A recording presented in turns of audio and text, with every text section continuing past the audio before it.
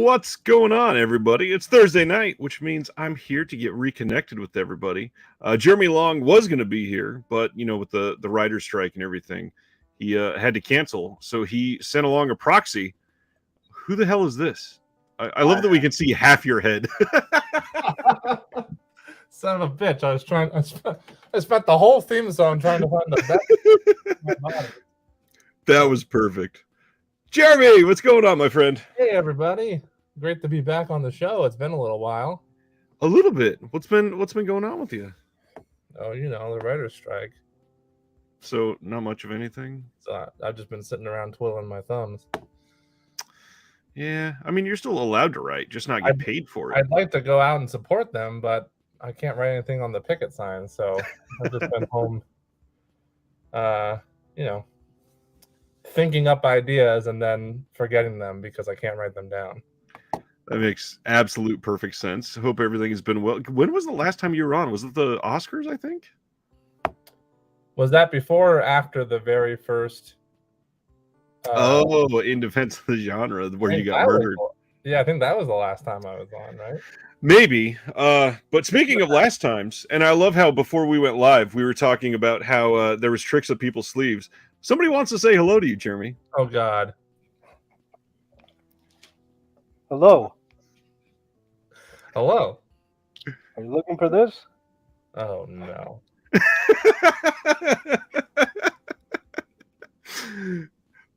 Jeremy, come back. He's gone. He canceled. Are you the same JeremyLong? Hello.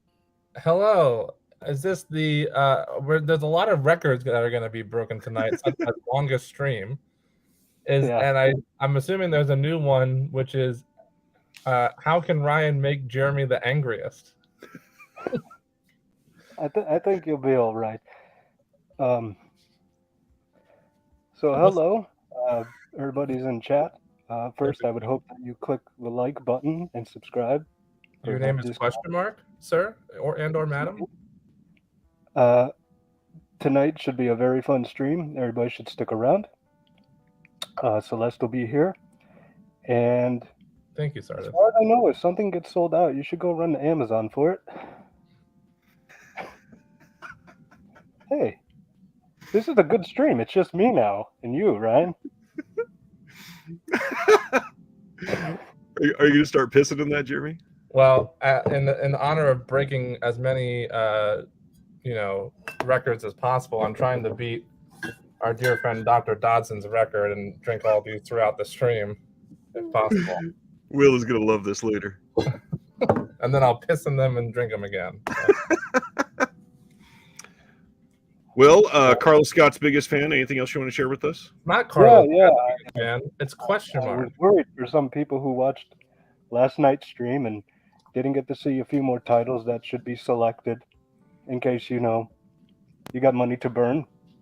And the one thing I want to say is also be financially responsible. Don't put yourself in the hole for something. Don't go crazy because something has a slipcover. If you can't afford it, just wait. Maybe someone will trade with you.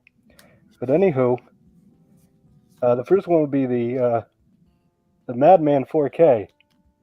This is a really great film.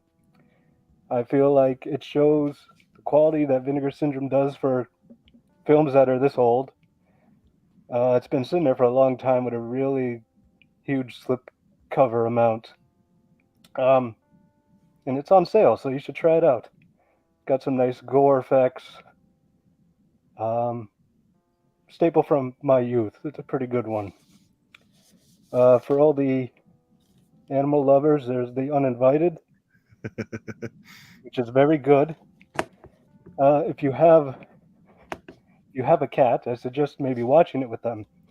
They might be interested. I know mine was favorite movie. Good Luck, Miss Wickoff. For fans of Donald Pleasance, great role. Stuff in here for its time is something that was very important, still is today, because some of the stuff in there still happens today. But but you should check it out. It's a really important film, I'd say, alongside with Buddies is another one that Ryan mentions. Those are two movies. If you have not seen them, I suggest you pick them. If you have any children, turn them away for a second. I will not get Ryan banned. But Shine and Silk is a good one. It's got a great story, actually. And I know a lot of people shy away from this stuff, but it's a time in history. It's documented. Humans do the deed. That's why we're all here on the planet. You know, if it's not for you, that's fine. But I think it's a decent film. I don't think you'll get a slipcover this time around. And one more, though it's a DVD. Whoops, Be Oriental Hawaii. And for Celeste, that's a part of the ICU universe. So it's a quality pick. But if you need all, I'd probably go with Taboo first, the box set. Carlos Scott's biggest fan. I've already had somebody text me and ask if this is Will. Are you Will? No. Will is Will is at the top of the mountain. I'm just starting to climb. She is question mark, as you can see by the name here. You're very observant. That's good. Listen, question mark. I appreciate the advice and the recommendations, and I'd like to give you some advice as well. Which, go to the beach, get some sun. Sure. All right, Carlos Scott's biggest fan. Thanks for everything. Bye-bye. Have a good night. That was it, my friend. That was a big secret up your sleeve. That was the slipcover that's been promised to you for quite some time. Oh, I saw it at the very beginning. Yeah. Yep. So I'm gonna get to saying hi to some people in the chat first before we go into this. Your goal was to just make me angry. It is 100%. We have a question. Christopher Silvestri says, "What happened to Celeste?" Celeste is going to be here for the Vinegar Syndrome part. We're just doing Reconnected first. Promise. Celeste 3 bottles deep by the time. If you invite question mark back in here, I might have to go to the store quick and buy some more bottles. We'll be all right, I think. Let's see. Lawn Furniture says, "Is this what Michael was doing to the sewer for 4 years?" That's perfect. Yes. Good luck, Miss Wyckoff is an underappreciated gem for sure. Video store. Why is Aaron Pin wearing a mask? Oh man, that's amazing. I yes. thought of Michael being down in the sewers on a little laptop purchasing from Vinegar Syndrome. I'm building up quite the collection over the years. Just sitting there counting down to the sale. We did have a question earlier. Let me go back up to it because there's been all kinds of questions so far. Dave asked, do we recall when From Beyond was released, picking it up at half price? It was released in January, so no discount on that one. Dude McMahon says, I need to upgrade my audio receiver. What do you guys use? Do you have a fancy audio system, Jeremy? I do not. I'm sorry. I have some decent speakers for my record player, but I don't have like any kind of surround sound for my movie watching that's hooked up to my TV. Right. I do have a sound bar that I enjoy, but no surround sound or anything like that. So understandable.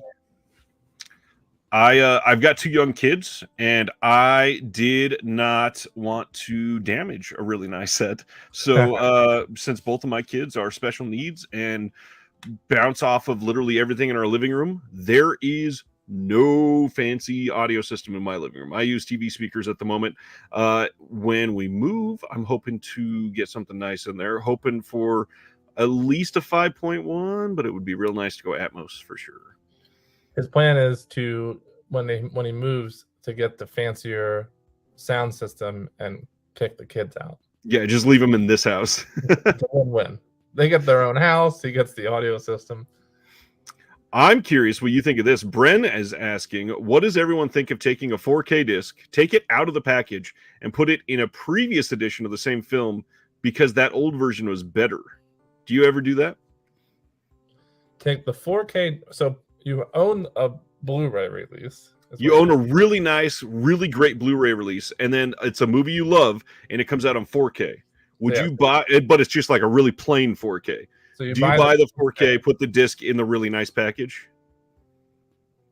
To what? Save shelf space, I guess, would be the reasoning. Potentially. Otherwise, why? I mean, you can just own both of them in their own cases. Theoretically. If it's to save shelf space, then perhaps. I've never done that. Usually, I can't think of any. Usually, if I have like a really nice edition of something, it means I like the movie enough that I don't mind double dipping and having multiple copies and don't need to like combine copies. Right. If I'm upgrading just a regular old Blu-ray to a 4K, I usually just sell the Blu-ray to CD Trader or something. So I believe the only time I've done it is when I had like a really bare bones release, but it was an international version in a steelbook or something like that. And then I got one that I wouldn't have to change the region for, or I had that first. I might put that in the steelbook and then just toss the cheap packaging with the international disc in it up in the closet or something. You would have to not like the cover art to do that on either version. Yeah, probably. Sometimes even if it's a bare bones 4K release, they have a cool new cover. I just got my 4K of Inception in from Best Buy today, and I really like the cover on that one. Yeah, that makes sense. I love how everybody's saying what the heck just happened after the masked man left. Garrett's here saying what the heck is going on in here. Who is that masked man from Griff? So that was a friend from the Discord who just wanted to come out here and torture Jeremy because he loves Jeremy. And wanted to shout out to everybody, hey, come join the Discord and join in on these shenanigans. So if you're interested, you tried to spin that into a positive thing of join the Discord when really it was for nothing but my pure torture. Well, yeah. What's going on, Sibiner? Let's see. Movies have sound now. Yeah, we got talkies. Oh, sorry, Sardis. Turntable. I said. What do we think the variant slips are going to be, or catalog slips? I have no inside knowledge like Ryan does, so I asked the same question. Well, the speculation, because the Vinegar Syndrome, I think it's the Instagram account, posted a picture that looks like it's going to be possibly a Hell Comes to Frogtown variant slip. Which I get it, because that was a really fancy box. I mean, I happen to have it here from last night's stream. Super fancy box, really nice, and it sold out very quickly. So I would not be surprised if they did a variant slip for that one. That was before I started collecting, so I don't have that one yet. Yeah, that's a good one. Yeah, I'm not entirely sure about what else. I'm hoping one of my favorite movies, if you watched last night, Buddies. I'm dying for this to get a slip. We really need one for this. And I think that would make more people finally see it. It's 2 catalog slips and 2 variant slips, right? So we're going to sir. Total. Yes, sir. But one of the catalog slips could easily be Buddies. Yeah. Very well could be. Yeah. Let's see. Now, Stan said something here, and boy, oh boy, do I wish I knew who Samantha. Oh, that's nice, Stan. I didn't see that one. He said I disappear faster than Samantha Stevens. Maybe you can enlighten me. I don't know who that is either. He might be talking about Cat Stevens. If so, then he just named my cat Samantha, which I'll take. Love it. Let's see. Not sure if it would be in Good Taster Month, or not. But we are approaching Pride Month, and given the skull with the Pride colors could be included the theme of Buddies. Very well could be. I actually thought the same thing. Joe Jack says, hopefully not comic strip slips. It is not. I guarantee that, because they said that it's themed similar to what the VSL box set's going to be. So there's going to be something related to that. We shall see. Incubus would be another one I would pick up if it's still available. That Incubus, the original slip, is gorgeous on that one. Do you have that one? I don't have that one either. Oh, yeah, that was... collecting too late, man. The video store review is already starting in on me. I remember that person from last stream. I don't think you do. Huh? I don't think you do. I don't think they were here last time. Oh, I thought I remembered that name from last time. They were absent for a while. Now they're back. Oh, Samantha Stevens is from Bewitched. Okay. Have they ever released an out-of-print title with a variant slip? Meaning the movie is out of print? No. If you just mean the slip is out of print, then yes. They released. Oh yeah. Yeah, like gosh, I can't even think of a good example. I think Ice Cream Man, or you know what, Jack Frost. Jack Frost went out of print. I don't think they would ever do a variant slip for Jack Frost because they would not be able to sell the film with the slip.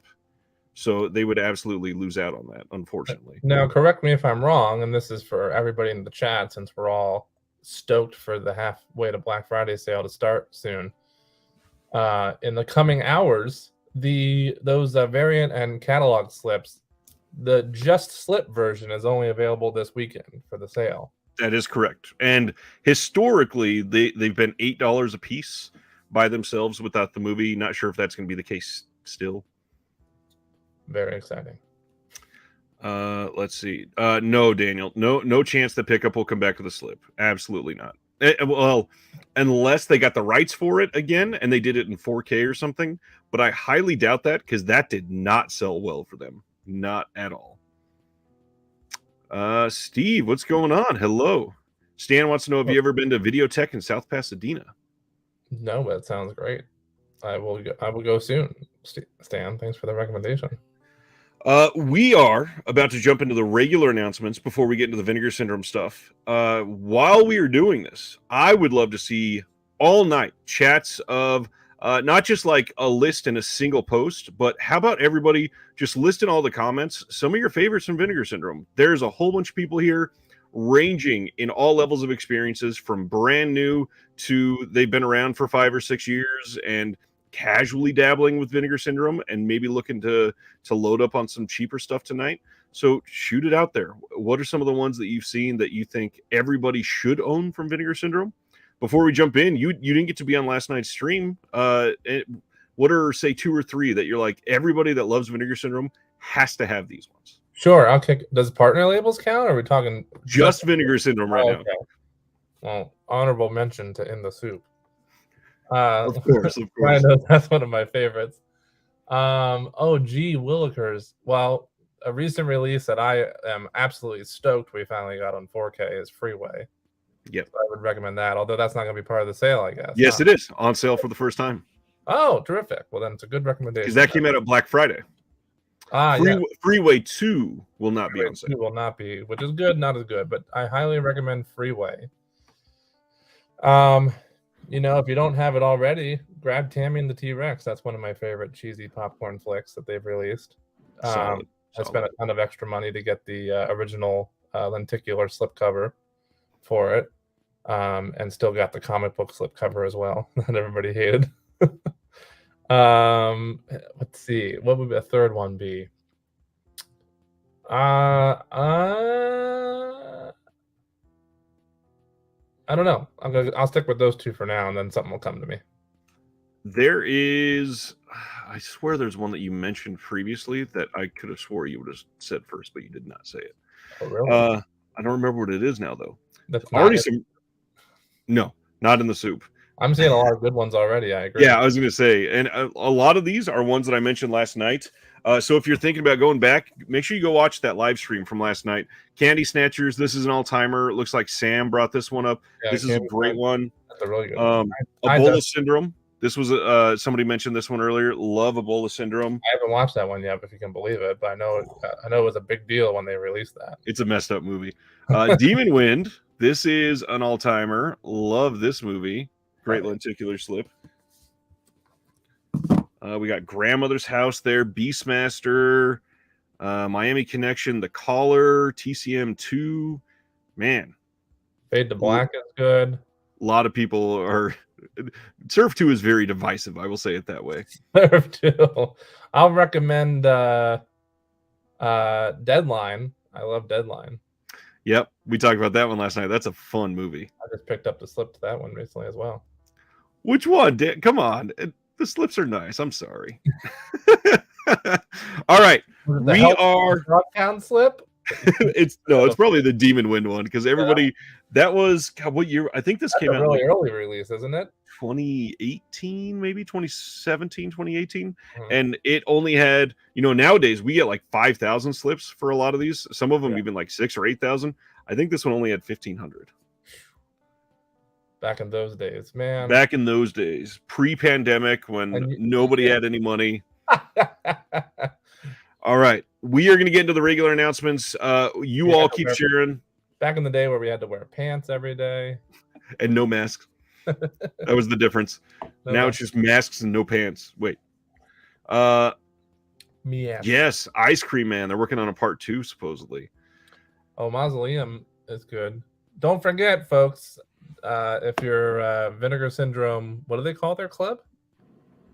Subscriber? No, like the club where you get the points. Oh, VSMC. Shoot, I do not remember what it stands for. I don't remember either. But is it Media Club or Membership Club? Maybe Membership Club. Maybe that sounds kind of clunky. I look, but the website's down. Griff says Media Club, so maybe it's Media Club. If you didn't join already, join the Media Club because they got a bunch of cool catalog slips. Slips. I've already gotten about 2 or 3 of those. I have one in the cart ready to go for my halfway Black Friday sale purchase. You know they're going to dump your cart, right? Did they? They will, yeah. Oh, good thing I took a picture of it. Brian says Sam's Club. Yeah, it's the VSSC, Vinegar Syndrome Sam's Club. Make sure you show your card at the door so you can get in. We're going to go... Ass? Really, really cheap hot dogs at Vinegar Syndrome. $1.50. We're going to jump into the regular announcements now and starting with some killer Imprint titles. Imprint on August. All of these are for the month of August. They are saying August 30th. We'll see. August 30th, they are getting 2 more actually film focus box sets. These are now the 2nd and 3rd of this type. This one is for Jennifer Connelly, and the films in this are from 1991 to 2003. We are getting 3 of her best performances in a limited edition hardbox with only 1,500 copies. And I'm sure most of you guys know what's going on, Wave, that these box sets, and Jeremy can attest to this, they are super nice and they sell out fairly quickly on a lot of the titles. Depending on what the title is, but yeah. This is true. So this box set. What's that? Their Wicker Man box set. Chef's Kiss. Wow. Oh my gosh. I mean, that's the first one that came to mind, but Barfly, After Dark, Volume 1 and 2. I mean, Imprint's killing it. Yep, absolutely. Speaking of that, we got Career Opportunities from 1991, Waking the Dead from 2000, and House of Sand and Fog from 2003. All of these kind of like at least underseen, and a couple of them are fairly underrated. We got a bunch of new commentaries, new interviews. Let's see. There was one new interview with director Keith Gordon on Waking the Dead. That's pretty cool. And then new interview with Billy Crudup for that one. New interviews all over all 3 of these. Deleted scenes, behind the scenes, all kinds of archival stuff on the House of Sand and Fog. Really great stuff. This looks like a solid release. And then on top of that, they are giving us a film focus on Jessica Lange. These ones cover from 1982 to 1995. Once again, 1,500 copies only. And this one includes the worldwide debut on Blu-ray for the film Losing Isaiah from 1995. Imprint seems to always do this, and I don't know how they've cracked the code with so many of these, but films that have never been on disc before, films that have never been on Blu-ray, suddenly Imprint gets the rights, and they sell out fairly quickly, and it's amazing. Love it. I love Jessica Lange, but I'm quite partial to the Jennifer Connelly box set, to be honest. Yeah, if I had to choose one of the 2, I think I'd go Jennifer Connelly as well. Now, you said this was 2 and 3. What was the first one? I don't even recall. The first one was the Gene Hackman one that they are doing in July. Oh, okay. Copy. What's going on, Magic Hands? Hot spot on Radiant's upcoming release 2. Good time to pick up Connelly films. Absolutely. So this one, we've got Francis from 1982. That one's got commentary by the director and David Gregory, it says. New interview with the producer, new interview with the director, new interview with the production designer. Crimes of the Heart from 1986. That one's got a new commentary by Karen Horsley and some new interviews plus a bunch of archival items. Music Box from 1989. New commentary by Gary Crowdis, editor of Cineast magazine. New interview with a bunch of people associated with this. We got multiple actors, producers, screenwriters, production designer, plus some archival interviews. And then Losing Isaiah, they don't have any of the special features listed yet, except for an archival interview with Halle Berry. But they are going to be adding some more to that, guaranteed. Nice. This is exciting. Anytime that there's a debut on here, it gets crazy. Yeah, for sure. This is awesome. Dustin says, loving their film focus, actor and director focus sets. They're doing great. Yeah. Next up, Mrs. Parker and the Vicious Circle. This is from 1994 and features an all-star cast, including the wonderful Jennifer Jason Leigh, Campbell Scott, Matthew Broderick, Peter Gallagher, Jennifer Beals, Wallace Shawn, Gwyneth Paltrow, Heather Graham, Stephen Baldwin, and Stanley Tucci. The Tooch. The Tooch. We got an audio commentary with the director and co-writer, Alan Rudolph. New interview with Campbell Scott. New interview with Alan Rudolph as well, plus some documentaries, some interviews, archival items. This one also limited to 1,500 copies in the slipcase. I'm gonna have to pick that one up. Love me some Wallace Shawn. We were looking at this when it first got announced, and I was like, you know what? I have to end. And if you look right here, you'll see it. Wallace Shawn has to be the final hashtag, just because it's Wallace Shawn. It's Wallace Shawn. It's Wallace Shawn. Video store, you are kind of the epitome of what we're all feeling tonight. I really, really, really wish I had money. Yeah, I have carts in all of the stores that we regularly shop at that I just keep adding to, but not pulling the trigger on. I need to pace myself after tonight, especially. Joe Jack seems to think the secret of Imprint success has got to be the Australian accent. Oh, I would agree with that. Yeah. You know, one of the things that impresses the absolute hell out of me that I just learned recently, and now I'm going to feel like an idiot because I can't remember if it was in the Daniel Kramer interview that I posted this week or if it was someone else. It might have even been Tony that told me. Imprint, they produce all of their stuff in Australia. So all of the boxes, all of the slipcases, all of that happens in Australia, which is why there's been some delays with some of the items. So I completely get it. That's a lot. That's a huge undertaking. I do agree with Joe Jack. I'm just imagining like somebody like Scream Factory reaching out for a title that has never had a Blu-ray release before, and they're like, "Can we release that?" And then they're like, "Nah." "Can we have the rights for that?" "Nah." Could you ask again with a better accent? And then Imprint comes in and asks the same question with the Australian accent. They're like, "Of course."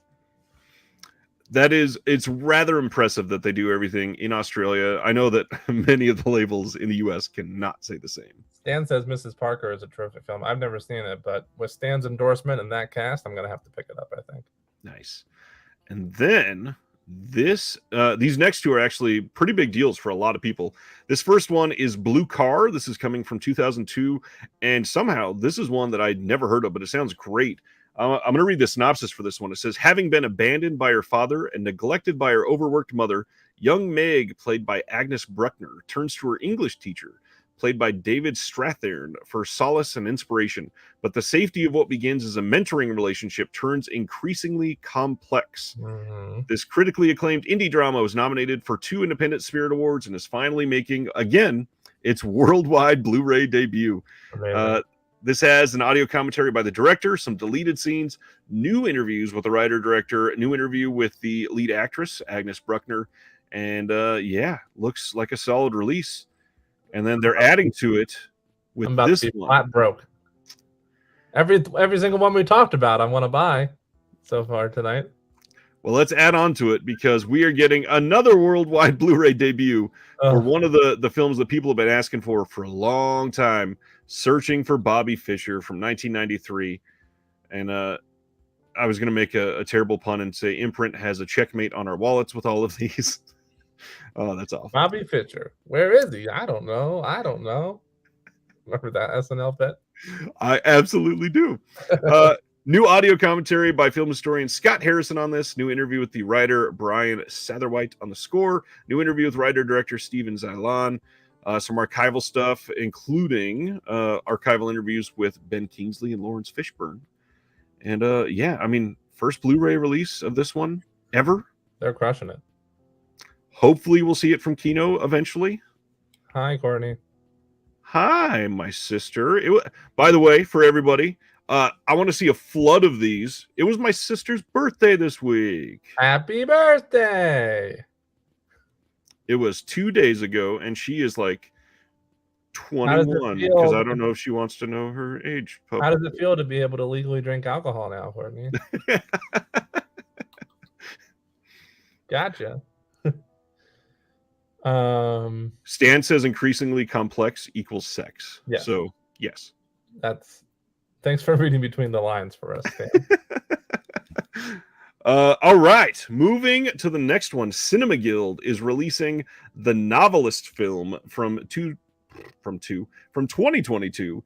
And first off, the art on this is so simplistic, but god dang, is it like magnetizing. I just want to hold this. Yeah. It definitely draws my attention to want to know more. Right. That's what I do when I go into CD Trader.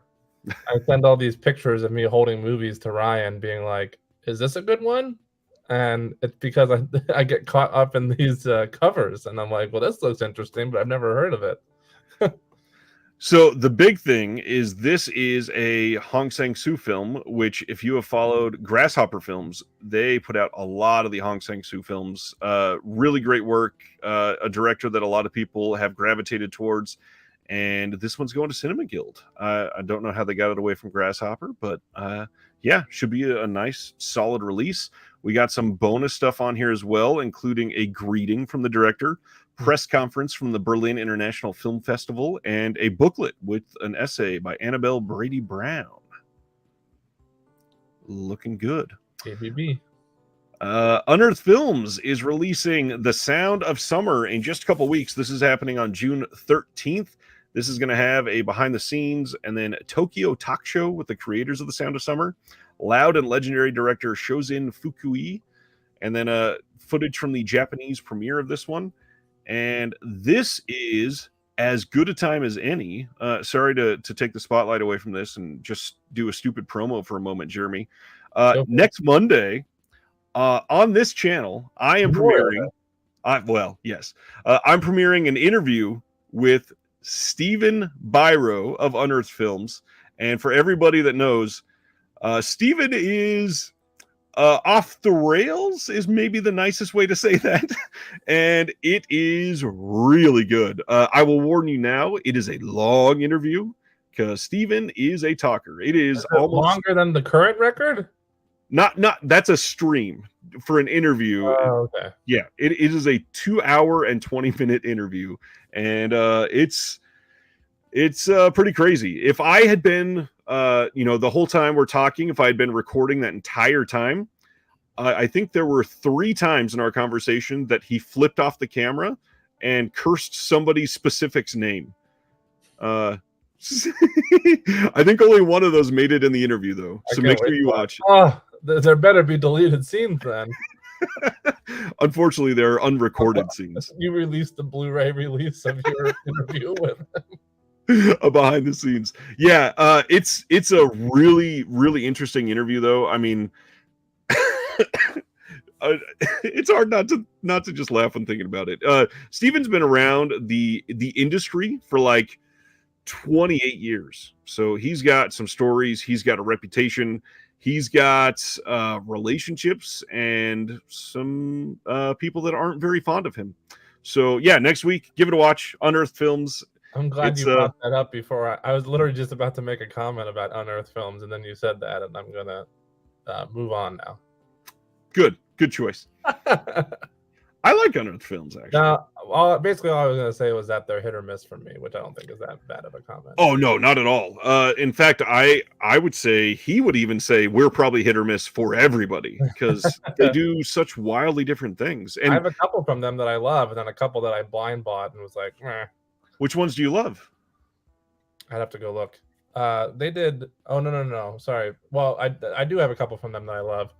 The first one that came to mind, I got mixed up. Is actually Artsploitation, not. I'd have to go look at my shelf. Got it. No big deal. Next one is a big boy. July 25th, we are getting a 4K release of So I Married an Axe Murderer. And considering this is one that I'm excited about, also the guy who needs a tan from earlier, I know, is excited about this as well.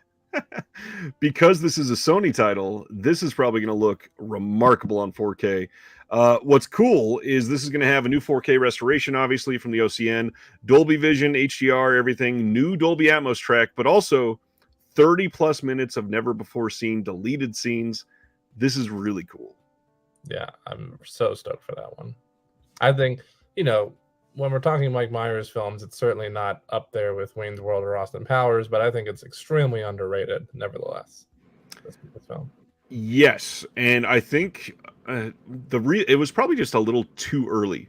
I feel like if this was released maybe 2 or 3 years later, it probably would have been a massive hit. Yeah, I think, and it was still pretty dang popular. Yeah, I love it. Let's see. 30 plus minutes of never before seen deleted scenes. Love it. Chris says Unearthed brought out The Untold Story, which is my Fave Cat 3 film. I love that movie. And yeah, we definitely talked about that one for sure. Yeah, I like that one too. Oh, yeah, that August Underground box set, that one is definitely coming fairly soon. I'm ignoring all the comments from Anthony, so let's keep reading. Anthony says, I would like to think Jeremy bought Tokyo Decadence. No. I plead the fifth. Maybe next time. July 25th, Kino is releasing a dandy in Aspic from 1968. This has Mia Farrow is obviously the big name in this. Special features, I don't remember. Yeah, there's nothing new on this one. It's an Anthony Mann film. A lot of people love Anthony Mann. I get it. Let's see. I refuse to acknowledge anything from Kino until they give us brain donors that they teased months ago. Yeah, hopefully soon. What's up, Ken? Excited for So I Married an Axe Murderer. No commentary on it, Stan. I know. That would have been great if Mike Myers came back and did a 30-year, look back commentary of sorts. Yeah, that would have been awesome. Media, hopefully you saw that hint that I just stared. That yeah, he didn't give a single date or anything like that for this. Correction, Jeremy is in Tokyo Decadence. he was the cover model for that art.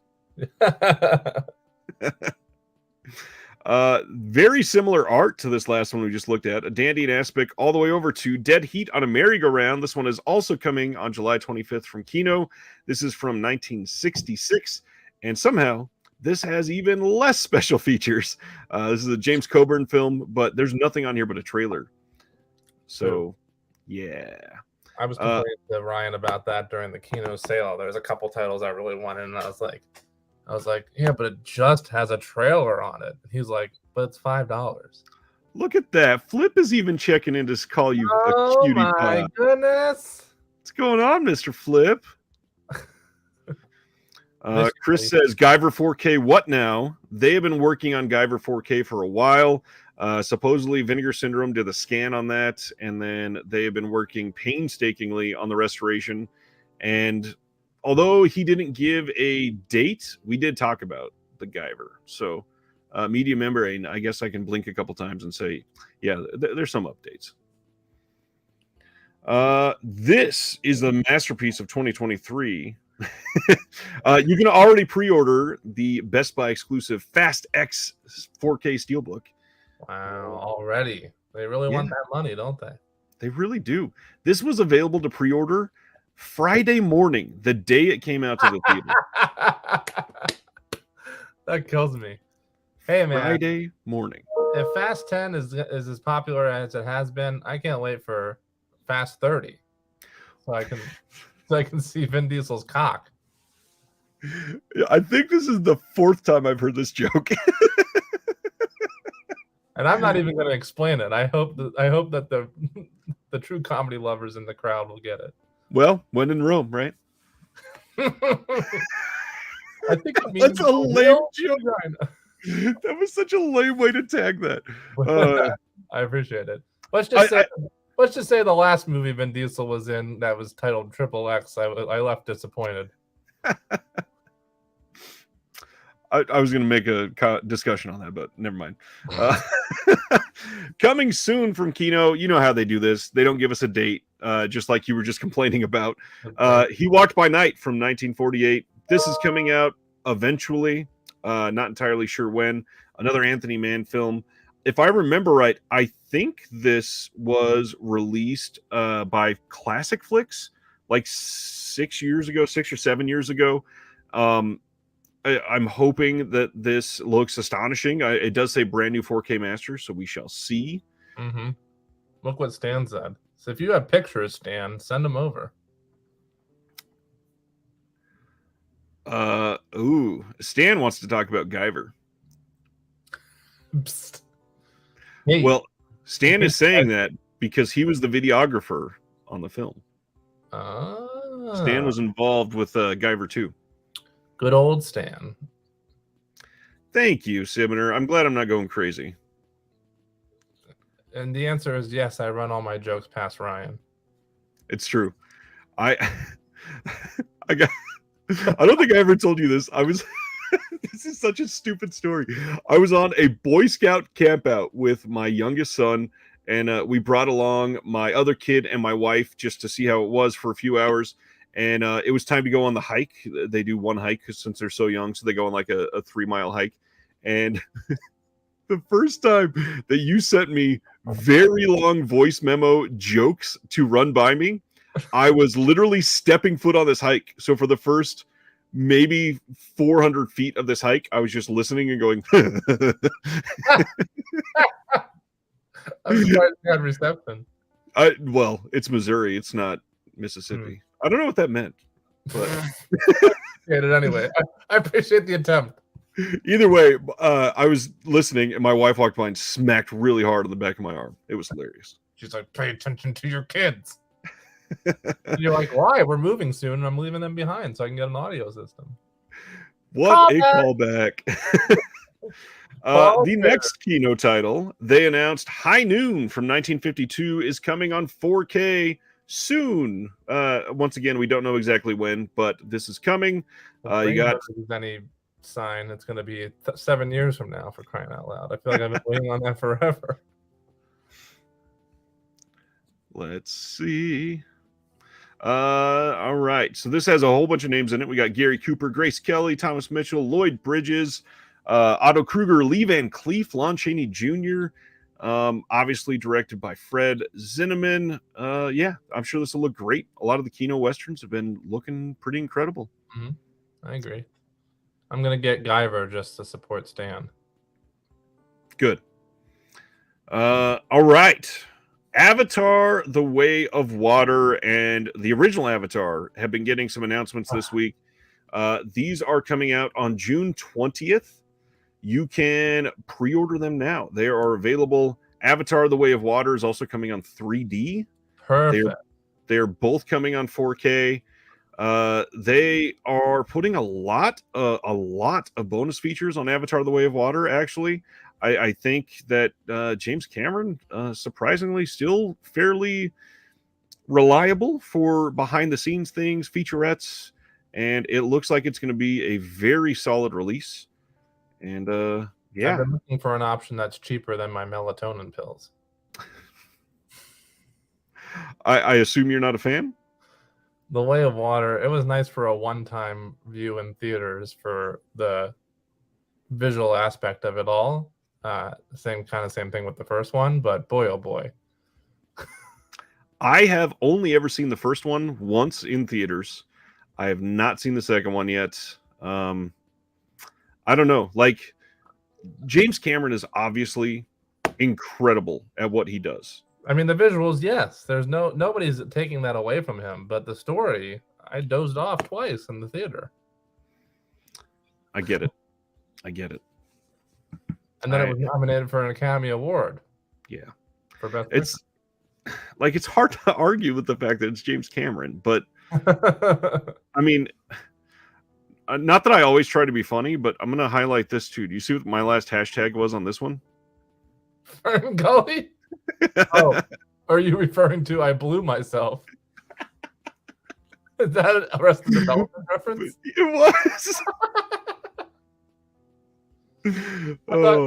When he first zoomed in, I thought it was going to be hashtag not worth it. Hashtag save your money. Hashtag. No, not that mean. No, not that bad. Just I blew myself. Speaking about saving your money, Shout Factory announced 2 more site exclusives. Yes, this first one is Another Country from 1984 with Rupert Everett and Colin Firth. And this also has Carrie Ellis in it. Yeah, limited to 1,500 units. With a cast like that, they had to make it a site exclusive because obviously nobody cares about those major, huge, like massive star names. Who would ever buy those?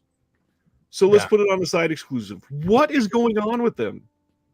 I don't know, man. It's we've talked about this before, but and Ryan knows this because he was heavily consulted when I first started collecting. But that was the first boutique label I started really actively collecting and tracking down ones, out of print ones that I had missed from before I started collecting, and pretty much getting everything they released. And I still have a very substantial Scream Factory collection to this day. But within the last couple months to even the last year or so, I've been like pretty hands off of them for the most part. I get it. The other one, because they pretty much always release these in pairs, is Trouble in Mind from 1985. Once again, limited to only 1,500 copies. This one is with Chris Christopherson, Keith Carradine, Laurie Singer. Also in this one, which didn't get a shout out at all, I believe Divine is in this film. This is I believe I saw this one when I was like really, really young, and I barely remember it, and I feel like it's like a fever dream of a film from what I remember. I'm gonna read this synopsis. It sounds up my alley already, and dude seems very upset about it. Dude McMahon. Oh, I missed what he said. The next one really pisses me off. Trouble in Mind, limited to a site exclusive. Yeah. Real. So this one, in the fictional and hypnotic Rain City, ex-cop Hawk has just been released from prison after serving hard time for killing a man. Meanwhile, a young down-on-his-luck father, Coop, and his radiant, innocent wife, Georgia, head toward the city with their new baby in search of a new life. Littered with eccentric gangsters and thugs, Rain City almost serves as a side street to human evolution. At the center of it all is Wanda's, a dive diner run by Hawk's ex, where the characters' lives will intersect, changing them forever. Written and directed by Alan Rudolph, again, another one that we mentioned earlier. Trouble in Mind is set somewhere in the future and the past of countless classic film noirs, creating a completely realized neo-noir masterpiece. Yeah, that sounds right up my alley. I'm going to have to break my no Scream Factory rule. Yeah, but again, these are now $30, and if you only want one title, on top of that, you have to pay like $8 for shipping. Yeah, I know that. So I'm gonna, I'll probably throw it on with the Chucky 4Ks, which is one of the only other things I want from them. That way I can get the free shipping. That makes sense. What's going on, KB, who just jumped on, and then Stab West, hello. That's been a while, my friend. Glad you're here. And then Dill, hello. What's going on? Dude McGann, not even my favorite Alan Rudolph film, but absolutely a one of a kind. Yeah. Oh, there you go. Stan confirms Trouble in Mind is brilliant, especially Divine, who's playing a male crime boss. Chris Christopherson, who's your favorite highwayman? You just had to pick. Let's see. Who's your favorite traveling Wilbury? Probably the only one I've seen live, Tom Petty. There you go. I love Tom Petty. Yeah, it's either him or Jeff Lynne. Maybe. June 13th from Under Crank Productions, we're getting Raymond Griffith, the Silk Hat Comedian. This is a bit of a double feature from 1925 and 1926. The two films that they have on here is Paths to Paradise and You'd Be Surprised. Raymond Griffith is one of the best kept secrets of silent comedy. During a 25-year career, he not only wrote, directed, and produced movies, but was also the star of 9 comedy features for Paramount. Because of the disappearance and unavailability of the work, he's been forgotten, but now this release of 2 of his best comedies puts the spotlight on Mr. Griffith and serves as an introduction to his many talents. Both are presented in new 2K digital restorations of their archival 35mm prints that are both preserved by the Library of Congress. They also have new theater organ scores by Ben Modell. Also included is a video essay about Raymond Griffith that uses film clips and still photos to examine his life and career, as well as to highlight the 2 featured films. Unfortunately, this is going to be a BDR made-on-demand type of thing, but I imagine this is not going to be one that sells a lot for them, so I completely get it. Flickering Wave says, this is giving me Paul F. Tompkins vibes. It's funny because I thought the same thing. Next up, Sardis is up in here saying nobody wants a film about a comedian. Speaking of things that are just on to irritate Jeremy. Also, somebody says Roy Orbison is their favorite Wilbury. If everybody could comment who their favorite traveling Wilbury is, that'd be great. Welcome back to Re-Traveling Wilburys. Welcome back to the Quarantine Wilburys, a tribute band to the Traveling Wilburys, with me and Ryan playing all the instruments. Jeremy, for the next 20 minutes, can we please have your best Tom Petty impersonation? Thank you. Because he can't make any sounds. So this is a reminder. I put up an interview this week with Daniel Kramer, who is the producer on the Sidney J. Furie box set from Imprint that is coming out fairly soon. And if you want a deep dive in everything Furie or everything Daniel Kramer, it's a fun watch. He has directed like 7 features himself, one of which you can buy on DVD from Kino, actually. So it's a super interesting interview and a really like intellectual look on somebody that has been in the business for decades. I mean, Sidney J. Furie has worked, he's directed films in I think 7 or 8 different decades, which is wild. Yeah, that is. And that's a cool cover on that box set, I'll tell you what. It really is, yeah. Hi, DC. Sorry, I was just catching up on the comments. Thanks, Tom. Dustin says it's a good interview. I appreciate that. Paul says all the Wilburys are awesome. Might have to go with Tom Petty. I mean, yeah, you're a smart man, Paul. Thank you. Speaking of music, rest in peace, Tina Turner. Yeah, indeed. So there is a Best Buy exclusive 4K steelbook for Avatar: The Way of Water, and even if like the movie was super exciting, I don't know if it's just me. I really feel like this is kind of boring cover art for that type of a movie. Yeah. I mean, again, I still haven't seen it, but this doesn't feel like what you. They wanted the cover art to match the movie. Next up, July 17th in the UK, we are getting a 4K limited collector's edition of Jaws 2. This is also coming as a standard 4K to the US, at least. We don't know if we're going to be getting anything special like this. I wouldn't be surprised if we got at least a steelbook, but you can pre-order the standard from Best Buy now. If you try to go through Zavi, this is still not shipping to the US, but Orbit does have this up for pre-order. Okay. And I mean, it looks pretty cool. We got a 4K and Blu-ray gloss steelbook on this, lenticular slipcase, 40-page production notes booklet, 4 lobby cards, a double-sided poster, and Jaws 2. I don't think it sucks. It's pretty good. Oh, I like Jaws 2. Yeah. Here comes Brian with his incorrect opinion, as always. Where What did I miss? He hates the traveling dingleberries. Oh, I got to scroll up for that one. Oh, there he is. Very annoying. How dare. How very dare. Enough Jaws already. It's only the second one we're talking about. It's not like we're talking about the Birdemic trilogy or something. Tony says he doesn't like steelbooks, but this looks quite pretty. I mean, here's the thing. I brought this up in an interview that I did this week that'll be out in a couple weeks on the channel. What is going on with the studios? Because I feel like they're trying to compete with the boutiques in the UK, but not in the US or anywhere else. Mm-hmm.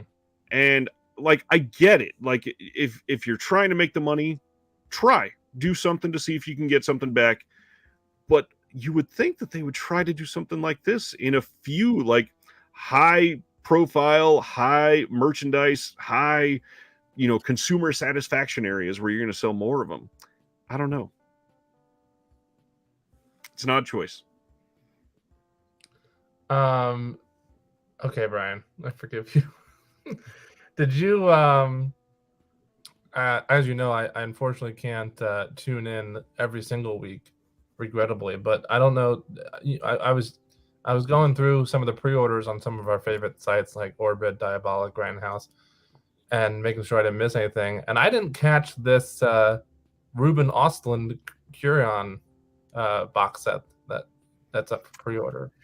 Yeah, that on one of your episodes? I have not actually. I've been trying to do some research to see if it's going to be English friendly. Even I can't find any definitive information because it does look really nice. Yeah. And I mean that company, like I happen to have this within arm's reach. They do incredible work. Like this is ridiculously great.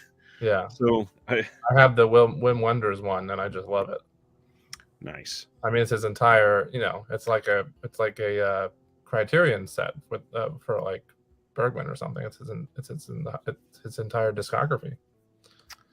Yes. Speaking of steelbooks, July 11th as a Best Buy exclusive 4K steelbook. Already pre-ordered. We are getting Sisu from 2023, and oh my gosh, the art on this is stupendous. Yeah. And a side slide slipcover. I believe this is the first one of those that we have seen from Lionsgate. Yeah. I believe it is too. Video Store says it will be English friendly as it's a UK company. For some reason, I thought Curzon was out of France. Interesting. Thank you for that, Video Store. I will probably be taking another look at that then. And I will probably be pre-ordering it then. Chris says he just checked Orbit and Jaws 2 is sold out for now. So, whoops. Whoopsie daisy. We are rescheduling Reconnected for 2 days ago. Wait, dude, McMahon says I was just at Best Buy and saw a large selection of Disney animated films for the 100th anniversary. That's exciting because some of those have been in the vault, It's exciting and it's not. I'm not entirely sure how much it should be applauded that Best Buy is seemingly only carrying Disney stuff for the most part. Like obviously they've got some other, that's obviously a hyperbole, but that's mainly who they focus on. And Disney always gets the exclusive Best Buy steelbooks, and they're doing those Disney 100 steelbooks that I get why they did it that way. They just don't appeal to me. I don't know. I'm glad that there's still physical media there, but speaking of Disney, my big boss, the vice president of Post, has made a bet with me and a coworker at our production company that The Little Mermaid, opening this Memorial Day weekend, will not surpass 120 mil on opening weekend, domestic. Ooh. We took the bet. I think it's very unwise to say that it wouldn't. To say that it wouldn't surpass 120. Yeah, I think it's easily looking at 150. Correct. So Priscilla, my dear coworker who may be watching, We took the bet, and if we win and it does surpass 120, which we think it will, like you said, then he has to take us to go see The Little Mermaid, where we will force him to watch it in its entirety, and he pays for the tickets and all the snacks. I'm going to answer Wave's question, then I want to make a comment about Little Mermaid, actually. Wave says, have I watched any of the three colors, the box that I just held up that is over my right shoulder right here, from Curzon? He has heard that the transfers are better than Criterion's. I haven't watched the Criterion's, so I can't say better necessarily, but I did pop a couple of these discs in. They look kind of remarkable. It is a really great looking box set. I don't know I don't know the state of the Criterion restoration. I've heard that it's from the same scan, and there might have been a little bit of different work done on them, but it looks incredible for sure. So Little Mermaid, one of the things that's really cool, if it was the number 1 or number 2 most popular song from the original, I'm not sure it was one of them, but the song Kiss the Girl was a little awkward back in the day. There's some lyrics in it that are kind of weird. It sure was. I want to really champion Disney about this. I normally shoot them down, but they slightly altered the lyrics on the new version. And now it says, go on and use your words and kiss the girl. It like inserts consent into the song, and it's freaking amazing. I love that they did that. I like that. Yeah, between that and the diversifying, this one could be one of their big hits, maybe. I also think McCarthy is gonna kill it as Ursula.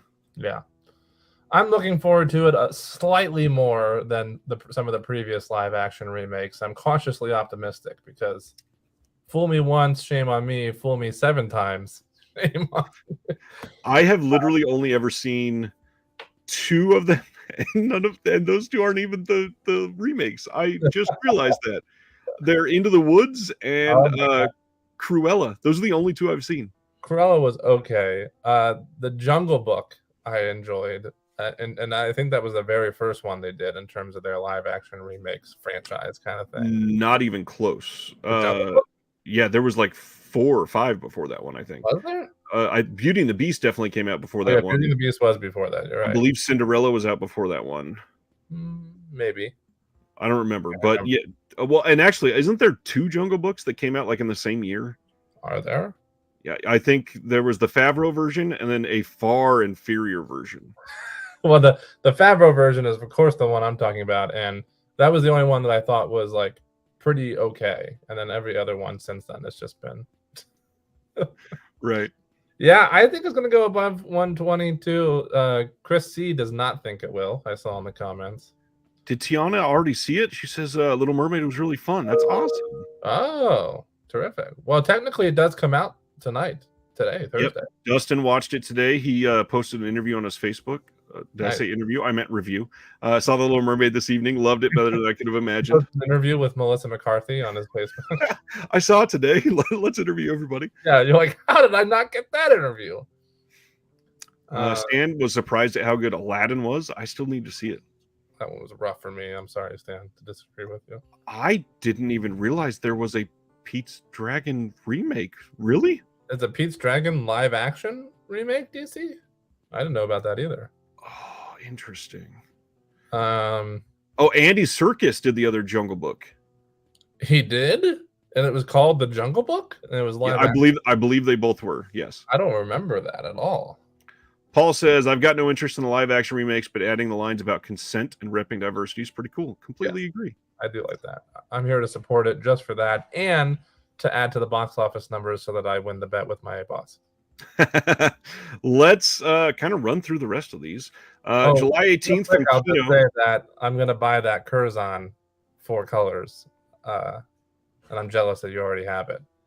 I have the Blu-ray of the Criterion, so I also can't compare, and I purposely didn't upgrade because I wanted to get this version instead and have this one in 4K. The Andy Serkis one was called Mowgli. Now that's ringing a bell. That makes sense. Okay, go on. Also, it's Cur like her and Zon like gone. So it's Curzon instead of Curzon. That makes sense. I'm just a dumb, ignorant American. I'm sorry. I'm just a dumb, ignorant American who Dude, this is a great comment. Is it better than Kevin Costner's live action remake of Disney's Robin Hood? Dude, you just love those sexy foxes, don't you? Okay, I got to get back to these or we'll never finish. July 18th from Kino. We've already had this announcement, but the Audie Murphy Collection Volume 2 is coming. This one is going to include Sierra, Kansas Raiders, and Destry. But we finally have extras information. So we got a commentary on Sierra by Toby Rohn. We have a commentary for Kansas Raiders by C. Courtney Joyner and Henry Park. And then there's a commentary on Destry by Lee Gambin and Gary Frank. Kind of makes me actually want to get this. I wasn't considering it, but considering who's doing some of the commentaries, I might actually. Next up, the Anderson tapes is coming from Kino on July 25th. This is with Sean Connery, and it's a Sidney Lumet film. We got Christopher Walken in this in a smaller part as well. And this one's got some alternative art. Not all of the Kinos lately do, so you got a choice on this one. This one has an audio commentary by Glenn Kenny. Glenn Kenny. July 19th, we are getting a 4K of Rio Bravo from 1959. There's already, before I get finished saying this, there's going to be some comments about how I hate John Wayne, blah, blah, blah. I don't think I've ever talked to you about Westerns. Do you like Westerns? No. Has there been any that you've enjoyed? There's a couple more well, Silverado is a classic. I really enjoyed Sisters Brothers. There's like some kind of Westerns that aren't fully Westerns or Westerns mixed with other genres. Cowboy Westerns and stuff. Yeah. But like the older Westerns, I literally took a whole class on it in film college. College. Boy, oh boy, was that a snooze fest. It's because you went to film college instead of film school. Yeah, it was in the parking lot behind the Kmart. That's where we recorded the class. Film college. I got my grades and my learning. No, I sincerely do appreciate their place in the film history, and that's a lot of what we learned in that class. But boy, oh boy, it's just not for me. It's same thing with most war films, which I think we've talked about before, Ryan. I get that, and I watched a lot of Westerns when I was younger because of the family that I was with. Wasn't my favorite, probably because of the childhood that I had, and I associated that time with that. I have watched some as an adult, and I need to rewatch this one. I've never loved John Wayne. Yeah. I feel like he has been just completely, ham-fisted into characters that he never should have played. Because Back to the Future 3 is a good one. Back to the Future 3 is great. Tombstone is another one I thought of that I like, of course. But yeah, it's very few and far between that I enjoy. Right. Brent says, do we know if Rio Bravo is getting a steelbook? We don't know yet, but I would almost be surprised if it wasn't. I bet that it will. I have a question, actually, because this is one of those 100 anniversary of Warner Brothers. Yes. Thanks. I appreciate Courtney backing me up on my film college. I noticed that Vacation is getting one of these releases with the 100 anniversary. And I saw that they have like a big bundle set of it. I noticed it on Orbit is where I saw it, but it's sold out. Do you know where the initial source of that is and if it's still available? Do you remember what I just said about the UK getting a lot of studio treatment? Yeah. It's in the UK. So UK release? It is a UK release, yeah.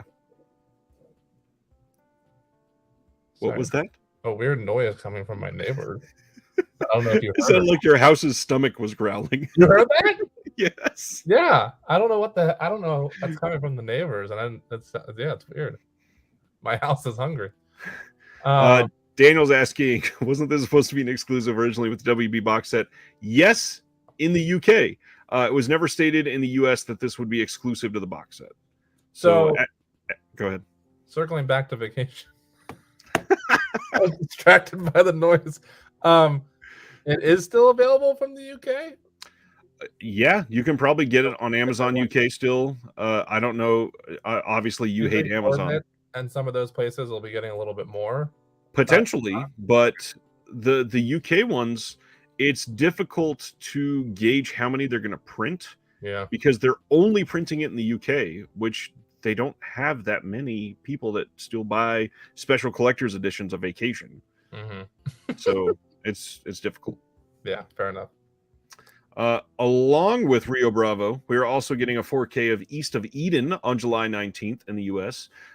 We don't have any of the features yet, but this is a classic James Dean film, and it appears that there's I think it's a James Dean triple pack coming around the same time in France. So I would be willing to bet that we're going to get a James Dean 4K 2 or 3 pack here in the US at least, to go with some of his other films that had already been released on 4K.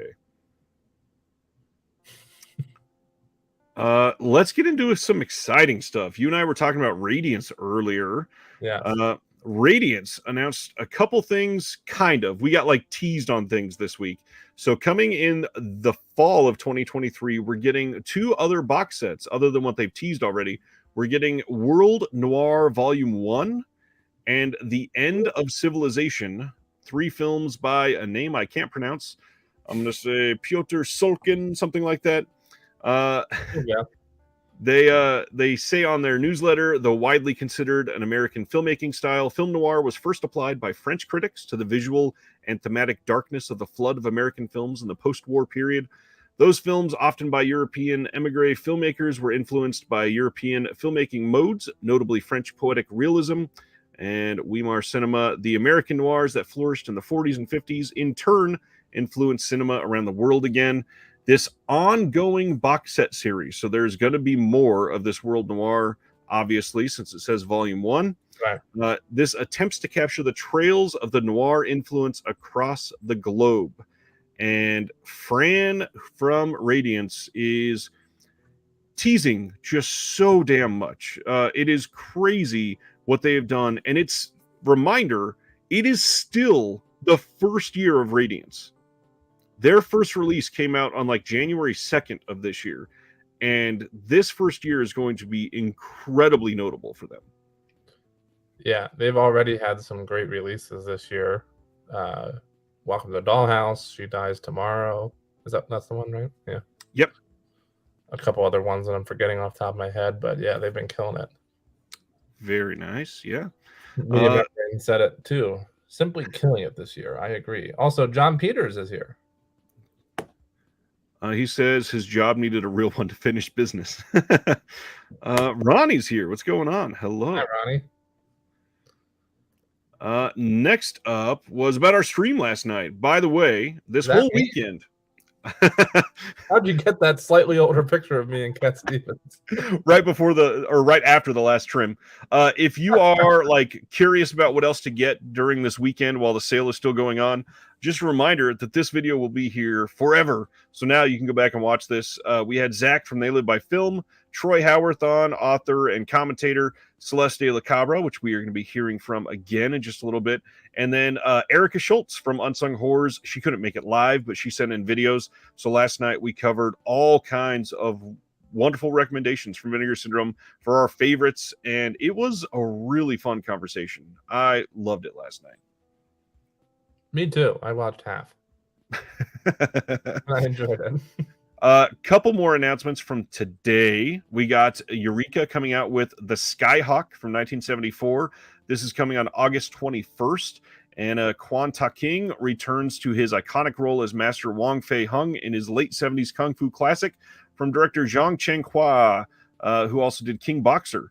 And this is going to have the limited O-card slipcase that has 2,000 copies with Darren Wheeling art. Notable because this matches a lot of the other Eureka releases. And then we also have the original audio on this. We got Cantonese and English audio options, the optional English subs newly translated, new feature-length audio commentary by the man Frank Jang, another new feature-length audio commentary by Mike Leader and Arna Venema, and just another solid Asian release from Eureka like they always do. Very nice comment from Eric Johnson. This Eric is Johnson. the 2-year anniversary of stumbling across your channel. Oh, Eric, you're the best. What's going on, my friend? Sardis says, happy anniversary, and I hope your wallet's okay. Speaking of, Stan says, starting a GoFundMe to finance my video obsession. Yeah, that's a good idea. Let's all start like an insurance pool. The other release coming from Eureka on August 21st is Buster Keaton in 3 Ages. This is from 1923.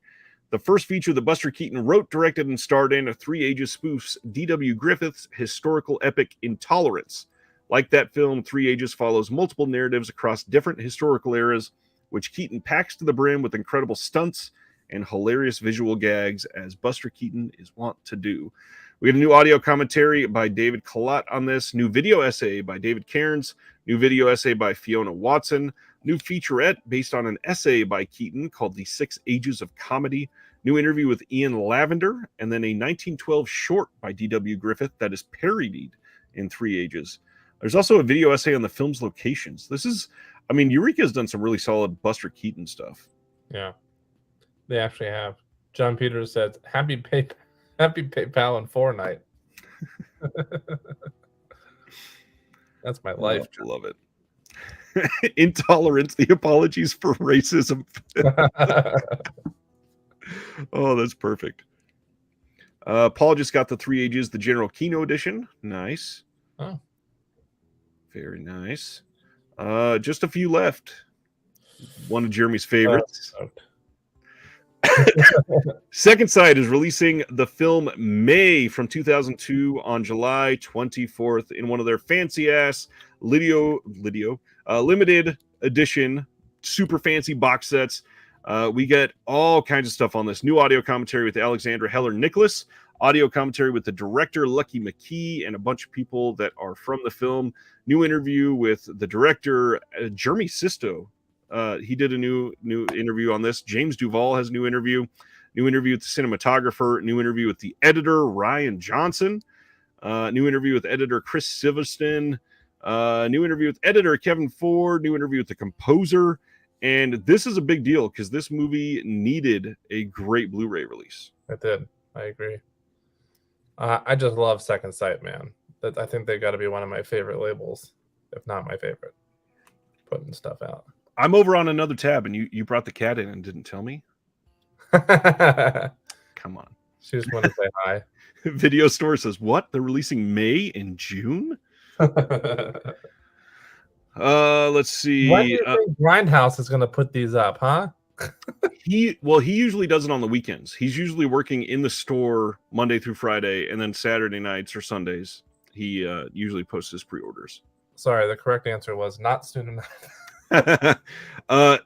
Daniel says, where's the Hitcher? They did post an update on that today saying that it looks incredible, it's on the way, and it should be coming very soon. Very exciting. Very exciting. Magic Hands says, what do you guys think of Messiah of Evil? I don't think you've seen Messiah of Evil, have you? No, that's a new one from Radiance as well, right? Yep. I have not seen it. Is it worth checking out, Magic Hands? Messiah of Evil is a masterpiece. Oh, yeah? Yes. So, it is certainly one. Grindhouse order too. Thank you very much. It is certainly one that everybody should get. If you like horror, especially from the 70s, yeah, you will love it. And that's in a sort of a box set of sorts as well, huh? Yes, and it's very very fancy compared to anything that's ever been done for that title. Wow. Okay, I'll add that to the old cart. Thanks very much. Paul says they're going to release Born on the 4th of July in October. Eli, what's going on? Awesome channel. Thanks. I see you blowing up like Ken from Mid-Level Media. Y'all have such an awesome vibe. Thanks, Eli. I appreciate that. Yeah, everybody spread the word about Ryan's channel if you haven't. This is a good point. Messiah of Evil doesn't come out till October, so you got to be careful with what you pre-order with it. Well, you know me, thanks to Ryan's advice, I now check those release dates and I price separate pre-orders as long as I get the free shipping, and then I pace them out so I'm not waiting for anything for too long. Our friend question mark that jumped on earlier, he he was shopping some ideas with me of what he should say to like poke at you, and he was like, I wonder if I should hop on and say I made a purchase at CD Trader the other day and I didn't even ask you what to buy.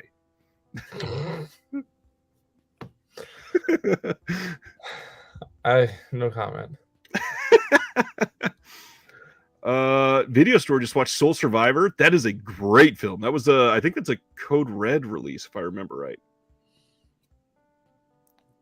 Yes, Wave, thank you. Please hit the like button. There is almost 120 people watching.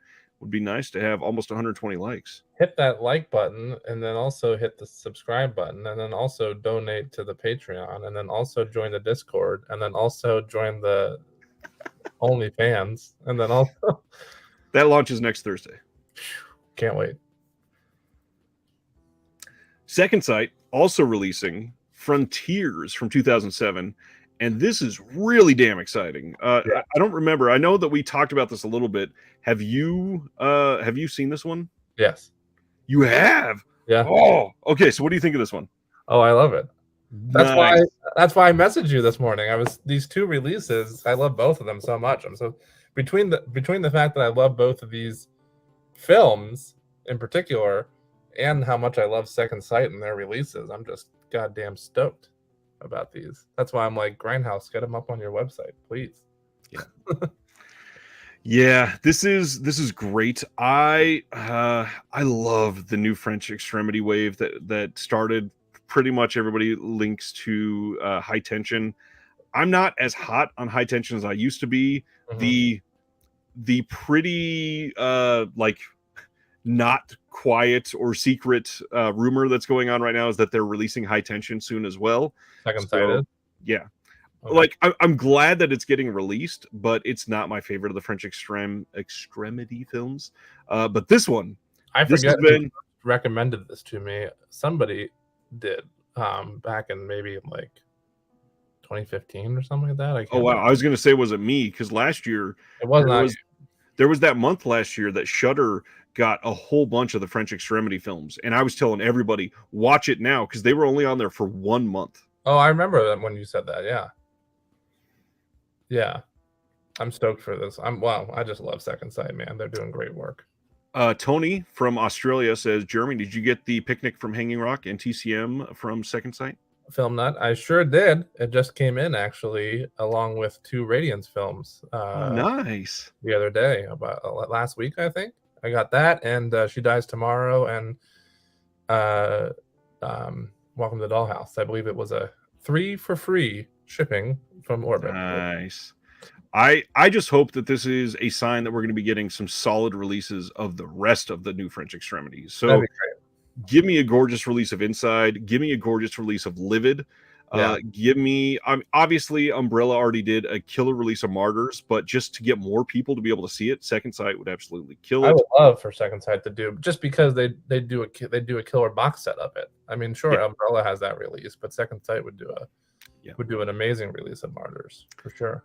Do you have a favorite of the new French extremity films? Because Wave is asking, what are the best? I mean, it might be this one. I hate to do the cop out and say the one that's on the. Now, I haven't seen one of the ones you just said. I have probably seen Livid. Inside. Oh yeah, Livid. That's the one I haven't seen. I've seen, of course, Martyrs. I've seen this. I've seen Inside. So I haven't seen all of them to make the best educated opinion wave, but this might be it. I don't think there is any of the new French extremity movies that is nowhere near as good as Martyrs. I think Martyrs is the unheralded champion of all of them easily. It's the deepest of the films. It is probably the most extreme too, if that's your thing. I didn't want to say that because I didn't want to go for hop on the bandwagon, because I know that's the most popular of them, right? For sure, and it's certainly the most well known of the French. But I don't know. It's close. It's maybe a tie between this one and Martyrs for me. For me, second place actually goes to Inside. I really love Inside. I think that it's shocking in a way. God, kind of because there's a similar scene actually, but shocking in the way that I felt the first time I saw The Strangers.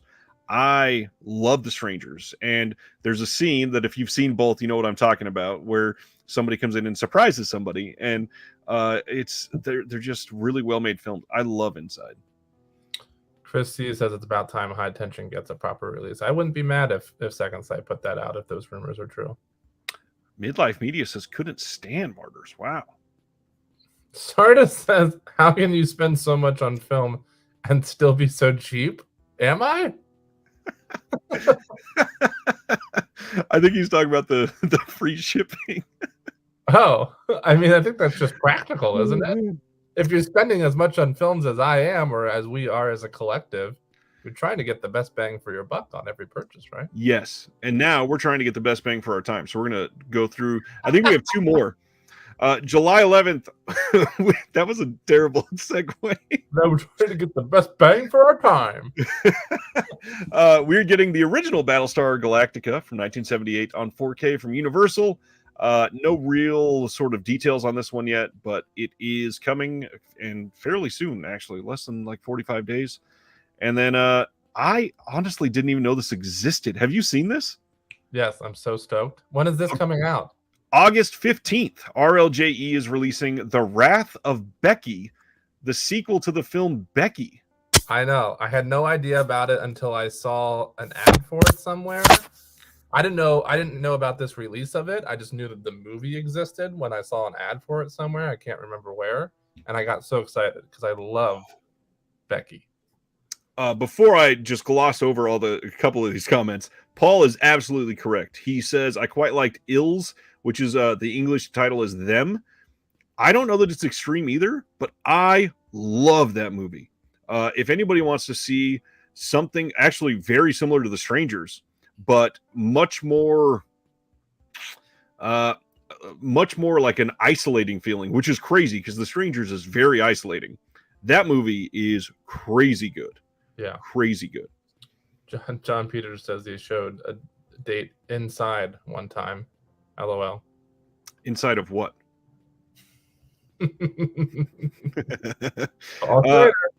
So have you seen this one already? Because it says it had I think it said it had a theater, like a limited theater release, and you're in LA, so I assume. No, I didn't even hear about it. So if it came out around here, I was not aware, but I love it. I mean, it could be bad, but I loved the first one so much that I'm just really excited about it. Well, and I'm actually really stoked that this has Sean William Scott in it, because I mean, he got typecast like crazy because of Stupid American Pie, and he is so much better than that. Yeah. I think the first one's really underrated. I was so bummed when all we got was that like stupid Walmart release with no special features, and then who put it out?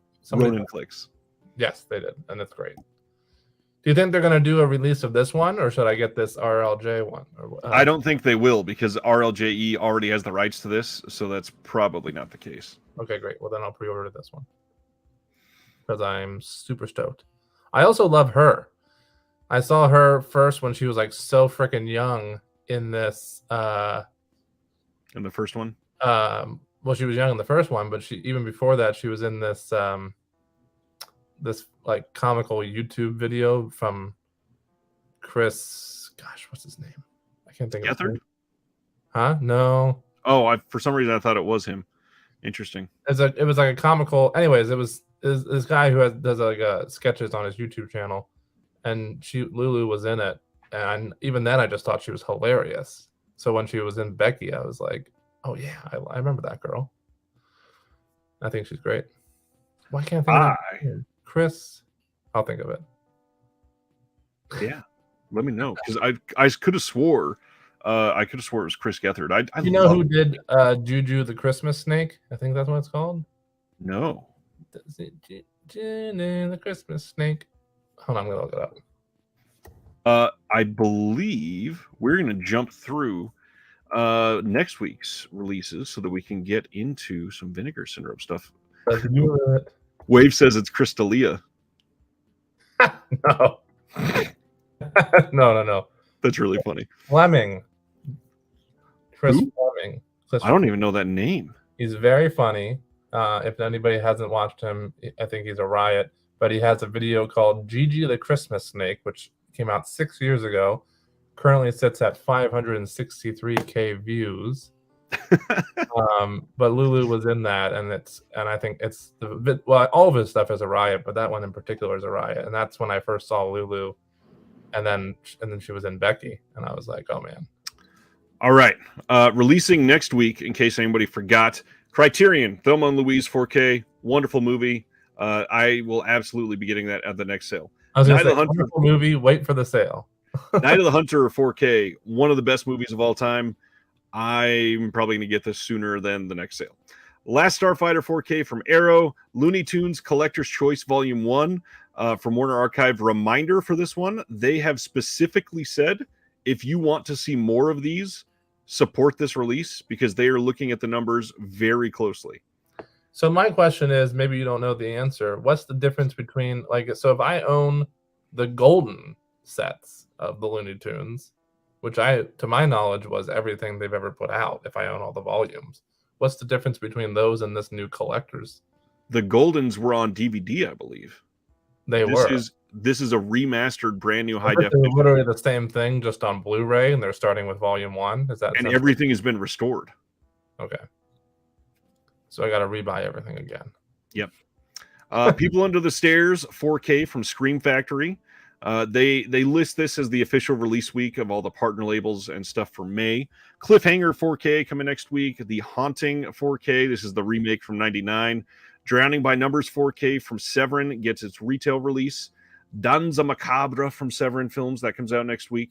Dungeons and Dragons Honor Among Thieves, that is coming out, and pretty solid reviews. 65, the 4K release of that. Dungeons and Dragons was better than I expected. 65, not very many great reviews. John Peters liked it.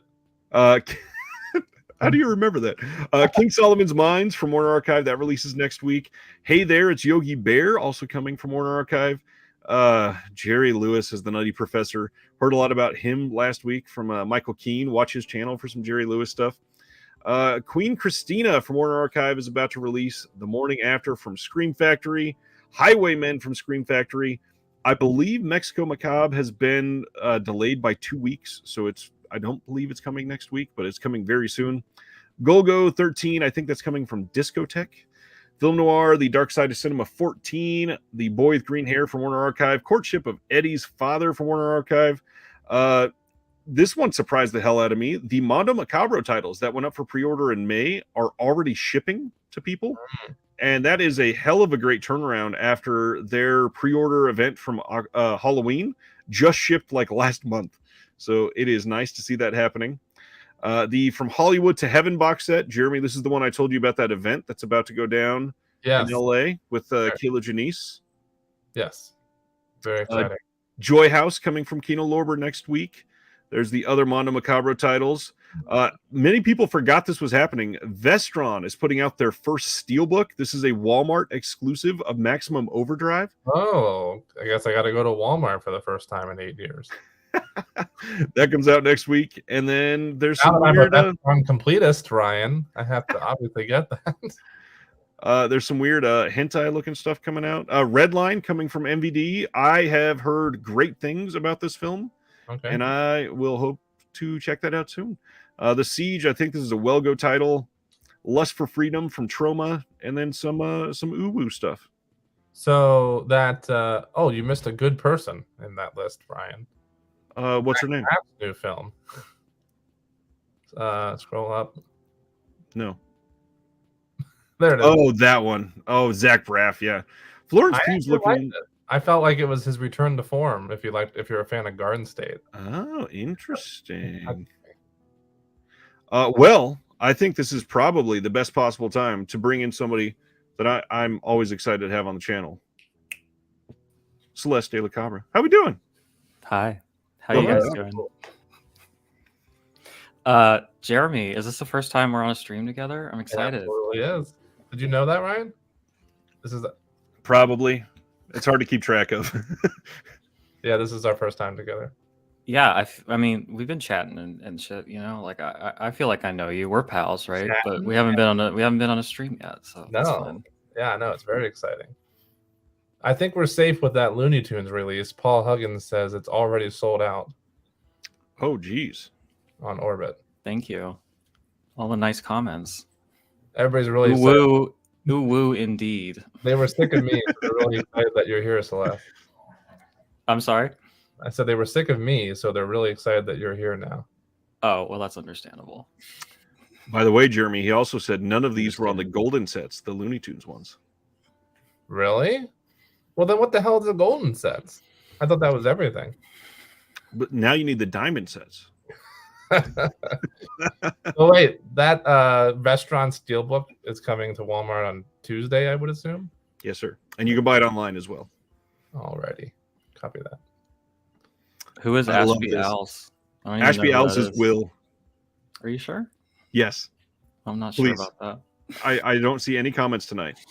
I don't think anybody has hacked his YouTube channel, but He's saying that because of our In Defense of the Genre episode. Oh, I just said it because he always says it's Will. He always says it's Will. I think it's funny. Dead Sea Life, thank you. I put a good amount of effort into this aesthetic, so I appreciate it. It's actually just literally like LED lights. It's not that involved. Thank you. I'm gonna close this door quick so I don't hear any toilet flushes. That's probably a good thing. All right. Nothing wrong with a little bit of toilet noises. Oh, then let me reopen it. Hey KB, what's up? We're getting close, huh? Less than an hour. Less than an hour. I wanted to go through what they are sharing here on the site. So a reminder to everybody what we are seeing tonight. We get Showgirls, A Blade in the Dark, which has turned into a massive 2 4K, 2 Blu-ray disc set. The Boogeyman, Villages of the Damned, that box set that's coming, plus 50% off of pretty much everything on the site, other than the things that they arbitrarily choose not to, like merch, VSPs sometimes, VSUs sometimes. 2 surprise Vinegar Syndrome UHD releases that we have gotten a whole bunch of secret clues about. 2 brand new VSA releases, and then a new Vinegar Syndrome Labs box set. New catalog and variant slipcovers. That'll be 4 in total. And then new limited edition merch and clothing. Hopefully there's no very bushy vaginas on their new shirts. I would like to go ahead and step in and disagree with that. I was about to say, or hopefully there is. I hope there's not that I don't like those. I just can't wear them anywhere. You clearly don't hang out in the right social circles. I would argue it's a great shirt to wear with the zip up, and then when you get where you're going, that's safe for them. You take off the zip up. That's true. Yeah. Like my dungeon. Maybe I'm okay with a Bush shirt or whatever, but like maybe we should I'll hope for more gender equality or more genital equality and then nudity on the t-shirts, and then like we could have a nice dick shirt to go with it. That'd be good. I was this close to not wearing any pants on this stream and then doing this joke where I say about closing that door, and when I stand up you just see my penis or my butt, depending on which way I was facing. I'm really glad that you did not go with this joke. Yes, because I realized that your page would be demonetized probably, right? Or something bad would happen. Well, this whole entire stream would be removed, and I'd probably be shot. And I don't want how foolish YouTube is. I don't want. Yeah, they call in the hitman. It's an extreme reaction. So I chose not to. But hey, Bob, what's up? Hell yeah, dick shirts all the way. Let's do it. We absolutely I would love to see a line of Carlos Tobalina, something related to all the movies that we've gotten from him. You could easily get some good Bob Chin dick shirts coming on. There's all kinds of stuff. Bring on the Jamie Gillis. One of my Vinegar Syndrome shirts in honor of the sale tonight. And that one, I think that one has like 6 nipples on it, and they're all female nipples, or female presenting nipples at least. There's nipples on it? Are you joking? No, I believe there are. How have I never seen that? I wore this to work. There's a few comments I wanted to respond to real quick. Someone asked about my shirt, asking about my Charlie Brown shirt.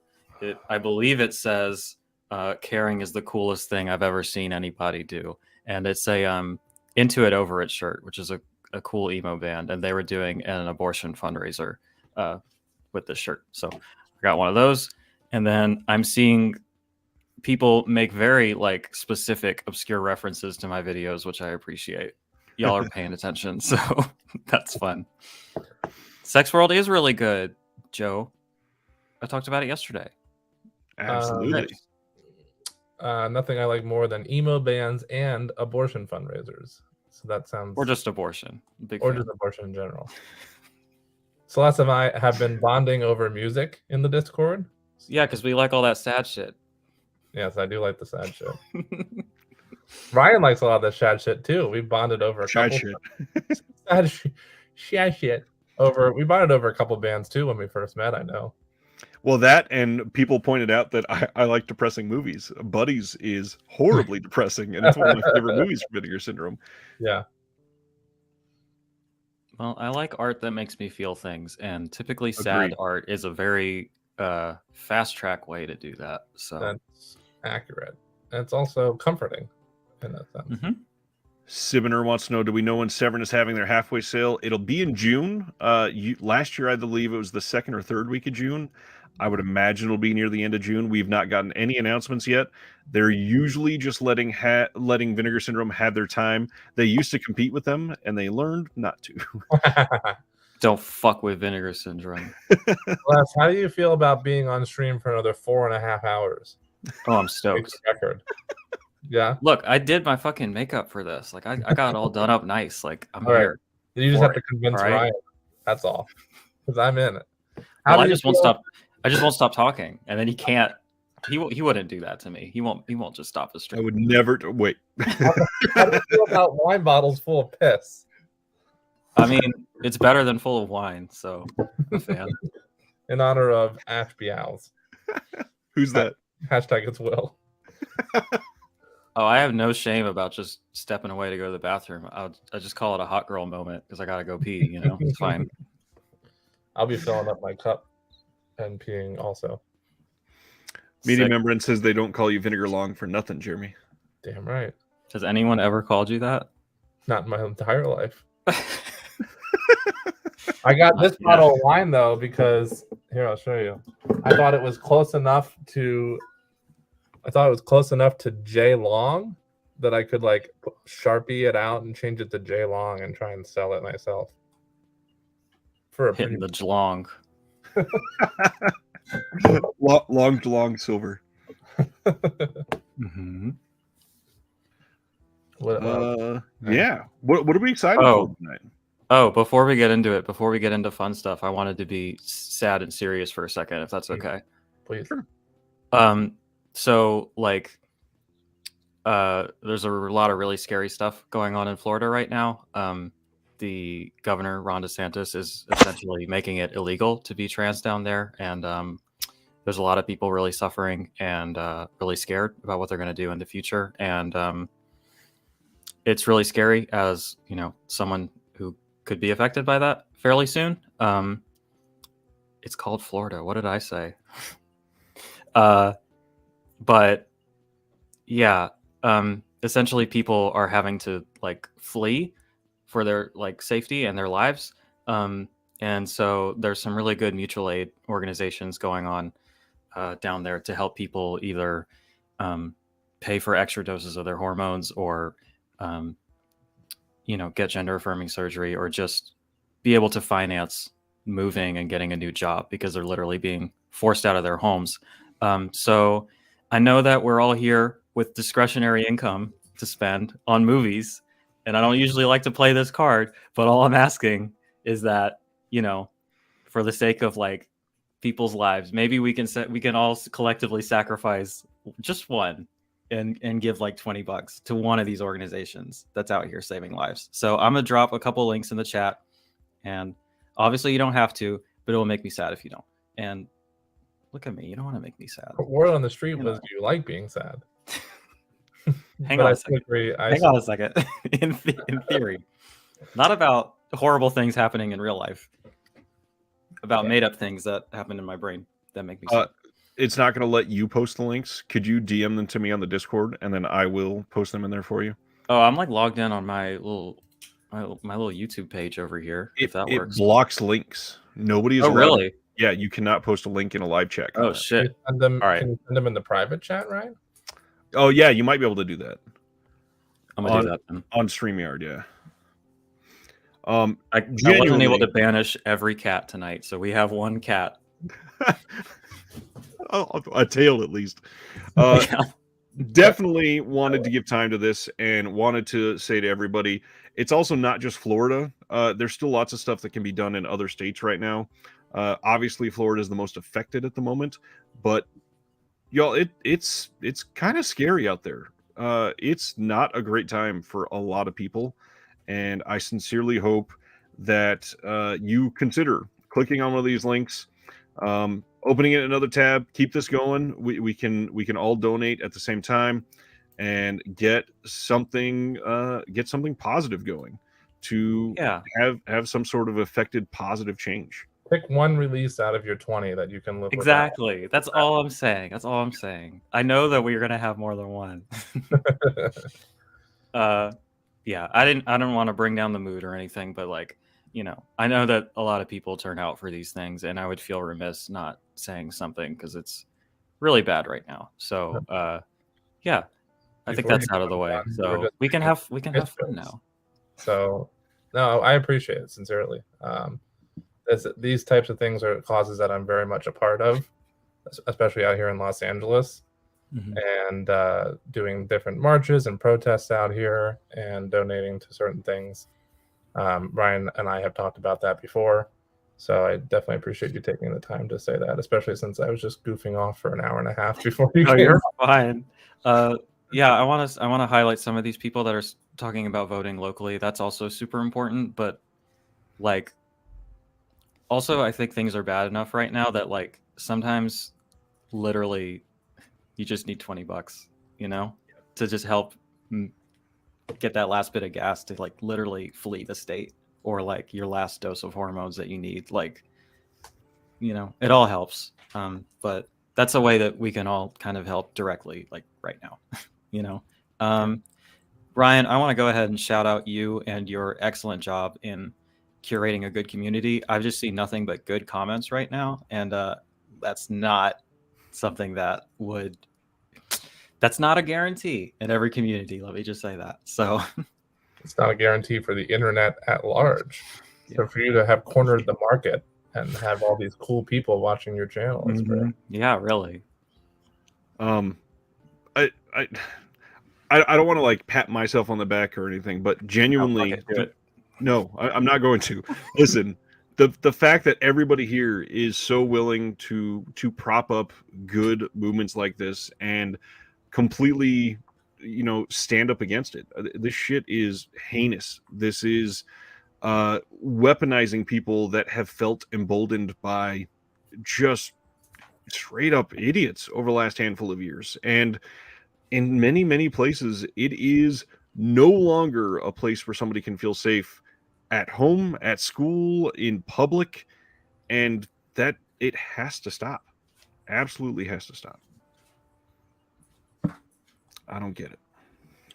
It's the one thing I miss about not having my social media platforms anymore. I'm very happy to be away from them, but I loved tweeting and posting this kind of stuff and links and donations for other people to, and just going on rants about how much I hate how things are right now.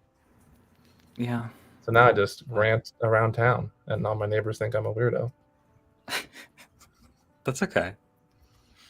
We're all, I mean, come on. If we're sitting here waiting with bated breath for whatever, you know, insanity is about to be unfurled for us, like we're all a little bit out there, right?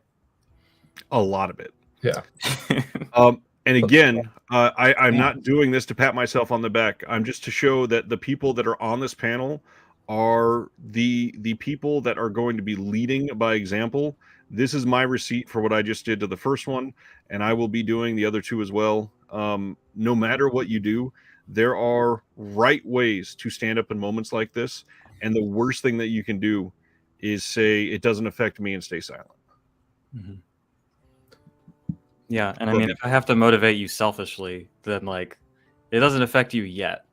But like, again, not to get on my soapbox or whatever, but it's very clear that this is like testing the waters for what they can get away with in terms of marginalizing an already marginalized group and hurting people based on immutable characteristics. Like, it's very clear that the movement pushing this is seeking specifically Christian theocracy, and anybody who doesn't fit in that very narrow box is on the chopping block eventually if we let them get away with this.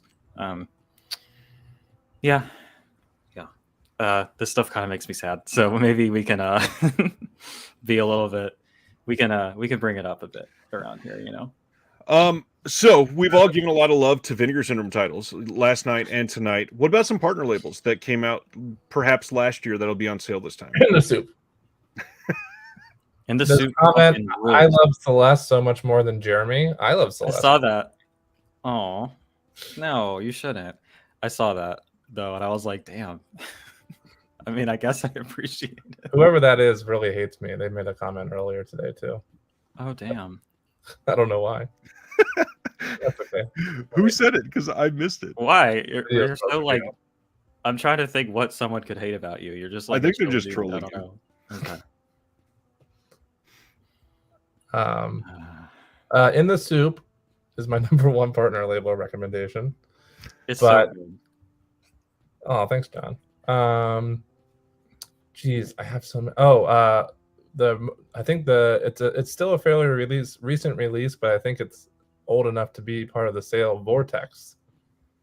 Yeah, I have that one, and I haven't had the emotional capacity to put myself through it yet because I've heard it's real rough. It's rough. It was part of Beyond Fest last year, and so I saw it there for the first time on the big screen. And it wasn't actually paired with a double feature of this, but they were doing a screening right afterwards of Possession. And I invited my friend Jill to come see Possession with me, so she met me at the theater. And I was coming out of Vortex and getting right back in line for Possession. And she's like, how was the last one that you just watched? And I said, it was rough. I think I need a minute. I got to see a kind of DIY, like kind of punk screening of Possession recently for a friend's birthday. They just kind of projected it into like a garage wall or something at some place. Some like place I've never been to in my life. Not the most ideal viewing conditions, but it was kind of a vibe. And just like it cemented how much I love that film. And it might be my all-time favorite. I kind of flip-flop. It's always kind of felt like The Wicker Man is my favorite, but I don't know. Possession speaks to something really special, you know? So good. I love that movie so much. Not to like prop up somebody who doesn't need any more propping up, but major props to the Last Drive-In for showing Possession recently. Oh, yeah. That is a ballsy as fuck move. I was talking to my friends about that too. We watched it together. Oh, I love you too. People were posting screen caps of like the Twitter reactions to that in the Twitch of the Death Nerve Discord, and it was like literally doing psychic damage to me. Like I could feel my lifespan decreasing reading like the normie takes on Possession. Like not to be that person, but I was just like, that night live, I think was the third time I've watched Possession. Not like overall, but third time I've watched it while I'm like in this wonderful haze with the movie, and my wife is snoring really loud on my shoulder. Love that. Anything from Fun City Editions and is going out of print, as well as TerraVision. So that's something to recommend, because pretty much anything by either of those labels is fantastic. Let's be real. Yeah, I mean, for sure. I'm trying to think what is going to be on sale now that wouldn't have been last time. It'd probably be like second half of 2022 stuff, right? Yep. So like now's the time to get all the Doris Wishman box sets. Yes. Yeah, those are fun. Big World Pictures, I think. Distant. That film is amazing. I watched that recently. It's incredible. Altered Innocence, Eliza. The film is excellent too. I know we were talking in the Discord about really Gina. Gina, I don't think will be on sale this time. Gina won't be on sale. Okay. It will for the Chad subscribers, but for the rest of y'all. I believe that came out earlier this year. That's true. For us subscribers, we'll at least get. Yeah, that came out in March, so it will not be on sale. There was one. Oh yeah, Amityville Curse might be back on the site. Just the standards. The slip is gone, but might be back. That one should be on sale if it's there. Yeah. Yes. Solomon King from Deaf Crocodile. That'll be on sale for the first time. Solomon King. Somebody earlier recommended Inspector Ike, which of course is a great one. Inspector Ike is amazing. Have you watched that one yet, Celeste? No. I'll recommend because I just recently found out. It's funny because I remember when this one was released, and for some reason I didn't put two and two together. And then when I realized it was a Quentin, I think he pronounced his last name Dupeau. Oh, is it Dupeau? I thought it was. I think it's pronounced Tarantino.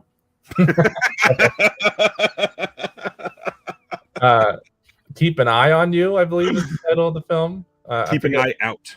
Keep an Eye Out. Oh, I watched that one. I wasn't vibing with it, to be honest. Like it was an okay one-time watch, but I didn't really even want to watch it, or buy it at the $10 when it was on sale. Have you watched any of the other films from him before, like Rubber or Wrong? I don't think it's bad. It wasn't.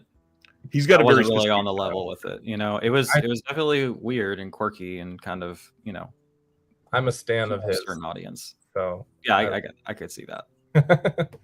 But I'll recommend that one for anybody. I would say with the caveat, Celeste, of it being one that you would have to be familiar with his other work for that recommendation to sit well with you. That makes sense. Maybe I'll like it again in the future. It'll be around. Your Skin might be one of his best, by the way. So I would. Do I like chili? Yeah, sure. Chili is a major component of Inspector Ike. It even comes with a recipe card in the Blu-ray release. Oh hell yeah! I like chili. I might have to veganize it, but yeah, I like chili. Baby. I thought he was maybe referencing Frostbiter with the fucking banger ass chili cuts in the soundtrack, which have not left my brain since we watched it, and I will sing it to myself often. Let's see. Delta Space Mission. That one should be on sale from Deaf Crocodile. There's a couple Connie releases that are probably going to go out of print soon that are on my list. What's Up Connection, Sell Out. Sell Out is amazing. That's another one I want to recommend. It's so good, and the soundtrack is actually incredible, and it comes with the soundtrack CD. So Tremble All You Want is another one. I hate to say this. I guess I hate to say this because it's so low in stock, and I don't want anybody else to get to it before I do on the stream.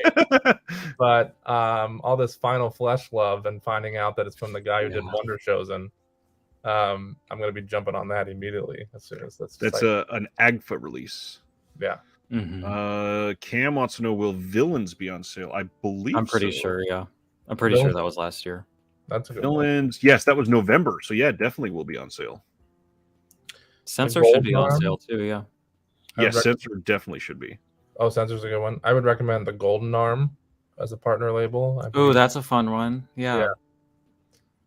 The Girl Boss fucking arm wrestling movie. Big fan. Yeah.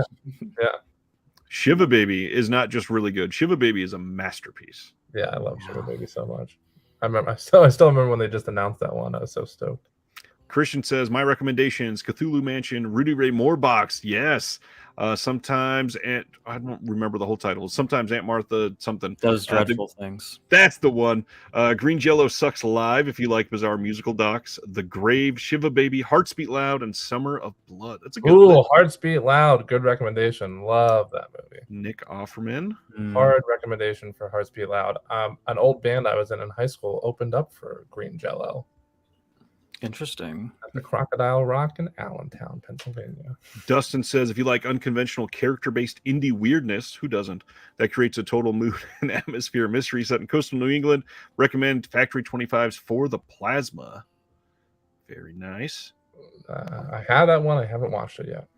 Factory Skolder 25 says, is cool stuff. Is Top Gun Maverick on sale? Not this time. That'll be next sale. Maybe on Factory Amazon. Does do good stuff. We don't talk about it not on this stream. Yeah, Factory 25 is great. Well, is this safe space for Top Gun Maverick hot takes?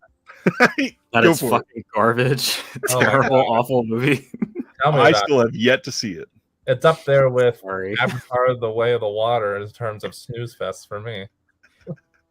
Like, honestly, one of the worst scripts I've ever seen in a film. Like, inexcusably bad. I mean, like, whatever. Like, yeah, the effects and the visuals they're really cool. Guys, you can have like your fun theater. Yeah, you can have like your fun like fucking U.S. Navy commercial. Like, that's fine. But like, in terms of a film, in terms of a story, in terms of performances, oof. Oh, Bob says Vortex is in his cart. That's great. Distorted Visions. Don't get me started on Knife Plus Heart. What's wrong with it? To see that. Just my viewing experience. Oh, you've never seen it? I've never seen it. I need to. Oh, it's great. But my viewing experience at the New Bev with it. Maybe we need to go over that story again. Calvert rips. Celeste, you absolutely need to see it. It is a very Celeste film. Yeah, it is actually. It's anything Altered Innocence puts out tends to be honest with you. They really got me to a T, honestly. They're probably my favorite part. Might be on my list for the sale as well, actually. I don't own that one yet. Ronnie says, keeping it gay, I recommend the doc Forbidden Love from Canadian International, which Canadian International is one of those ones that they have not put out a release that has been subpar yet. They actually are in competition for my favorite partly. I'm waiting to get a slip version of Forbidden Love because I missed out on the slip, unfortunately. I got one on eBay, like actually a pretty good price, and I was stoked about it. I haven't watched it yet, though. It's a gorgeous slip. Yeah, nice. Chris wants to recommend Graduation Day. Tony wants both Freeway movies. Well, Freeway 1 will be 50% off. Pals from Altered Innocence, John, that's an excellent recommendation. That film is amazing. Like, it's so good and really under talked about. And I can't believe that the slip with the literal nip on it hasn't sold out yet. Like, y'all weren't out here for the nip slip. Come on. I know. Come on. We got a Bush shirt and a nip slip. And no dong shirts. No dong media or merch. There is a dong slip. The Hangs Upon Nothing. Or no, Please Baby Please. Okay. Came out last month. I've been watching it like that's right. There is a dong on that. I don't have money for it, but I want it. I forgot about the dong one. Yeah, you're right. We do have one. Okay, great. I take back. Oh, shush, Zibner. Yes, I've got the slips. He does. Yep, Vortex. Another recommendation for Vortex. That's great. Anyone seen Doll Squad? I have not. I think that one's a double feature disc. I think it comes with Mission Kill Fast or Kill Fest or whatever. Right. I don't think I've watched Doll Squad yet. The first one was okay. The first film on the disc. I don't remember if I watched Doll Squad. I also have a couple standard editions in my cart that are getting close to selling out thanks to Ryan's heads up, such as In the Cold of Night and Dark Room.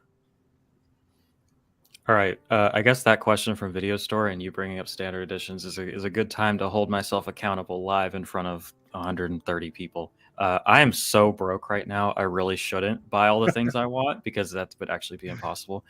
But like, let's not kid ourselves. I'm gonna get something. Like, I can't just not. You could always like I need a new credit card. Yeah, that's the problem. I already did that. Yeah, I can't go ham like I want to. So I need y'all to keep me in check and maybe not the community to be asking. What's your limit? What's the limit? How many do you think you can get?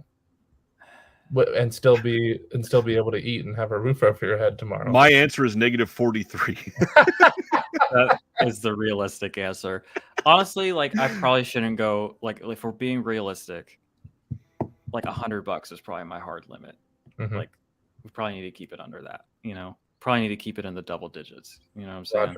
Roger. And like, okay, so we already have built in, I need to get the standards for Bloodhook and I need to get the Uninvited because I have the rewards program slips for those. So I need the actual film to put in that.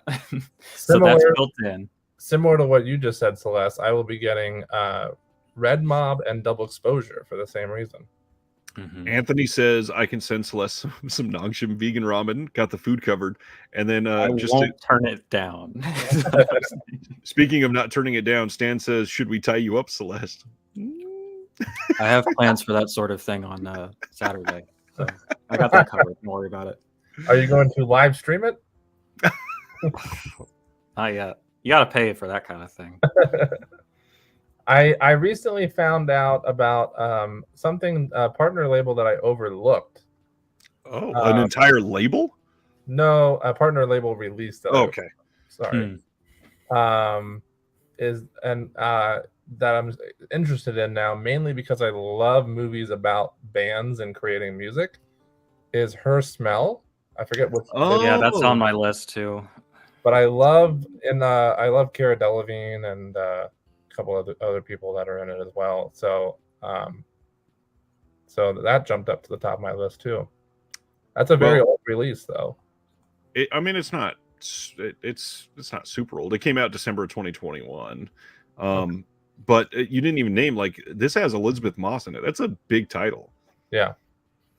I would just like to say that the chat is doing the exact opposite of what I specifically requested. It is like, oh, just PayPal it for, or like, oh, I just stocked up on frozen pizza and I can afford more movies. Like, buy more, I'll send you ramen now. Love that.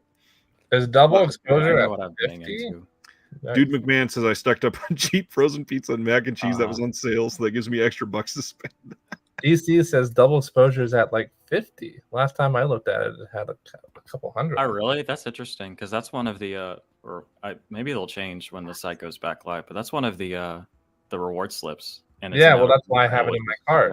That and Red Mob are two. Yeah, you got to get on that, huh? Neither one of those are going out of print, though. I don't think. I think double exposure is.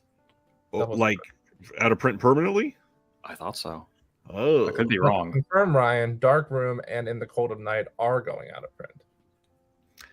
I gotta be honest. I've not paid attention to the going out of print list, and I feel really terrible. How dare you? Oh, David bailed on Her Smell halfway through. Love Alice Ross Perry, though. I also love Alice Ross Perry, which is why I was surprised. Other people are saying Her Smell is quite good. So. Yeah. Stab is asking, is Flesh for Frankenstein still in print, and should I grab it? There was a lot of Flesh for Frankenstein love last night on the stream. It is incredible. I absolutely say yes. Yeah, it's in print. It'll be on sale, and I would say you should grab it if you're comfortable spending $40 on one title, because like they pull out all the stops for it. I just haven't been able to get there myself yet, you know. And remember, the $40 is the sale price. Yeah. Mm-hmm. That's the hard part. Don't Answer is going out of print. Yeah, Don't Answer the Phone. And it's sitting at over 1,000. Her Smell stinks, says a video store. Some people are into that. Because I'm interested in it, her video store says it stinks. Dell still wants to see that one. Yeah, Her Smell was decent. I wouldn't say it was bad. You saw it, Ryan? Yeah, I saw it. I think there was another blue release that came out right after the movie came out, and it was like just regular standard studio fare type of release. But yeah, it is decent. Trying to think of some of the other ones. Oh, Red Spirit Lakes is low slip number, so that's one I'm going to be picking up. Did you miss it on the 420 sale? I must have. Or is it the same one I'm thinking of? Who put that out? That's do you mind? Saturn's Core, I believe. Okay, yeah. I grabbed that during the 420 sale, I think. It's a double feature, right? Yes, it is Red Spirit Lake and We Await. We Await. I'm going to pull this down for a second because Terry, the amazing Terry, who has done a lot of great stuff, sent a link to somebody on Reddit who posted, here are the Vincent and partner label titles with less than 500 copies heading into the halfway sale. Ooh. And you can see these from low numbers moving up. Treasure the Ninja and Films of William Lee are at 51. Saturday Night at the Baths, or as the slipcover says. Go ahead. Yeah. No, it is. It's misspelled on the slip, which is fun. But Saturday Night at the Baths is amazing. It's a really important, New York City queer film from the 70s, and it's awesome. And I really highly recommend it. So that one's also in my cart currently, Celeste. So yes. Donnie's Bar Mitzvah, I think kind of sucks, but I think it could be for other people, so I won't discourage it. I got Snagged Treasure of the Ninja as well, since I didn't know that was so low. We've got Final Flesh at 82. Surf 2 at 100. Nobody waved goodbye at 113. Kid Candidate, like, it's not an amazing movie, but I really loved it because I love those types of documentaries. Mm-hmm. It's I don't know, it's calming. The film's Rudy Ray Moore box, 118 left. Private Chat, which is supposed to be great. I've not been able to watch that one. It's amazing, and it's really horny. So yeah, nice. Blood on Her Name. Julia Fox. Yeah. Yes.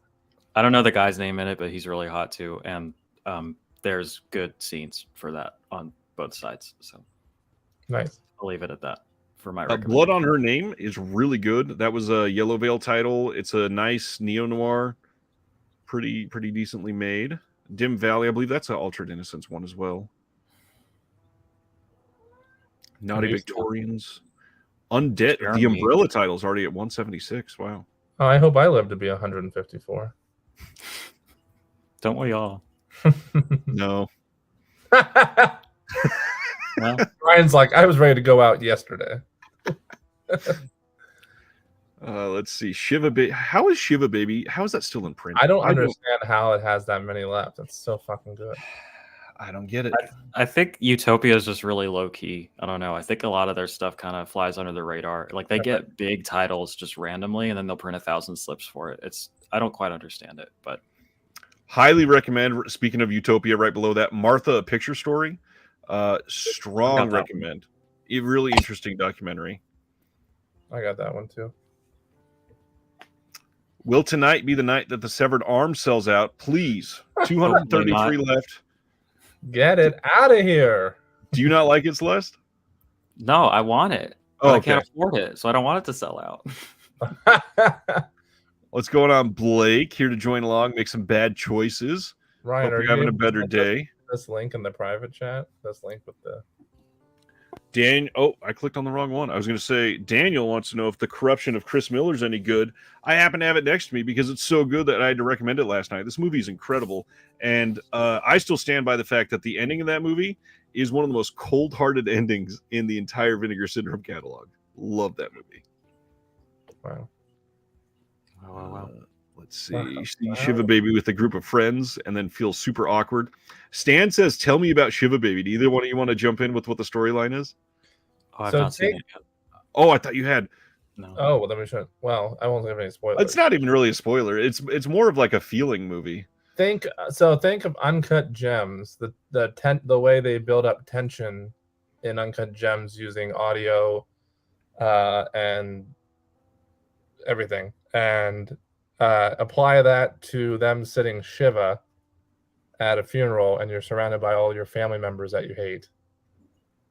And it's got the amazing and stunning Rachel Sennett in the lead, who just crushes it. This is like one of her first ever film roles, I believe. And now she's in Bodies, and a bunch of other things. But she absolutely crushes it in this. And it's just all the insecurities and anxiety you have at family gatherings. Take that. I wouldn't know anything about that. Triple that to the tune of Uncut Gems. And that's. I mean, look at me. I fit in really well. I was going to say, I'm so glad your family has loved all of your decisions, Celeste. Oh, it's been great. Yes, bravo. No resistance or controversy whatsoever. Speaking of controversy, Bat Pussy's at 227. Oh man, Bat Pussy's bad. She Freak, highly recommend She Freak. 262 left. That's a good release. What's Up Connection is in the way Connie's been kind of selling out left and right on a couple of recent releases. The Glow release, the story of the Gorgeous Ladies of Wrestling, that's still in print. Oh, I bet that's the disc release because I think the slip is gone. No, it's not. I've been watching it like a hawk. That's accurate. I really want it. Yeah. Wow. Especially, I actually finally watched my Hitman Heart documentary. I saw that. I loved it. Right? It's great. So good. And so now I'm like, I have yet I want that to chase it with, I'm holding off until Question Mark sends me that slip. Since he's the one who really wanted me to watch Hitman Heart. I'm bartering with him. Sibner, come on. Oh, that's sad. No, that's good. Bodies is great. I loved Bodies. Wait, Trauma had over 1,000 with slipcover, but was sold out without the slipcover. It's usually they'll probably normalize. Yeah, they just restock it. Grand Jeté is really good. If you're like really hard into the ICU shit, that's like about as out there as it gets. It's fucking weird, uncomfortable stuff that I'm a fan of. I should get Dina anyways because I'm we're all subs here, right? Yep. So we'll get that discount anyways, and if it's sitting that low, might be a good time to pick it up. Celeste, have you seen Hellaware? No, but I bought it during the 420 sale. I hate it, but I feel like it's one that you'd like a lot.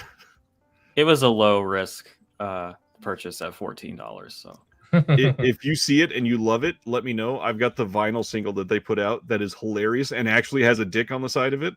Oh yeah, I saw that in the shop. More dick merch. More dick merch. Come on. Coco de Coco Da is a trip, a good trip, says Stab West.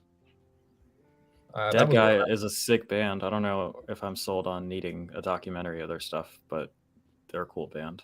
I saw their reunion show recently. Who are we talking about? Dead guy. Oh, old metalcore band. With less than 15 minutes to go, I'm going to take a break to pee and fill up my beverage, if you guys don't mind. I do mind. Oh, then I'll stick around. Yeah, what are you doing? I will say The Last Matinee is really good. Cat Stevens will take my place. Okay. That's perfect. The Last Matinee. Yeah. This is an all pun stream, Celeste. Come on. Well, they gotta be good. Oof. I'm definitely going to put out that as a soundbite. Thanks, Jeremy. Ape is really good. Ape is a really weird one. It's kind of like a mumblecore, like neurotic, low key black comedy. I guess it's out there, but I enjoy it. The Leather Last is really good.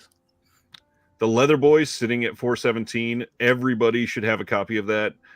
Very pro gay movie, and it's done by Sidney J. Fury, who's about to be on that imprint box set.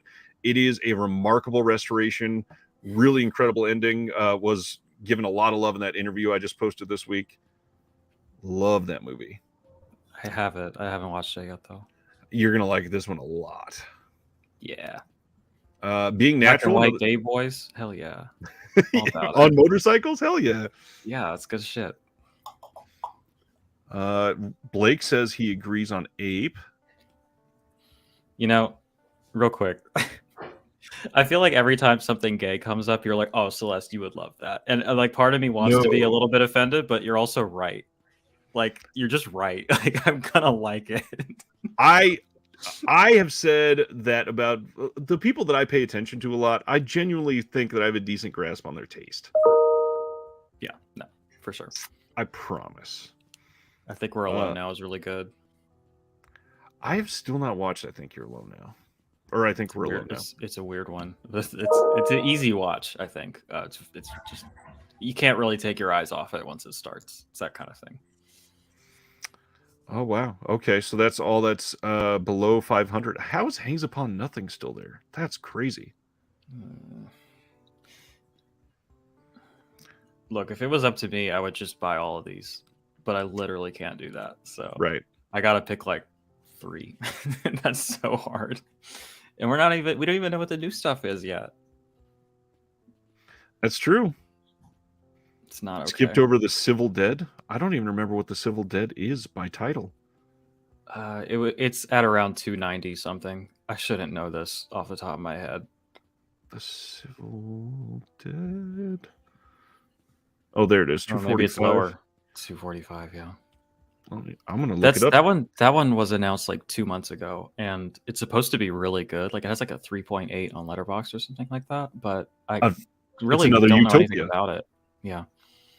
And I can't like stream it or anything, so I'd have to just kind of have at it. But I don't know. It says Clay is a loner photographer who enjoys a mundane life with his artist wife Whitney in L.A. Whitney advises Clay, who has been creatively stagnant and unemployed for months, to go out and be productive while she's out of town, and not just to lay in the living room and drink beer.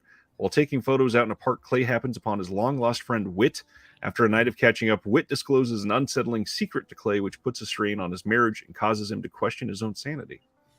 Interesting. And it's Utopia. I'm sure it's great. Yeah, it's supposed to be really good. John Matthews has every VS title from Australia? That's impressive. Wow. Oh, wow. Oh, Good Luck, Miss Wyckoff is going out of print? Did not know that one. Ryan, I wanted to ask you a question. Yes. Because I know that you are complete on everything Vinegar Syndrome, right? Like the mainline stuff and their sub-labels, like you have literally everything, right? Not all the partner labels, no. No, but like the like VSP and VSA. Yeah, the VS line, yes. He's a crazy. So I'm curious. No, I mean, if I could, I would, But like, I'm curious. How do the reward slips factor into that? Do you have to have that version too to be complete in your collection? I don't have any of the reward slips. I don't have a single one. Well, they're just the same as the OG slips, just with that little. Yeah, they're a little bit different. They have like the gold foil seal on, which are actually really cool looking and nice. But I wasn't sure how you felt about that, because I know every collection is arbitrary to some extent. I was just curious where you fell on that. The way that I counted it at first, at least, was I had everything on the checklist, but I think the reward slips are on the checklist, so maybe I can't say that anymore. I remember people complaining about those reward slips when they first started doing them. I'm a big fan. I love it. Yeah, I'm a big fan. Yeah, I'm really into it. If it makes scalpers mad, then that's sick. I'm a big fan of nothing being limited. Me too. Yeah. Bob has shouted Psycho Sisters out a couple times. Psycho Sisters. Hell yeah. She's been a very consistent supporter of my work. So thank you for being here. I appreciate you. Nice. And Matthew Shields is here. What's going on, my friend? Let's see. Anthony is shouting out, good luck, Miss Wyckoff, as well. Go for it. I gotta say, this hour has flown by. I could chat with y'all for like in perpetuity. This is just fun. Good thing we are doing that and breaking the record. Hell yeah. It did go very quick. Thank you, Brett. Excuse me. I won't be breaking any records because I popped in late. But you, Jeremy, it's all you. It's all you, When Ryan said you were joining, I was like, does it still count if I go over 6 hours and break the record? Yeah. Just doesn't count for me. We have to delete the question marks time from you first. I mean, I was on the stream during that time, so you don't have to delete that. I don't know if it counts. Even more of a reason for me to hate the question mark. JB says, "Woo, just made it home." Woo? What was that sound? Just made it home from work. I'm here for the gangbang. Nice. Last time we did this, that plan for later. Sorry, that's Saturday, right? Yeah. Still wide awake. I'd like to tell Brian that I am wide awake because it's the earliest time for me out of all of us, I believe. Brian is with you as well. He's in Washington. Oh, it's the latest for me. I think he's in Washington. It might be Oregon. Yeah, you are an hour ahead of me, right? I'm the one suffering. It's okay. I prepared. I just refilled my adult beverage and I'm ready to go in 5 minutes. Matt Shields almost fell asleep. So any guesses for what we're getting tonight from either of you? Anything that you're really hoping for that we don't know for sure yet? I don't really get into the speculation thing. I'm always just hoping for more like foreign films and like artsy stuff and just like I don't know. I like the surprise, How about what we know that we're getting? What are you most excited for? Probably that Spanish box set. Same. That looks like my kind of thing. Yeah, I'm stoked on that. I'm also really glad Showgirls is finally getting a good release here. Yeah, I have that pre-ordered, and people keep telling me how much I'm going to like it, and I feel very confident that I will. So, oh, sick! Now I'm in the middle. Now Jeremy's face gets covered by the chat. I edited it so that it goes up, but it doesn't do it when it's full screen like this. I don't know why. Okay. I'm fine with it covering my face. And Video Store Review would love that too. I'm hoping we get a good release of Brain Donors. Oh yeah, the VSL I'm really excited about. I'm always excited about the catalog slips. I think that's a fun idea that, lets me get into the back catalog a little bit. Well, and the speculation that we just said we don't do, really, the Vinegar Syndrome Instagram posted that picture, and people are thinking it's going to be a catalog slip for Hell Comes to Frogtown. It's a great movie. If that gets that in more hands, I'm all for it.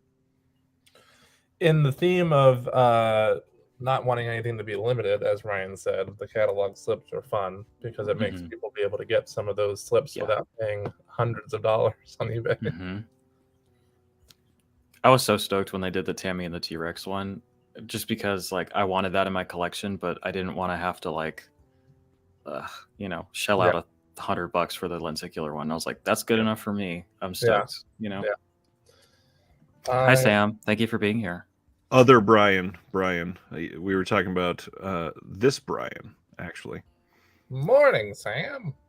Stan says Jeremy and I are both obsessed with brain donors. That's why I love Stan.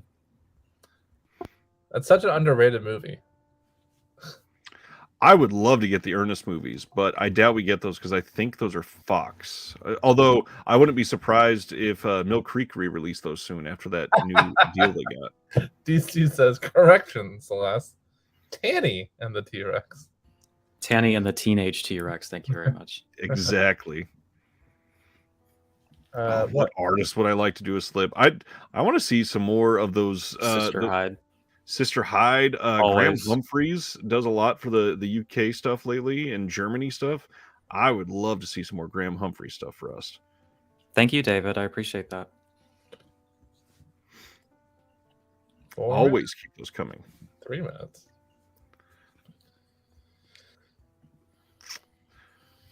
For everybody that will be refreshing like mad, remember that it's 12:01, not just 12. That's true. And they're pretty strict on that. If there's not a Dick shirt available, I'm logging off.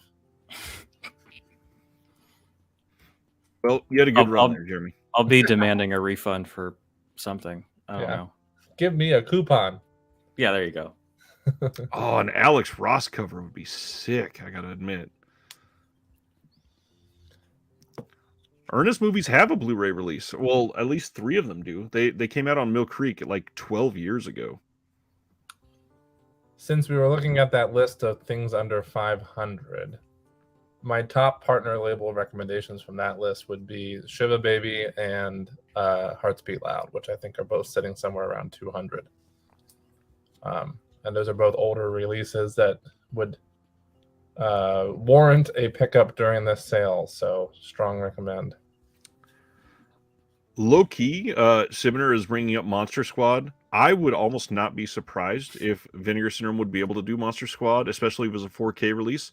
And one of the reasons is Wicked Vision just did it in Germany, and they've been working together. A lot of the Vinegar Syndrome titles have been coming out on Wicked Vision in Germany using their scans. So it's very possible. And Germany was the first one, I believe, in the whole world that got that Wolfman's Got Nards documentary released on a pressed Blu-ray disc instead of a mod title. I love that. Apparently, Sardis thought the list we were going over was the sale.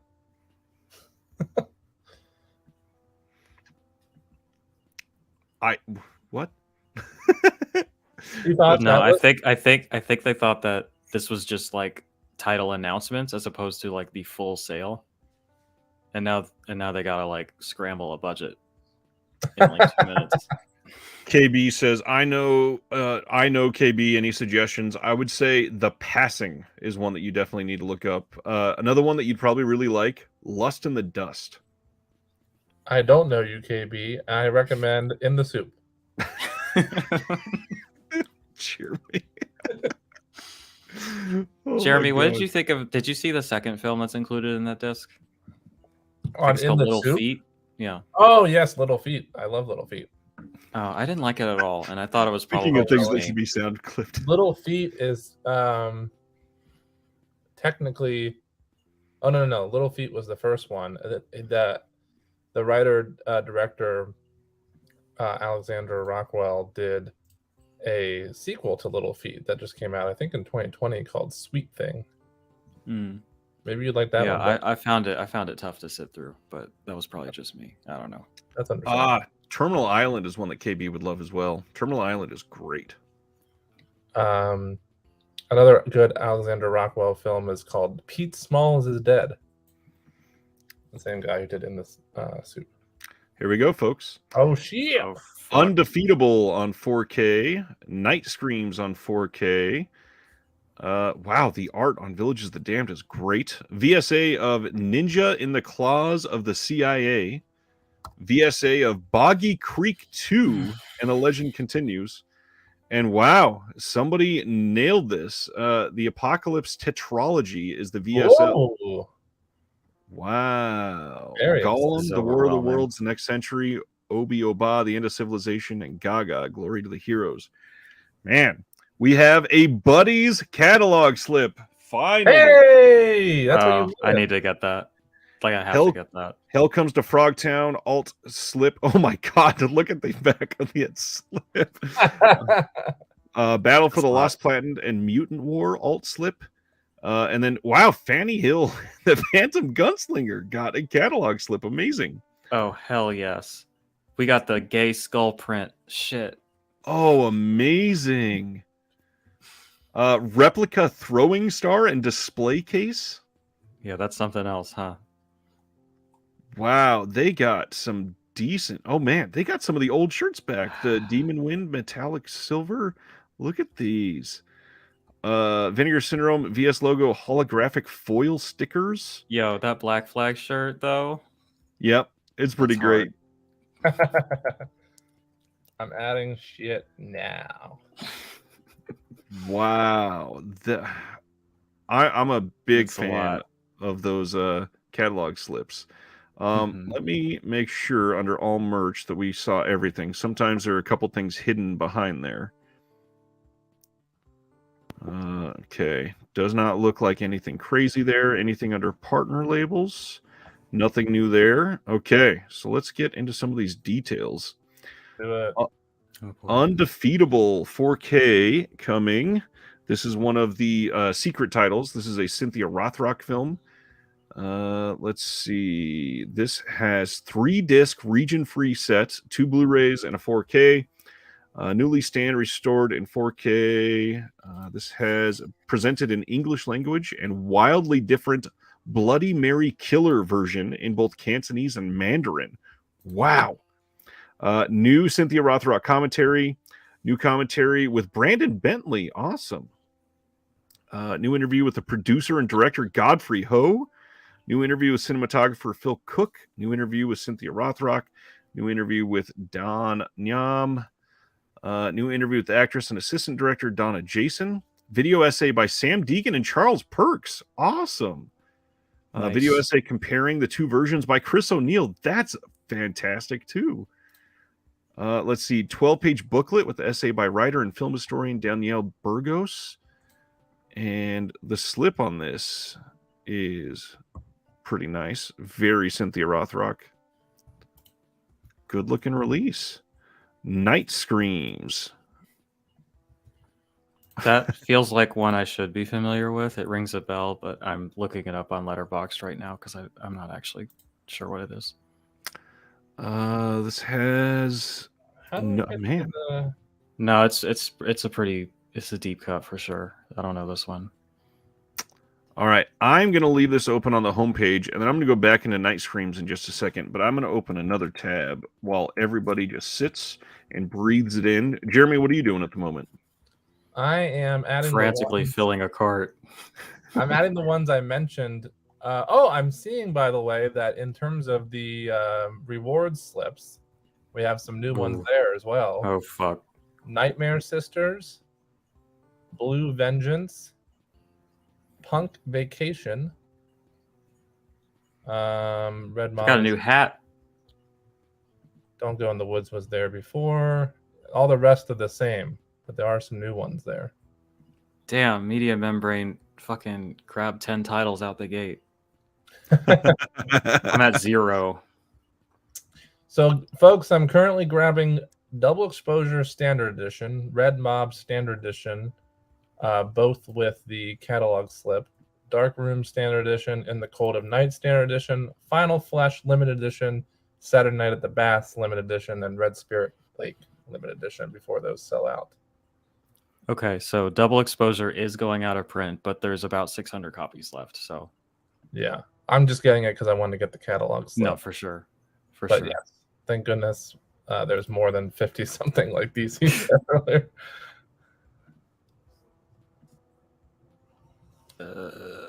PayPal paying for.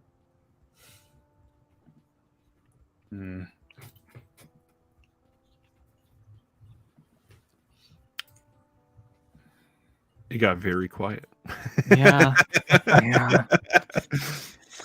Everybody's just it's like Christmas dinner and everybody's just eating all of a sudden. Yep. It's how good is Cthulhu Mansion? Should I do I need that? Everybody keeps talking about that one. I've been hearing a lot of talk about that in the Discord. It's kind of boring. Boring? Yeah. That's all I needed to hear. Saving $20. I'll get around to it if I want it later. $50. Jesus.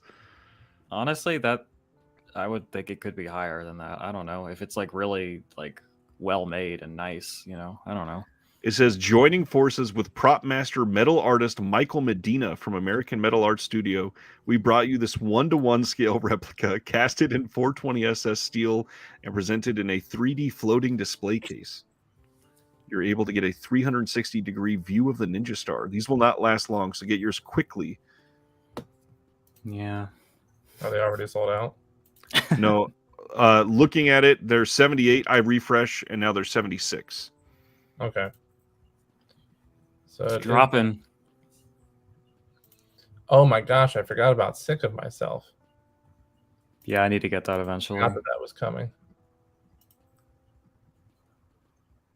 All right, I got my first order. I'm building a cart, and then I'm going to need help whittling it down. We got to keep you under 100. Yeah, some of the prices listed are half off, but when you go to check out, they're normal price. Really? Interesting. That's some shady shit going on. Bob just bought 18 movies. Nice. Right on. What would half price be for a limited slip? $19.99? Depends on the MSRP, but yeah. Okay. Well, looks like mine were all half price then. I didn't get gypped.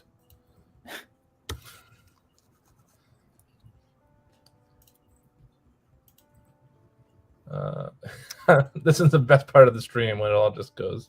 We got dead air. Don't worry, I'll try to be entertaining. Chat is wild still.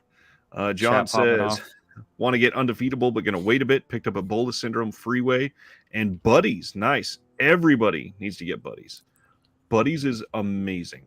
Sincerely. I need to see if I have the standard edition of Buddies or if I need to get it with the Blu-ray. Is my question. Yeah.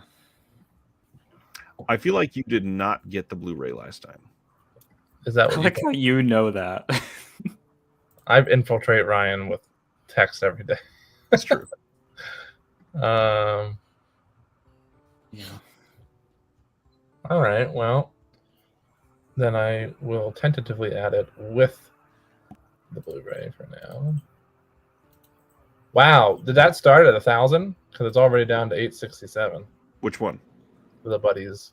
That one will move. They will do it off and on, and they'll move stock around.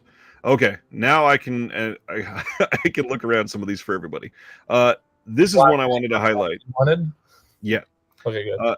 This is the Jalo shirt. This is actually pretty nice too. I still might prefer the Black Flag shirt, but this is pretty cool. I'm going to go back and read some of these specs. So on Night Screams, this one says, high school football star David has just won a 4-year scholarship to the University of Oklahoma, and with his parents away for the night, is planning to mark the occasion with a party for his buddies and girlfriend. But as the evening's festivities get underway at a local nightclub, 2 violent fugitives take refuge in the basement of David's home. When the action moves over to David's place, it quickly becomes clear that someone is intent on spoiling the celebration, as one by one, the revelers get picked off and butchered in various gruesome ways. But are the stowaway crooks responsible for the carnage, or is this the work of someone even more unhinged? Interesting. So, go ahead, Celeste. Oh, do we have stock counts on these catalog slips? Because I'm not seeing anything. I did on my end. Are you talking about on Buddy stuff? Well, on all of them, yeah, those ones. Because I see it's over 1,000, but I don't see like the thing where it says is limited to X number of copies. Oh no? Yeah, I don't see it. Unless I'm missing something.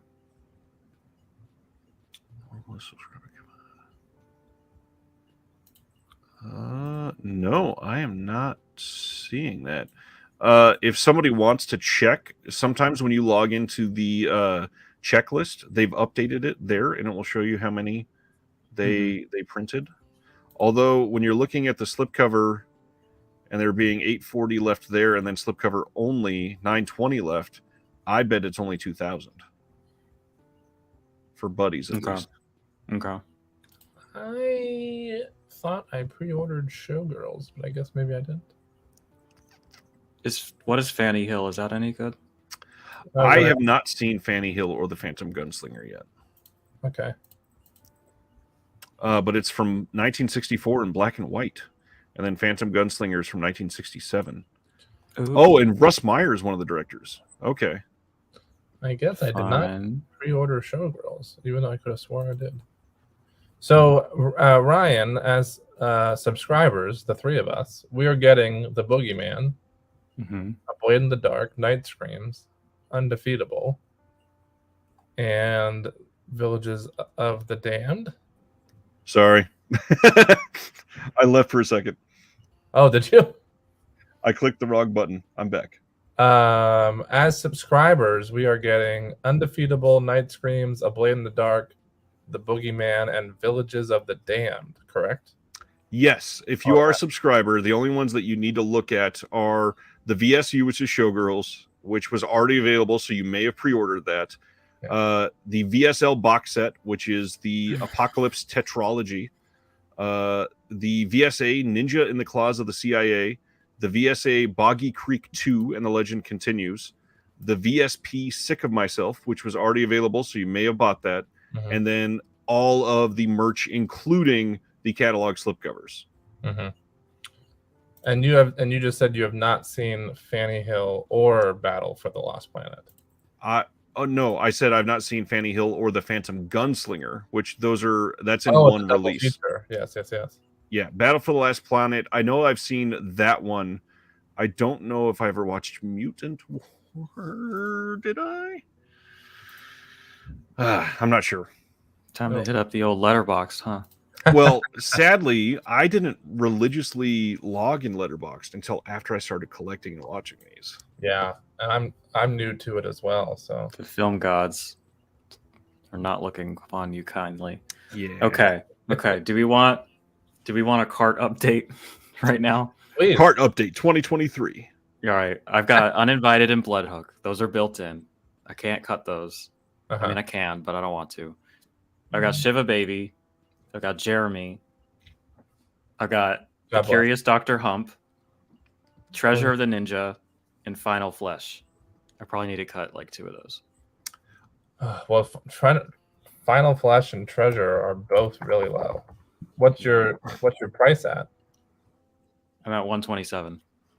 Ugh. There's more stuff I want, but I feel like it'll be there for a while, so I'm not like scrambling, you know. Yeah. What are the numbers for? I feel like, as much as I hate to say this because I just got done talking it up, I feel like Shiva Baby is the one with the highest numbers out of all those, right? Yeah, but we've been hyping it. It's already gone down like 50 units. I would get Shiva Baby still. The one I might put back is that William Lee release, unless that's the type of stuff you're really into. When was the William Lee release? The Treasure of the Ninja. Yeah. I don't know. This kind of like this Black Auteur, like making martial arts films in his backyard or whatever, and it's got like his whole filmography. I just think that's a cool idea. It is a cool idea. Yeah. It's also down to 45. Yeah. See, this is the sort of thing I'm having to be a little bit more honest with myself, and I'm like, would it kill me to wait around and see if somebody's selling their copy at like a slight markup. I don't know that it would kill me to do that, you know? What are the... Can you go through your card again? Yeah, so we got Final Flesh. Yeah. That one is at... That's a must grab. 53. That one's already half gone from when it started. So that might have to... All right, I'm going to take out Treasure the Ninja. Curious Dr. Hump. I don't know. That might be one I need to watch first before I just buy it. I was going to say, I would maybe put that one back. Yeah. And keep Treasure. But you have to get rid of 2, huh? Even John says, I don't think you'll like Treasure, Celeste. All right. Shit, I deleted the wrong one. Damn it. As you're fixing that, Sibiner says, okay, pause. With there being a small halfway subscriber week coming up next month, do we think any of these titles will go to $10? No, because I believe they said they will not be doing that again. Now, that doesn't mean that they wouldn't release them for $11. Exactly. And like they did the 421 for like $14. And like that's still a really good deal, you know? Do we know do any of the 3 of us or anybody in the comments for that matter know anything about this Apocalypse tetralogy? The only thing I do know is if you're planning on being complete on Radiance, that is likely the box set that we just went over on Reconnected. Okay. Oh, really? You think it's the same one? Yes. Oh, okay. Interesting. Oh, okay, then I'll definitely wait because I want to compare specs. Mm-hmm. But it looks sick as fuck. Like I'm excited about it. It does look, it does look cool for sure. So I'm gonna keep going through Night Screams here, and there was a couple couple sentences that sounded great. So this says this is a late entry slasher gem which offers up an embarrassment of inventive kills. I'm already excited. Incorporating electrified hot tubs, bodies crushed under cars, death by poisonous fumes, and faces shoved into hamburger grills, alongside more standard methods of hacking and slashing. Deemed too short by its distributor, the filmmakers added copious amounts of stock sex and violence pulled from other sources, turning an already oddball effort into a fascinating mutant film. Now, for the first time ever, VS is proud to present a reconstruction of the preferred pre-release cut alongside the standard theatrical version, all newly restored in 4K from the original camera negative, with a brand new feature-length documentary telling the fascinating and sometimes tumultuous tale behind the making of this regional slasher favorite. They do great with their copy. Yeah, whoever writes these does a great job. Well, obviously I got to get this Black Flag shirt. Yeah. That's a no-brainer. I really want that gay skull, but I don't have the money for it right now. Hopefully it won't sell out. How badly do I need this throwing star? I don't think anybody needs a throwing star from a lost martial arts film that was reconstructed with Scotch tape, to be honest with you. But do I though need it? Reconstructed with Scotch tape and Linnea Quigley. Yeah. It's dropping fast. We're down to 54. Wave says, wait, what's in Radiance films coming up? Paul says, isn't the Radiance only 3 films, though? I don't know that he confirmed it was only 3 films. Yeah, I'm not sure either. Gotta be honest, I'm not that I don't like them, but I'm not loving any of the shirts enough to get them other than the Black Flag one. Yeah, thankfully, I think I can pass on the shirts, to be honest. Yeah, that helps my wallet. Honestly, if the gay skull was on a shirt, I probably would have gotten that because I like shirts better than posters, honestly. I'm shocked they didn't put it on a shirt. Yeah. Subscribers are eating good. Hell yeah, we are. Always. It's a feast at all times. We just paid for it up front, yo. Yeah. That's okay, awesome. so if you all want to indulge me in my cart schematics again, here's what I'm thinking. I'm thinking maybe I will cut these standard editions because those will not be as difficult to find on the secondhand market, and I could potentially find them cheaper than what they're charging here. Most likely. Does that make sense? Like, I feel like I could find these for like $10. And what were your 2 standard editions? Bloodhook and Uninvited. Yeah, you could definitely find those cheaper. I'll keep an eye out at CD Trader for you. Hell yeah. That's a smart move, actually. get the limited slips while you can. Especially the ones that are such low numbers. Blake wants to know if anybody has seen Limbo. I have not watched Limbo yet.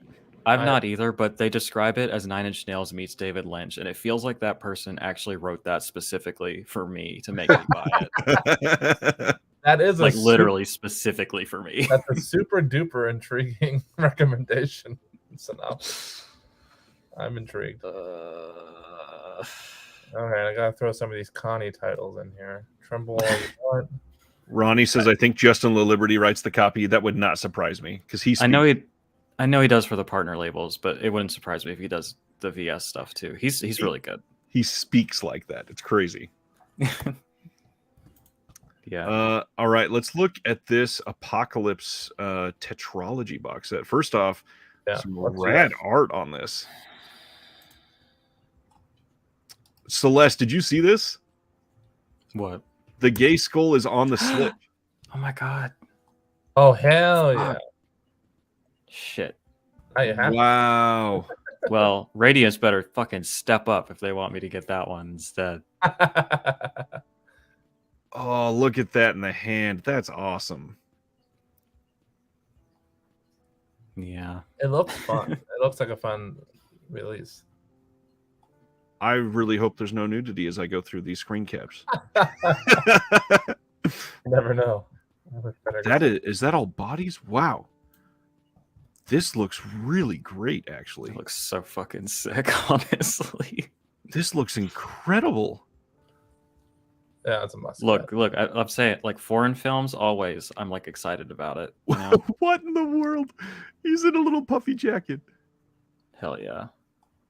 We love the puff. It's in the case art, too. Look at, oh, man. That is some Maybe great I should art. Just get it tattooed on me at this point.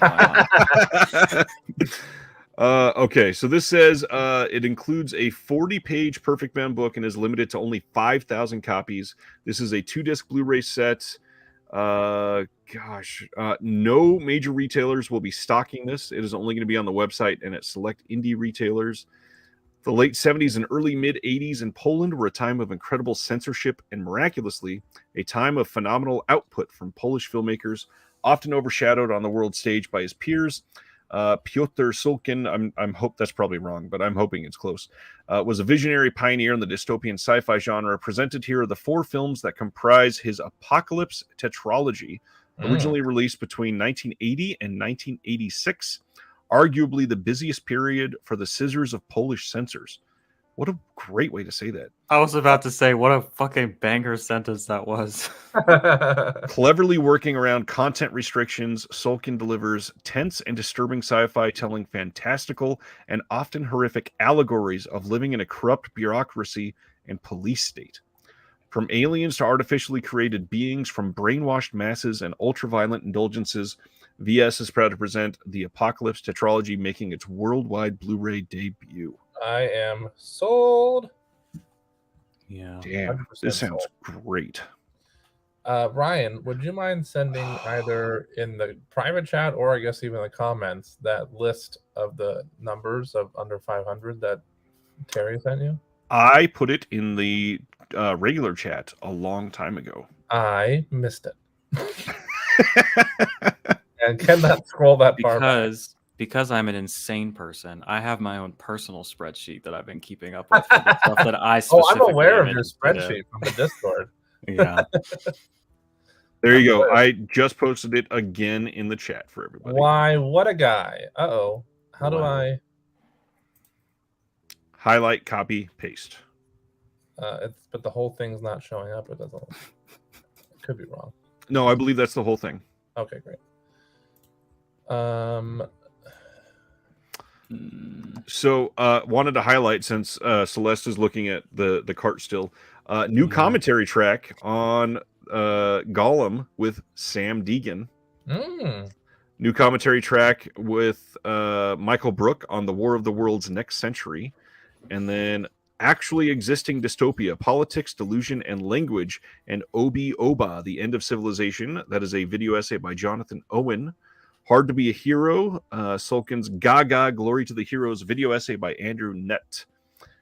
and then a 40-page book with essays by Sam Deegan and Patrick Dahl, alongside an archival interview with the director. This sounds like an astonishingly great release.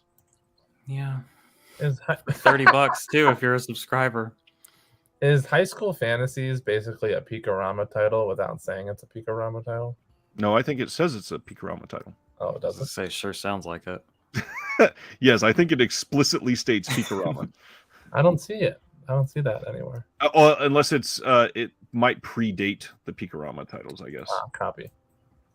Uh-huh. Copy. As long as we're updating carts, I'll tell you that I now have Gina Sellout from Connie, What's Up Connection from Connie, Tremble All You Want from Connie, the cat creeps because I didn't get that one before, the Black Flag shirt, Boggy Creek, Ninja in the Claw, basically everything that's new that just dropped that we didn't get as a subscriber. Treasure of the Ninja, Showgirls, and both of the catalog slips, Hell Comes to Frogtown and Buddies, as well as Battle for the Lost Planet. That's what I have in my cart so far.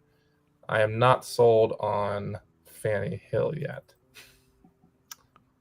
So Wave says, okay. So is this the same transfer as the Radiance release, presumably? If these are the titles Radiance are putting out, because we don't know yet, but I believe they are. Eric C. Johnson has some interesting intel. The title of the Radiance version is The End of Civilization, 3 films by Sulkin. So only 3 films, and this is 4. There you go. Well, what if they're different? Is that possible? They very well could be. I'm not familiar with the filmmaker at all. The Throwing Star is down to 48 for anyone who cares.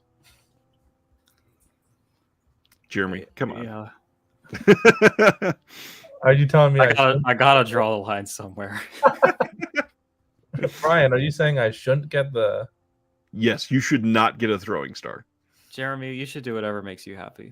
Thanks, Celeste. I do have a signed New York Ninja poster in my room. Oh, well, there you go. It'll go well. Complimentary piece. Sardis says, done when will they ship these? Reminder that they will not start shipping until probably at least the middle of next week. I'm pretty sure they're en route to the post office right now, actually. So that's what I've heard. Add to existing order, somebody running after the car going, hold on. If you just ordered just throwing a Blu-ray at the fucking Blade in the Dark, you're getting the full limited. Let's be clear, if you ordered Blade in the Dark, you are getting the full limited version, and the reason that Siminer's saying that is because it says secret flash sale people do not get it, and everything flash pre-orders do, but even if you just ordered it, you are getting the full limited. There is nothing different at all. John, I will get a Throwing Star if you buy it for me. John, I think you owe both me and Ryan Throwing Stars, if I recall. Wasn't that talked about after the Oscar stream? Oh, man. Yeah. Sibner says Jeremy's fate, however, is getting impaled by a Throwing Star. It is. My wallet just got impaled by a Throwing Star. JB's done for the night. He got Final Flash, good choice. Frogtown Slip, good choice. Lux Eterna is a great choice. It's a great film. Yeah, I love that movie. Freeway, great choice. Thriller, great choice. Burning Paradise, Hot Snake, Apocalypse, Tetra. It's a banger order right there. It is a good order. Excuse me. Trying to see if there's any on this list with low numbers that I don't already have that I should get. So Matthew Shields, friend of mine, sent me a message. Memories Within Miss Aggie. It has a note on the page that says, we will not be repressing this, so it has been placed in the limited edition section. But they re-upped how many they had, and now there's over 1,000 left on it. So I'm very confused on that. Either way, it's a good title, and I do think people should buy it. But yeah, that's very odd. That's very odd. As somebody which one are we talking about here? Memories Within Miss Aggie. No slip on that one, no. I don't necessarily do a spreadsheet like Celeste, but I do have a notes in my notes app that I update on a monthly basis with the titles and limited slips left. And I've noticed that some do go up for some reason. Yep, they do sometimes. But Also, it sounds like you just have a worse version of a spreadsheet. You should pull up a Google Sheets, and then your copy paste skills will be unmatched. Yeah, you are correct. I'm not going to even argue with that. That's really funny. Wave, the title of that is Memories Within Miss Aggie. I wish I could show you mine, Celeste. It is indeed a worse version of it. Just copy paste it into Google Sheets, and it might fix it for you. I don't know. 45 left with the throwing star. It sounds like it's going to happen. You might just want to catch it while you can. Sorry. Or it'll sell out and he'll start to get really mad and we'll be like, you said it 400 times, sir. Oddly enough, on my first real quick order I did just to get the things that were really low in numbers, it didn't allow me to do PayPal in 4. It was like, so I don't know if that was a mistake and specifically with that order or what. PayPal just grew a conscience for you. Well, have you gotten in trouble with PayPal? Is that what's going on? I know that it has a minimum. It does have a minimum. I was well above the minimum. Did you put your order through, Celeste? No, I didn't. You have to. Those numbers are dropping. You're gonna lose out on some of those. Get rid of those standard editions and hit buy. Y'all are fucking like the literal devils on both of my shoulders right now. You're like, you're gonna miss out. You got better place that order. Hey, we helped you bring it down to where you wanted it, right? Now pull the trigger. Yeah. John Peters says the throwing star might impress Brie Larson. If you want in on these Discord only inside jokes like Brie Larson and Jeremy, you should join the Patreon. Click the link in the description below. I feel so used.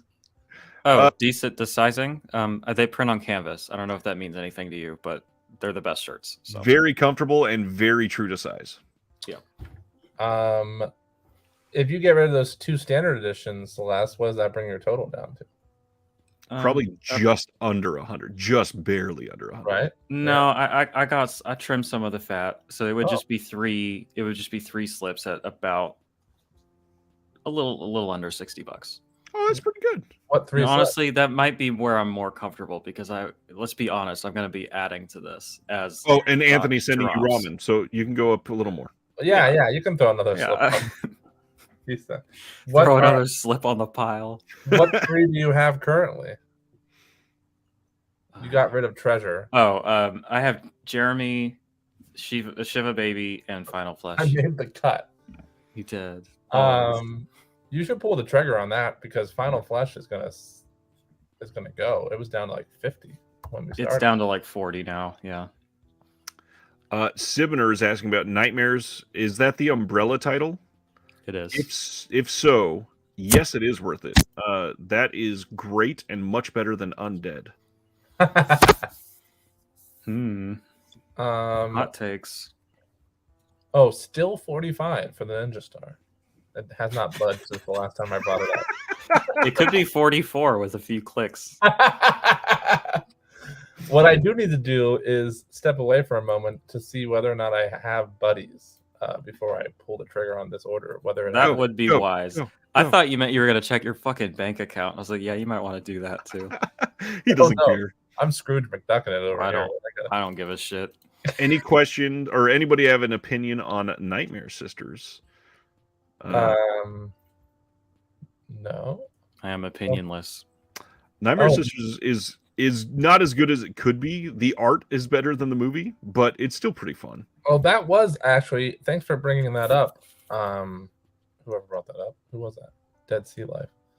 Because I am curious, I wanted to ask the same question. Out of these new catalog slips, are any of these ones that I should pick up the standard editions for along with the catalog slip, which are Blue Vengeance, Nightmare Sisters, and Punk Vacation?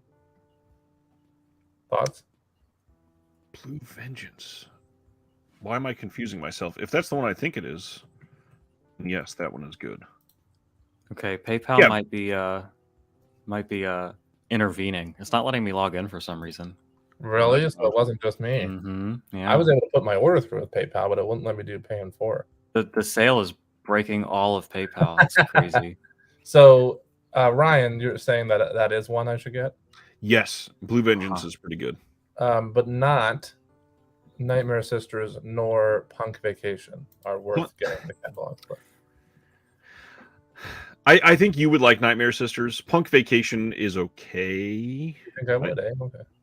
Yeah, it's not amazing. I'm gonna look up Nightmare Sisters. KB got the Amityville Horror, The Passing, Vinyl Nation, Shiva Baby, The Vincent, Black Flags. Nice, that's a good one. That's not basic. Those are good picks. Those are good picks. Damn it. Nightmare Sisters looks like something I might like. I would agree with Terry. If you like the cast, Nightmare Sisters is fun, and there's some big names in that cast. There are? Yep. Cat. Cat. Yeah, that's Cat Stevens. My cat is being very good. She's being very quiet and out of the way. Nightmare Sisters is Linnea Quigley, Michelle Bauer, and Brink Stevens. All right, I'm sold. And then, what was the other one? Blue Vengeance. Yeah. My laptop is fucking up, dropping the ball, so I'm just gonna order it on my phone. We'll see if it's still there. Maybe PayPal works there. It will. It's just devices being finicky. Media says any reason as to why Knife plus Heart isn't half off? Well, sometimes there's a glitch and some of the titles don't work exactly the way that they should be. And then usually within an hour or two, they get it worked out because people start to complain and they see a surge in emails. All right, let me take a peek here. Thank you for agreeing, dude. What numbers are we at with Knife plus Heart?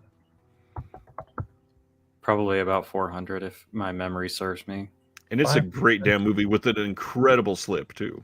Yeah, I love that slip. Oh dear God! I feel like I can wait on it though if we're at 500 too, so I will. Yeah.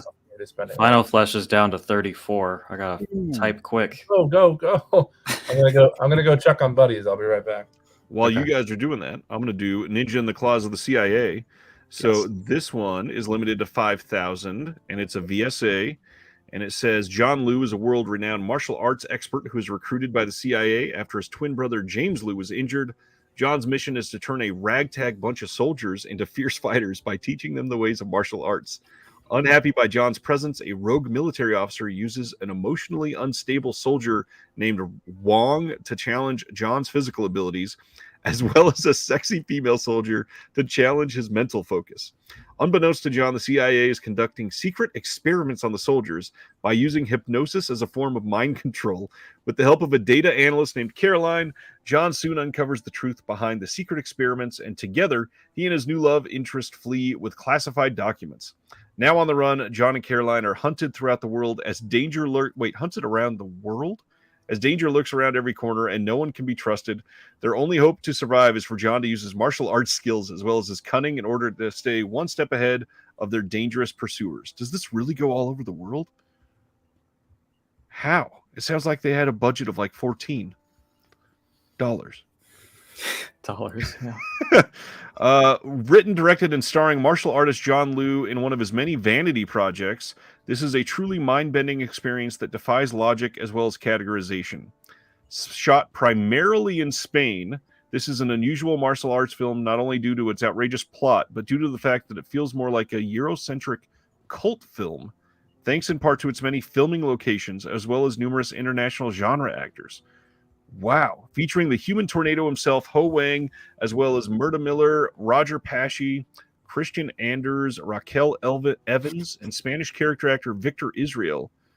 VSA is proud, excuse me, proud to present this one-of-a-kind martial arts film for the first time on Blu-ray and adding additional scenes only present in the Spanish release, including an extended version of the now infamous training sequence where John Liu has to fight while trying to avoid being seduced.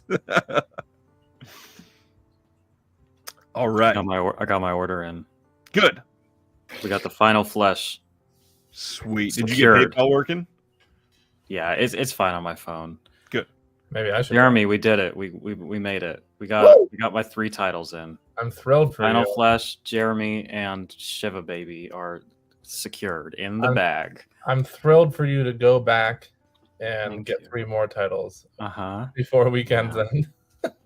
Terry is correct here. I remember exactly that this is the reason. Knife Plus Heart was released by Altered Innocence before they were a partner label. All they did was add a slipcover. So it's never going to be discounted, unfortunately. Well, that sucks. Yeah. Oh, interesting. Well, definitely more of a reason to wait on it and not have to get it right now then. Yep.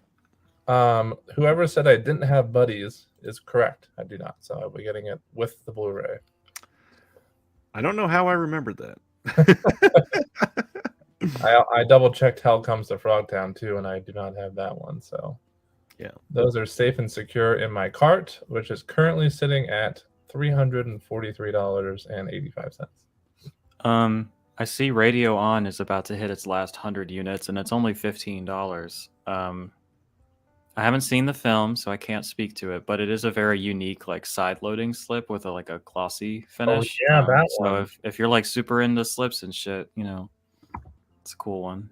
Well, anything by Fun City Editions is. Yeah, I generally trust them as well. So okay in my book, yeah. I mean, I partially want to get Her Smell. We were talking about that earlier, but it is still over 1,000. So I feel like I'm not in a position to be scrambling for stuff that's over 1,000 right now. Agreed. Yeah, and not to make Celeste feel bad or anything, casual reminder that in a week we're getting 14 more partner label releases. Don't think I forgot. That's why I said 100, and I was like, I'd really prefer to do just like 60, because like God knows what the new subscriber week will unfurl for us, and partner labels always kick my ass every time. Just, I mean, it's a good thing. Like, it's an embarrassment of riches, but I am unfortunately not of many riches myself, and so Yep. I think I might be done browsing. Personally, I got my core ones right off the bat. I threw that order in faster than we went through the first title. And now I'm just kind of getting some of the other odds and ends, including the new releases and such. Sibner is asking about In the Cold of the Night. Highly recommend that one. Best Friends is actually pretty good as well. I like Best Friends. You guys Final Flash is at 24. Jump on it, people. Forbidden Love for CIP. Only 108 left a few minutes ago. I've never seen it, but if it's from the guy who did Wonder Shojin, I say jump on it. Are you looking at? Sounds like somebody's looking at the going out of print section. If I ever heard it. If you ever heard it. I forgot to finish reading all of these things. So what is the title again? Ninja in the Claws of the CIA. We got a new commentary with film historian Chris Paggiali. Introduction by the filmmaker Curtis Spieler, who is the redirector of New York Ninja. And then a video essay by Justin DeClue on this one from Gold Ninja Video. The Wonder of Vanity Action Films. That's awesome. Has anybody ever seen this movie Grandmother's House? It's in the going out of print section. Grandmother's House is a beloved Vinegar Syndrome title. Is it now? Yes. It still has 758, so I don't think it's going out of print anytime soon. Pat, Blood Delirium is a much better film than Buried Alive. That is the standard edition. No? Let's put them about neck and neck. Nah. I think Blood Delirium is a safer bet for most people. Yes. I just seem to like Buried Alive more than just about anyone else, apparently. So we haven't checked in recently, and Ninja Star only at 44. So it only went down 1 since. Was it you? No, but it is in the cart. Nothing in my cart currently. Has anyone seen Sick of Myself? Looks interesting. I have not seen it, but I heard so many good things. Yeah, I'm almost positive I'm going to love it. It's just, there's a shit ton of stock left on it, so I'm not scrambling. Yeah, I heard wall to wall phenomenal stuff about it. The only thing that's currently in my cart that is at risk of selling out, I guess, is Treasure of the Ninja, which we're not even sure if I'll This like. is a damn good cart video store. He got Sex World, Buddies in the Soup, Death Promise, Freeway, and Sound and Fury. That's a hell of bangers. a cart. For someone that hates me, they took a lot of my Sibner says prediction: Jeremy's not making it to Black Friday. Yeah, I'm gonna drop dead. I agree, Stab. Stab says Justin DeClue is great, and his special features on Gold Ninja video releases are fantastic. They always are. Not to mention his podcast. Everybody should support Justin. He's great. Let's see here. I'm a big fan of After Blue, Dirty Paradise. That's a wild film, and it has a shit ton of... oh, no, I'm thinking of something else. Never mind. It has a couple short films on it, but it's a really beautiful, unique film like After that Blue. I recommend. Yeah, I agree. Yeah, I do agree with that. I'm thinking of Apocalypse After, which has a shit ton of short films on it. I really enjoyed going through that whole set. That's a great one. Evil Laugh, anyone? Oh, Evil Laugh I like Evil Laugh a lot. Evil Laugh is good. Which one's that? Did I get that? It's you would have gotten it in the sub package. Oh yes, that one. I didn't recognize it by name. All right. Well, I'm going to take a couple things out of my card because I'm not looking to spend over $300. Boggy Creek 2, or as they misspelled it down here, Bogey Creek 2. This one has 4,000 only printed. They must not have a lot of confidence in this one.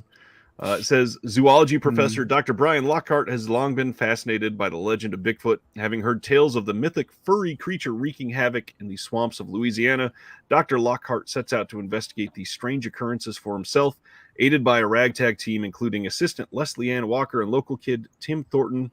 Hitting the road in their camper, the group encounter person after person who relay their strange and often frightening encounters with the beast, while the creature itself remains elusive, though as they get deeper into the wilderness, stranger things begin to happen. Could the stories be true? And if Bigfoot is really out here, is he friend or foe? But most importantly, what does he want? A spiritual sequel to the early 70s blockbuster. This resituates the Bigfoot myth into a sun-baked, undeniably 80s new agey setting, and features director Pierce co-starring with his son Chuck Pierce Jr., all tied together by Chirac Kojayan's Smokey and the Hotwire Gang's lush nature photography and Frank and Laurie McKelvey's catchy folk soundtrack. Wow. Oh, shit. Apparently Cthulhu Mansion sold out. Oh, there it goes. I managed restraint and not panicking on that one. Well, Ryan just confirmed that it's boring, so I don't feel so bad. Yeah, that might be a rental first. Saturday Night at the Baths is at 35. Really, really, I want to highlight that again and say people that don't have it should jump on it. That was one of the ones I grabbed in my first quick order. Thank you very much. Hell yeah. Severed Arm is under 200. It may only last like 3 more sales at this point. Is it? It looks like something I would really like. Like, should I grab that one? Severed Arm? Absolutely. It is genuinely a great movie.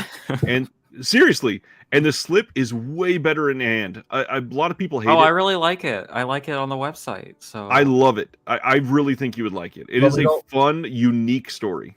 We genuinely don't think it's selling out between this and the next sale, though. It should. Okay, what is the meme here? Because I'm not hip to this. Apparently people hate it. This is the oldest print in print slip. It has lasted like 4 more sales than it should have. Really? That's the joke. Okay. I'm just going through all the partner labels right now and making sure I didn't miss anything. Perfect Strangers is good, Sibner. It is very good. Rob says you should get it. Oh, yeah.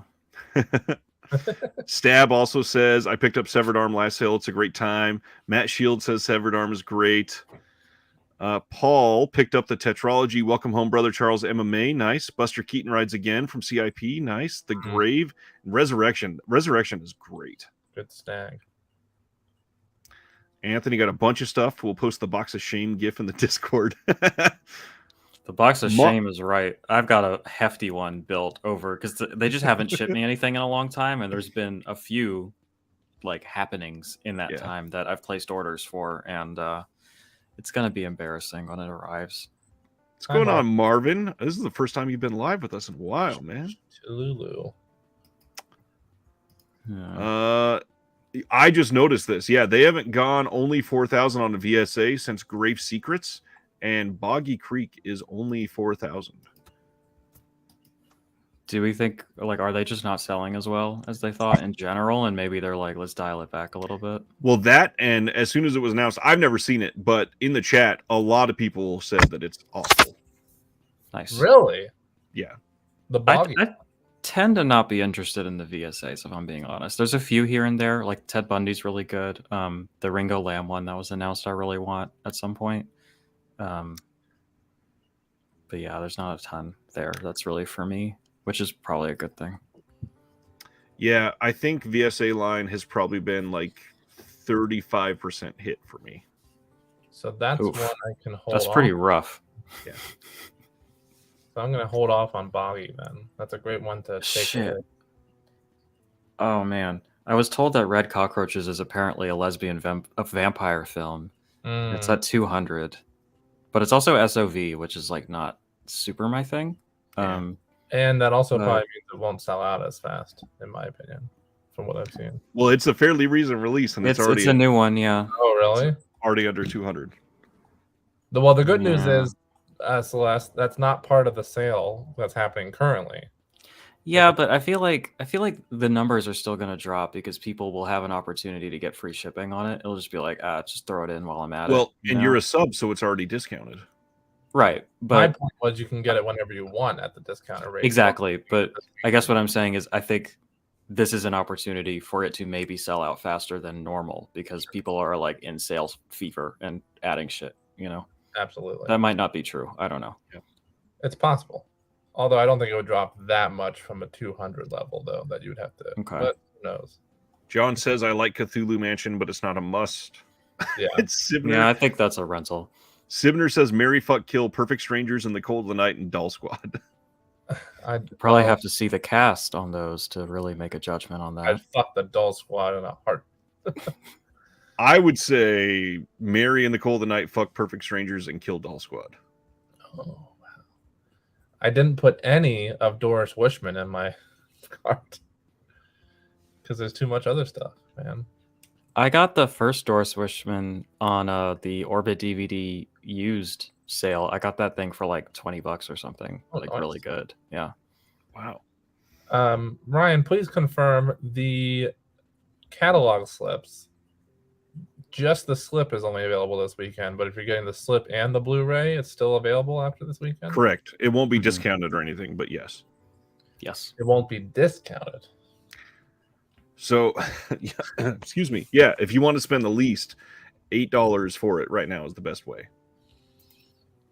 Right, but I need to get the Blu-ray with it, so. Yeah, you may as well, to be honest. Wanted to show, I don't know if either of you saw this yet, they showed the slip art for Showgirls finally. Oh, really? It's pretty damn good. Oh, that's gorgeous. It's a lot better than the box art, in my opinion. Look at that, not to shit on whoever did the box art. I'm sure you're great, but, you know, I like that a lot. Yeah. Much better than this. Like, I get the details on this are nice, but I don't think it works as a box, to be honest. I'm not a huge fan of it either. Hopefully in person, it'll click and I'll be like, wait, this rips, but you know, we'll see. This rips. Pat says, wasn't Severed Arm released during the same sale as Blood Games? If that's the case, God, that was ages ago. Marvin got Severed Arm, nice, in the Black Flag shirt, and Final Flesh. Dang, that's a killer card too. Nice. That's a good card. Keeping it modest and small and all good stuff. JB says, talk me out of buying Red Lips. We don't want to buy it. Get something Red else. Lips? Which one's that? Matt Shield says, I recommend people pick up the collar. The collar is really good. As it so happens, so do I. Dang. Michael W. Howard went ahead and grabbed one of each shirt, the Ninja Star, the VSU, VSA, VSL, alt slips, and the legs. So you got everything. Got it. Damn, everything. Dude. Speaking of the Ninja Star, we're down to 38. Any excuse to pull out the that's Ninja crazy. Star. I love this comment from KB. The outside box is reminiscent of the outside of a club. Boring and nondescript. I mean, I removed the Ninja Star from my cart, by the way, folks. I didn't want to spend as much money. Weak. Paul Huggins. You know what would take the sale over the top? $40 lobby cards. At least they would probably be like embossed or like glow in the dark or like, I don't know, have lottery numbers on the back or something. Like, well, with this sale, they would probably be, if you look at these catalog slips, the way they're wording it, limited edition Polish variant slipcover. It would probably be some crazy Polish variant. I was actually gonna say something about that, but I thought it might sound stupid. I read it as Polish, and then I was like, it's probably Polish. But I'm not sure entirely which it is or what that means. Well, I believe this is based on the Sulkin Apocalypse tetralogy, which is a Polish film director. So yeah, I do believe it's Polish. Can anybody in the comments, and if you've already said something about it, I apologize because I haven't been able to pay attention to the comments as thoroughly as before. I've been neglecting them as well. Can you please either yay or nay, if anybody's seen Battle for the Lost Planet or Fanny Hill? I'd love to get everybody's thoughts on those two. Because Hell Comes to Frogtown and Buddies are must-buys for me, but I'm not sure about these other two. Yeah. Sibner, Don't Open Till Christmas is really good, and it's got a great slipcover, got to be honest. It does. That's a fun one. Yeah. Christian got Coca D, Coca Da, Leather Boys, Her Smell, and Undefeatable. Nice. Saving money for the surprise drops in quantities. Smart. And you went with Her Smell, which we were talking about earlier. Stab says, I'm done. I got the Black Flag shirt. Unmasking the Idol is great.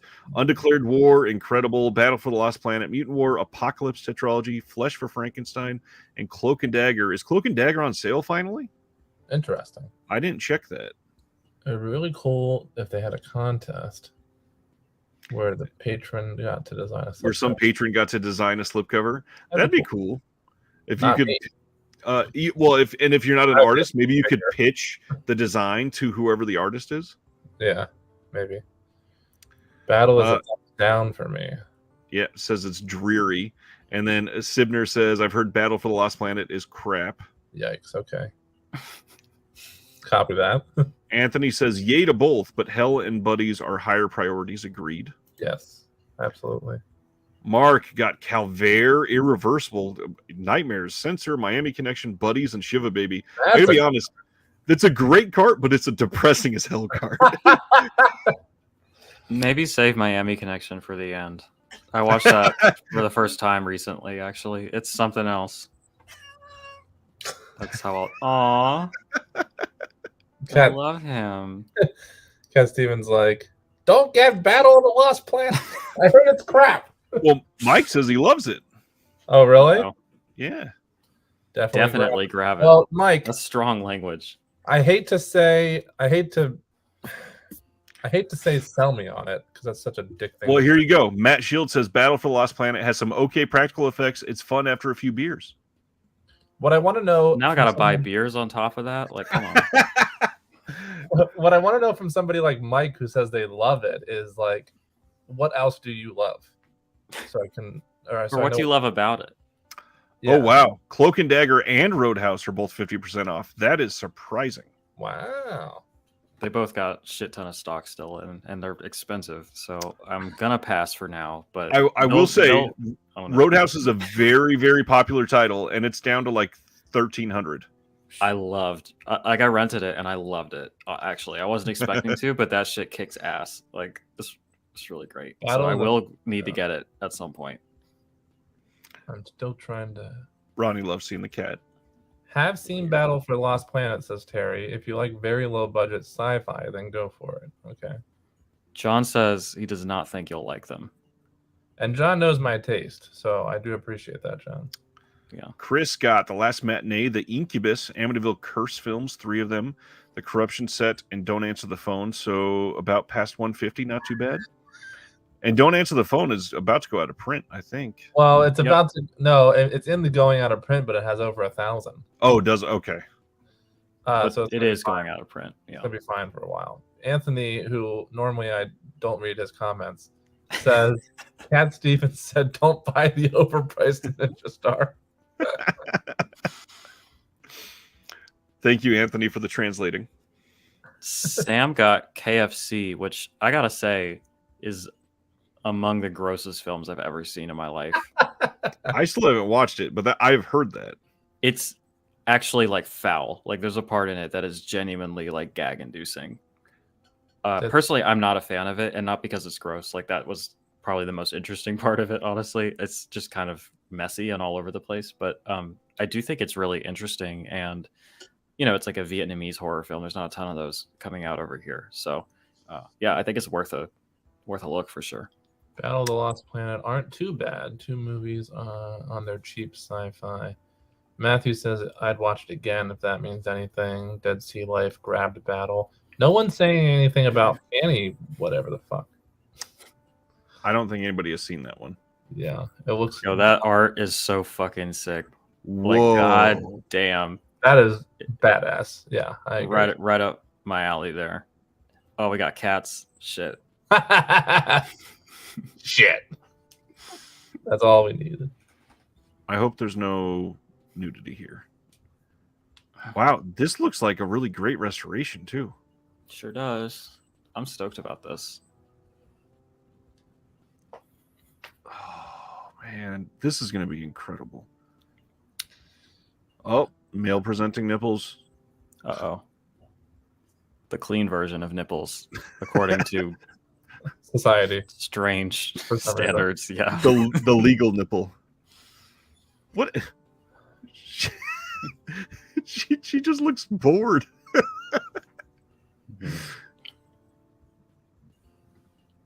This looks like an interesting one too. So much greenery. God, this is going to be a great set, isn't it? Yeah, it's going to be. Oh, that looks awesome. Whoa, that is not what I zoomed in on. How? Ninja Star's down to 36. Jeremy, if you want it, buy it. I'm letting everybody know, guys. So interesting on this.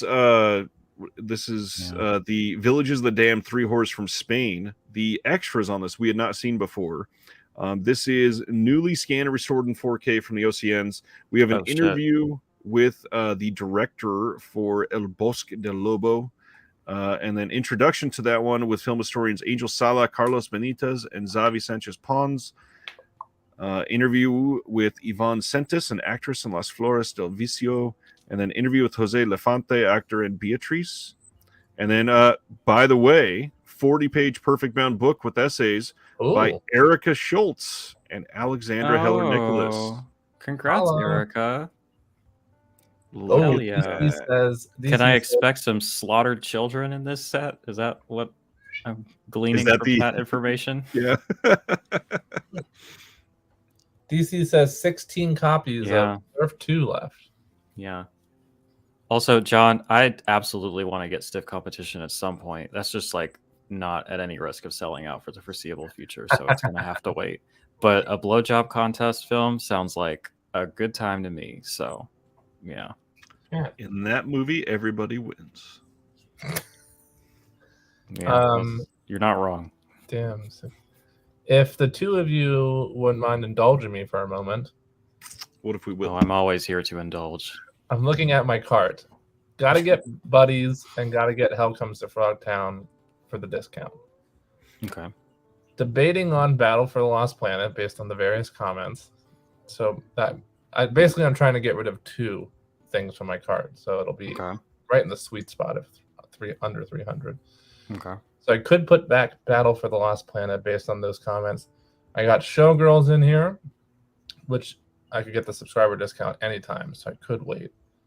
I got Treasure of Ninja because that's about to go out. I got the Apocalypse Tetralogy, which that's kind of like a must after everything we looked through. I got Ninja in the Claws. I put back that VSA I got the Black Flag shirt. I got the Cat Creeps. 'Cause I'm trying to collect all the VS. The VS what? VSL. Yes.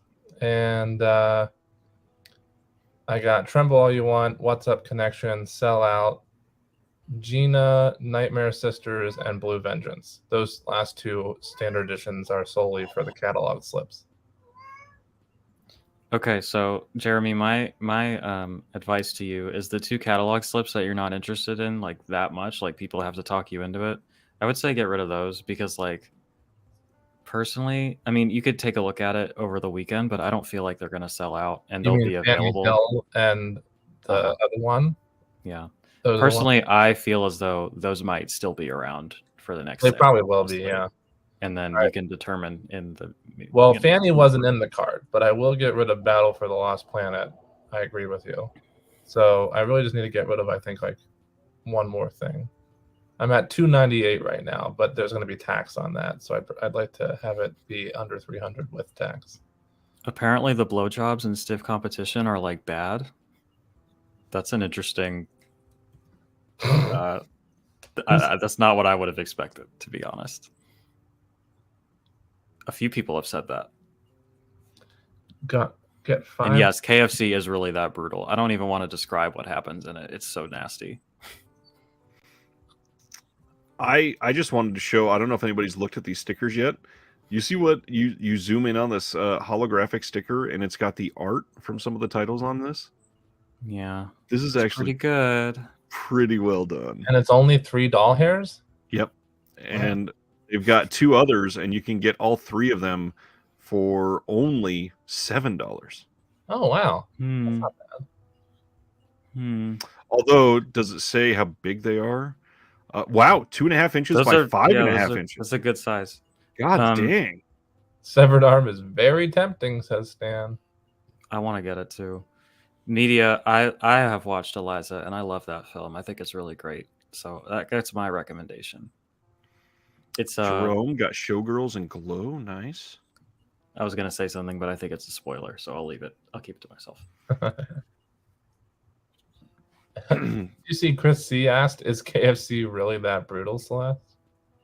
Yeah, I was saying that like the stuff that happens in it is so gross. I don't even want to like articulate it to you. We might get in trouble on this stream. Maybe. JB, who says the Apocalypse Tetralogy, the trailer is bonkers. Is it okay? Well, it's on YouTube, so it should be okay to share. You guys want to see it real quick? Let's do it. I don't personally like trailers, but I won't stop you from showing it. Okay. So sad. No, go ahead. Watch the trailer. I'll check my phone. It's fine. I hope this is playing sound. Oh, it's only 1 minute. Hello.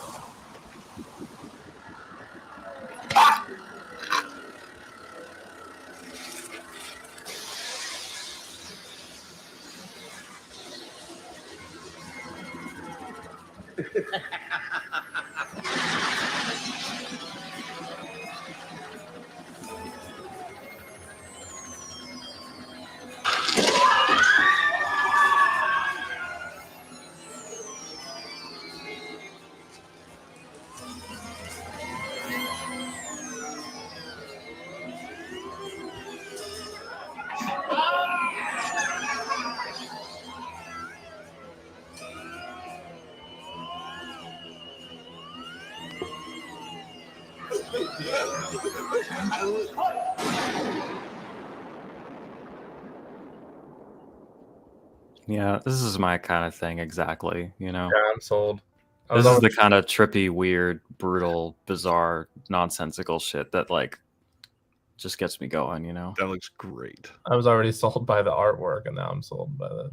So the only reason I haven't bought it already is because, again, I am like so broke right now that I really can only afford to get stuff that's like about to sell out, and that I think will be safe for a while. So yeah, I'll have to hold off. But yeah, I kind of want to just say fuck it, but fuck it. I've done enough of that.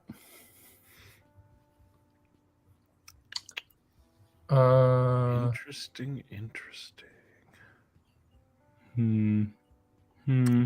I kind of want more shirts, but I also have way too many. Well, you're getting the Black Flag one, right? I'm actually running out of closet space. I have so many fucking t-shirts. Same. I did not get the Black Flag shirt. Ryan. Jeremy. You gotta. You gotta. Honestly, I'm staring at that print and I'm like, damn. It'd be so sick. 34. It's like exactly our fucking brand in this house. Same. Exactly the same. Oh. All right. Here's where I'm at. I'm seeing a lot of stuff hovering at like 200, 300, which is like, that's not like panic mode yet. But I'm like, which of these titles do we feel like is on the hype train or whatever? And like when the normies wake up, they're going to be like, shit, I got to have that. And then it's going to be gone. And I'm going to wake up. Wake up. And I'm going to wake up and it's going to all be gone. Because that's what happened with that newest Connie title. Is I was looking at it and it was like 200. I was like, I'll sleep on it. It'd be fine. And I woke up. Yeah, that same thing happened to me. And then suddenly they put a couple more in stock and somebody in the Discord was a lifesaver. I forget who that was. So I'm just kind of trying to, I guess, foolishly predict, maybe fruitlessly predict which are going to be like the sleeper titles, as it were. Oh shit! Final Flesh down to 10, yo. Good thing I grabbed that sucker. Sibner, yes, you're correct. Dead Sea Life says, Celeste, have you ever seen Jans Finkmeyer's Alice? That was a good pronunciation of that name. And yes, I have. I watched it on the Criterion channel a few years ago. It's really good, but the way it is edited is actually like deeply uncomfortable. And it was like kind of getting on my nerves, but it is a really interesting and unique, really like fucking out there film that I'm a fan of. John says he hates the way VS cuts trailers, and I would honestly have to agree. I think Severin does a really great job with trailers. And the recent, not to stir up any drama since they used to be a partner label, TerraVision has been doing great with trailers as well. I apologize. I have to pee again. Right at the Throwing Star update. Oh, shit. All right, I'll stick around for that. You better fucking hold it. 33, everyone. 33. It's not selling as fast as everyone thought. Well, I guess it is because it's only been an hour. It hasn't even been an hour and a half yet. I love that I got complimented for pronunciation for the first time ever on the show.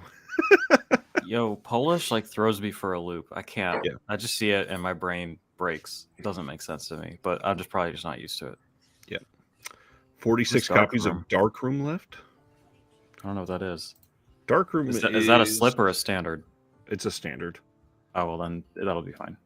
I think it's going out of print. I do think it is. Okay. Well, it doesn't have a slip on it, so I'm not interested. Or is it not? It's not listed as going out of print. Is it on the going out of print section? Oh, it is. Hello. Mm-hmm. Yeah. Yeah, okay. Man, there's a lot of big titles. Yeah, Malibu High's going out of print, huh? Yeah, strongly recommend this one, by the way. I will say it again. I know I mentioned it last night on the stream, but Malibu High is great. And then for those that are not like into being complete from Vinegar Syndrome, Witch Trap is about to come out from MVD Rewind. So it'll likely, I almost guarantee it's going to be the exact same restoration. You probably have all the same features, right? Probably just license the whole thing. It depends. It depends on who holds the rights for some of the features. If they can, then yes. Yeah, I was comparing the Sweet Sweetback's Badass Song, and I was really disappointed to see that Criterion didn't port over all of the features that are on the Vinegar Syndrome, which is now out of print. So that fucking sucks, you know? Yeah. Anthony says it's 1:13 a.m. Does Jeremy know where his Invisible Maniac's lenticular slipcover is? I love you poking at him, Anthony. I don't love it. What's going on, Daniel? He picked up Fanny Hill, wanted it for a while, and Shriek of the Mutilated. Nice. I like Shriek of the Mutilated. It's a stupid movie, but it's fun. The answer to Anthony is hopefully it's been shipped. in the last hour and a half. Ronnie says $45 is my limit for a Ninja Star. Just under the wire. That is a great comment. Hey, it's good to stick to your guns, you know? It's still at 33. It hasn't budged while I went pee. Sound and Fury down to only 6 slips.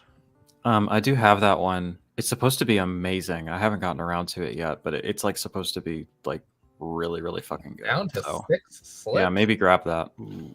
It's like a French art house film. I think I have that one already. Bullshit, you know? I had to look it up to confirm. Witch Trap is going to be a signing event at Dark Delicacies in Pasadena, California in June. Oh, and, it is? You may be able to order that online if you're interested in that. It'll probably be the MVD Rewind release. Interessante. I do have Sound and Fury already. Nice. Sibner says my second order already consists of Forgotten Jolly 3, 4, and 5, Nightmares, Perfect Strangers, and the Cold of the Night, Buddies, and Blood Delirium. Hey, that is a solid card. Now's the time to get those box sets. So yep, yeah, banger shit right there. Oh, here we go. GK Fan says you lose some features on that upcoming release of Witch Trap, but you do gain an R-rated VHS version. Oh. Right on. Ragnar says, who got the Severin Trumpy? I know John Peters did. Oh, Dark Delicacies in Burbank? I could have swore it was a Pasadena address. No, it's in Burbank. Man, that feels like we went really far when we went over there then. Huh. Who went? Oh, you and what's his face? When me and Brian went over there, yeah. All right, I think I'm finally pulling the trigger on my cart, but unless PayPal with or without a Ninja Star, it just sold out. No. real quick though, did you believe him for a second when he said that? And if so, how did you feel in that moment? Because maybe it's telling you something. No, it's a good point, Celeste. I did not believe him, and therefore felt nothing. Okay. I don't. Because if your heart skipped a beat. No, I agree that I don't think I need it. So it's not in the cart. I was just mostly being jokey. Although, I mean, if I had all the money in the world, I probably would get it because it is kind of cool, but I don't think I need it. The question is, will my PayPal Pay in 4 work this time? It's a much larger cart. Ragnar says he has all of the Severin plushes. Is there more than 2? I only know a few, yeah. I only know of Trump or Trumpy. I don't want to say Trump. Trumpy, and then the Anthropophagus plush. What am I missing? Yeah, I'm the same way. I didn't order it either. And I want them to sell just the plush, and I want them to sell the airline bag by itself too. Yeah, the thing with that, like I was honestly tempted to get the plush on its own, but they only have it in the bundle with that stupid T-shirt that I didn't want. Yep. And I was like, I'm not paying for that. I couldn't have possibly hit the limit on PayPal Pay. Absurd and Anthropophagus. I have no idea what that is. So no, but maybe it's something I would like. I don't know. Excuse me. It is the box set from Severin. Oh. And it's Absurd and Anthropophagus. And gosh, these, I don't remember which one it is. These are, I want to say these are like one of the Italian fake sequels that it's like Evil Dead 17 or whatever. Mm-hmm. I don't remember which one it's pretending to be though. But this was a long time ago. This is one of the boxes that the double feature came in. It's pretty. Who's screenshotting? Jeremy. Is it you? Sorry, we could not approve your application. We'll send you. You're in trouble with PayPal. Shit. Apparently. I don't know what I did. A dead rabbit is involved. Yeah. I'll have to wait and give him a buzz. I've honestly gotten pretty desensitized to like dead animals in films. Being in vegan activism for a while, I had to see some of that stuff. But sometimes like the really, really graphic stuff, especially if I'm not expecting it, is upsetting to me still. But just like a shot of a dead animal, like it is what it is, you know. But I appreciate the tip on that. Wave got Shiva Baby, Burning Paradise, Sound and Fury, Buddies so far. All killer titles. They're nice. You know what I love is how many people are listening to our recs. Because a lot of people, particularly mine, not to brag or anything. That's right. Absurd is the supposed sequel to Anthropophagus. It's in the wrong order then. Thanks, Chris. Jeremy must have maxed his limit. I don't think so. Yo, the PayPal Pay in 4 thing is definitely nice, but it's getting me in trouble because that's not how my brain works. Like when I purchase something in my brain, the money is gone. And then it's like I get hit with it later and I'm like, damn it, I'm still like suffering for this. But it's necessary for like the subscription, you know? Bob's Blu-rays just pulled the trigger on 19 titles. Damn, Bob. All right, Bob, drop the haul. What'd you get? Or are we saving it for a video? It's going to take multiple comments to hear it all. That's true. I think I found the culprit. Uh-oh.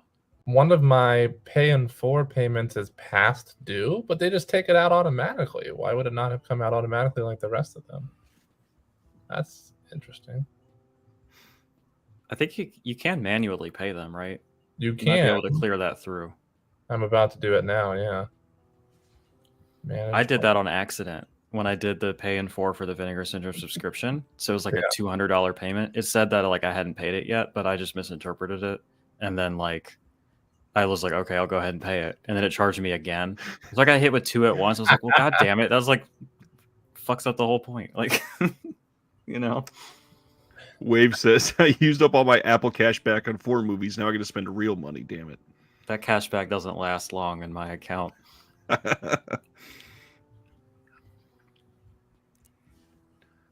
Man, this has been pretty decent ones this time. This is going to be a big box when it comes. Mm-hmm. Yeah, I'm definitely going to get Frogtown and Buddies at some point. I just will keep an eye on the stock count. I don't feel like I have to have them right this second. Well, Buddies, I don't know if it's accurate, but if you look like the movie and the slip 577, slip only 729, that's fairly low. It is, and now you got me thinking. But now Frogtown, both are over 1,000. Yeah, I'm not as worried about that. But so Buddies they is the must one have that printed. I'm more interested in. So, fuck, I might grab that. Damn it. So it turns out my payment method could no longer be accepted, and that's why it didn't automatically take it out for that pay-in. Very intriguing. Credit card fraud live on Reconnected. I'm my own worst enemy. No, I've been there currently. Chris is asking if Made in Hong Kong is for sale. It does not look like it. $42.99. Because that came out in January, so that would be. No, it's not on sale. But if you like have to have it, I think that's a fair price for it. Yeah, for 3 titles, that's not that bad. Get a nice booklet in it too. Mitchell's going back for Shiva Baby. Nice. Oh yeah. Anthony's comment made me laugh. Griff says Frogtown slip is hideous. Let me take another look at it. Oh God, can't Steve. Yeah, when I'm sleeping, she goes into my wallet. So I got to be honest, I don't love the front of this, but the back, that's really funny. I'm a fan of both sides of it, but the back I do like goes, honestly. What is the frog legs? Hell yeah. Trapped in a nuclear wasteland surrounded by mutants, Sam Hell has a mission to fertilize as many women as possible. I can't believe they printed it on there. That's amazing. One of those might be the case. Yo. Whatever it is, I just did a manual payment, so we should be good now. Someone I'm currently seeing right now is like really into frogs and is also like very sapphic. I feel like I gotta show them this. They'll be into that.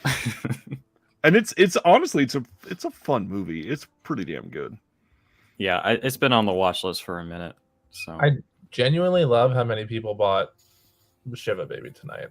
That's fun, right? Could sell out this weekend. Yeah. Speaking of, what is that at now? I'd be curious. Oh, I guess only 109. Yeah, that was at 200 something Yeah, before the site went Wow. dark. I gotta update my spreadsheet because I bought stuff and some stuff is sold out. Wow. Wow. Oh, thanks, GK fans. So this is what I was talking about earlier. If you go to the checklist, it says there are 2,000 copies of the slipcover only. And so Hell yeah. Thank you. they've already sold like 800 of them. God damn it. Okay, fine.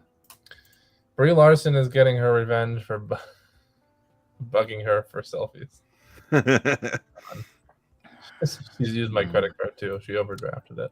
Good comment from JB as well. Last year, they gave us a coupon for Partner Week on Sunday if we spent more. So maybe keep a title or two in your cart for Sunday. But just be prepared just in case, because you don't want to keep a title that's on the verge of selling out. And I know Celeste made the normies comment, but it's true. When people wake up in like 6 hours, a lot of these are going to drop pretty big. I didn't mean to be so cavalier about it, but the people who aren't insane and up at 1:30 in the morning looking at this shit, That's true. What was the coupon again last year? I forget. I think it was if you spend more than $10, you get $5 off, or 20 and 10, something like that. They had some kind of bullshit effective marketing thing where they sent me a coupon and made me place another order. It was something like that. Theoretically, you can use that coupon on like one release if it's like if it's expensive enough, yes. Yes. So Bob's Blu-rays says Auntie Lee's Meat Pies, Amityville, Fair Game, Birds, Roadhouse, Freeway, Birds, and a bunch more. Nice. Some VSUs in there too, huh? Roadhouse is under 1,000. Wow. Same with Cloak and Dagger. Finally. Wow. Let's see if it lets me do paying for now that I paid that did the manual payment. This is great that I can see my distress live on the replay as you all tell me these things. Ebola Syndrome, not a bad price for the 4K, but I know it's a divisive title. I love Ebola Syndrome. A lot of people hate it. Do we think Vinegar Syndrome is pulling the old Scream Factory mysteriously found a box of leftovers on us? They do that all the time, but I don't know that they're being necessarily cynical about it. I think he's talking about buddies, and I don't know necessarily that VS does what Scream Factory's done this many, many times. I think VS just shifts inventory around from convention stock, from archive stock, which a lot of people got to forget. They have multiple physical locations, and then to what's available here. Yeah. Update for absolutely no one, because no one gives a shit. That is the reason why PayPal paying for it was work. So we found the root of the problem, and it is now working. And now you got a Ninja Star coming? I don't think so.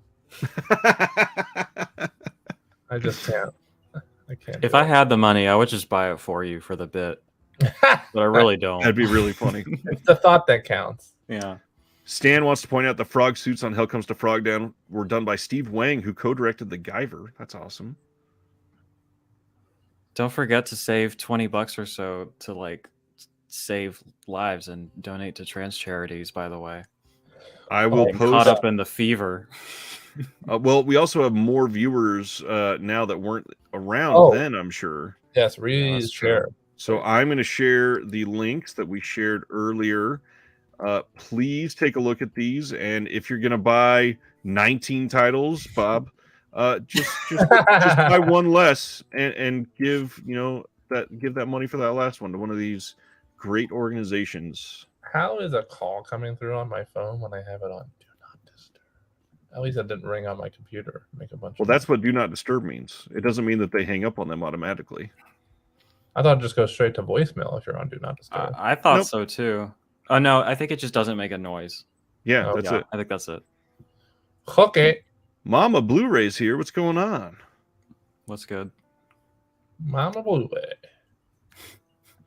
Are there any clues they'll do that $5 off thing again? No clues necessarily. Yeah. Don't fucking do it. There's no way. That shit works too well.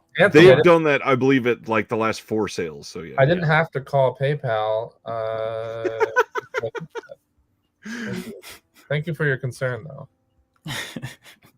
That was hilarious, but also Six String Samurai is still over 3,800 copies. That's Jesus. That is nuts. Do we think Tremble All You Want is going to sell out? Probably, right? It's at 184.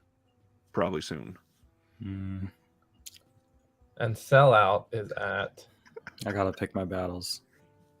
Sellout is at 297, so that one will last a little bit longer. But Celeste highly recommends.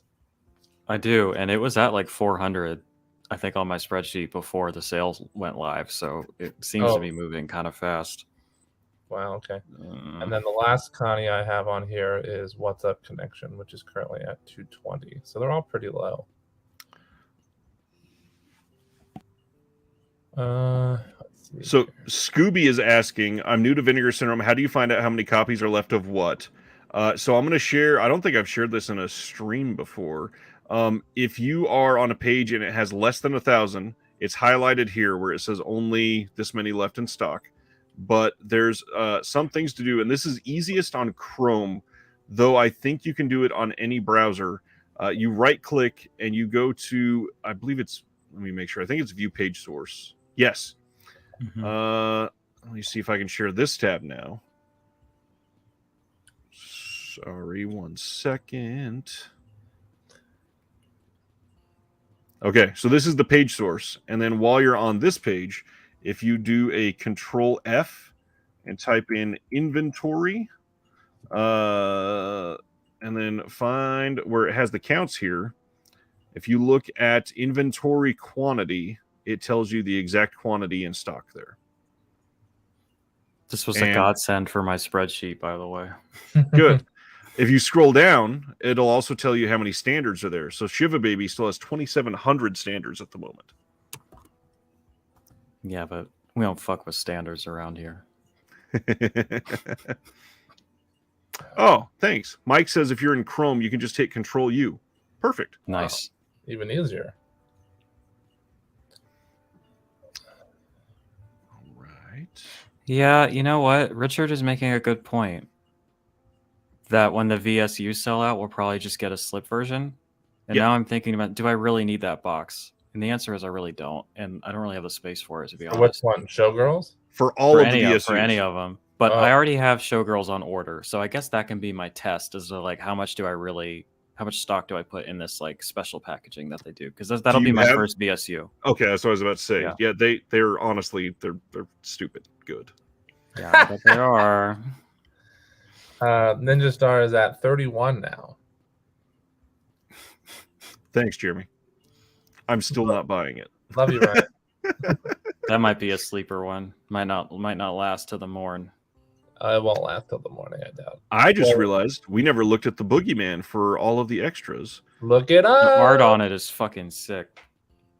Big fan. Yeah, that is really good art. And it matches one of Celeste's favorites that just recently came out too. The Devonsville tier? Yeah. Same director. Yeah, same director, same artist. Yeah, it's perfect. Jim says merch blows. I mean, honestly, the only thing that's a little harsh. The Black Flag shirt, man. That's the winner. I also really like the Jalo shirt, and that poster, the rainbow print is incredible. Yeah. When is Vinegar Syndrome gonna just cut me a check? I've apparently like sold quite a few copies of Blood Delirium. I'm just saying. Now you all have me wondering what I should put back in order to use that inevitable Sunday coupon. Well, just be honest with yourself. It can be a fun bonus. I know you're going to want something else. I was about to say, be honest with yourself and just buy a shirt when they announce it. Buy another shirt, you mean? Yeah. Or just anything. So Sibiner says you can already get the standard VSUs through other third-party vendors. Keep in mind, after Beastmaster sold out, they put it in a regular slip that was different than the slipcover that was in the box. So it's not exactly the same. They sold the whole box set, and then they sold a regular slipcase version. You can also just buy the film. The third-party vendors are not going to have a slip at all, right? Exactly. That's what I'm saying. Yeah. It's not exactly the same. Did you see Dead Sea Life's comment? Adam also got Incredible Melting Man and Blood Delirium. I'm about to buy 31 Ninja Stars just to break Jeremy. Please do.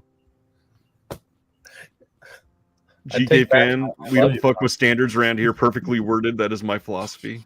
Hell yeah. I can't wear. I'll print that on a shirt. T-shirts to work. I think. Says, do we get the coupon? We're hypothetically assuming we get the coupon, DC.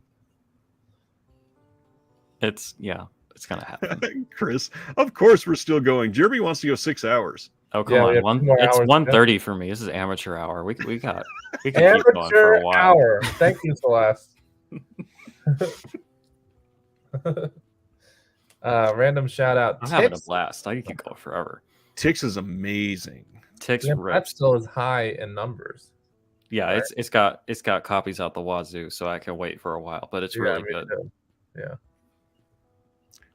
Ragnar says the packaging is very nice, but it makes one title take up 4 spots on your shelf. It really does. Mm-hmm. I do have to think about that. If we get a coupon, do we all get it? Yes, they send it out in an email to everybody. I'm pretty sure it's just as long as you placed an order. Mm-hmm. Like you'll get another coupon. They'll be like, if you want to place another one, here's your coupon. And not on top of that, it's also if you're signed up for their newsletter, just in case you didn't order something.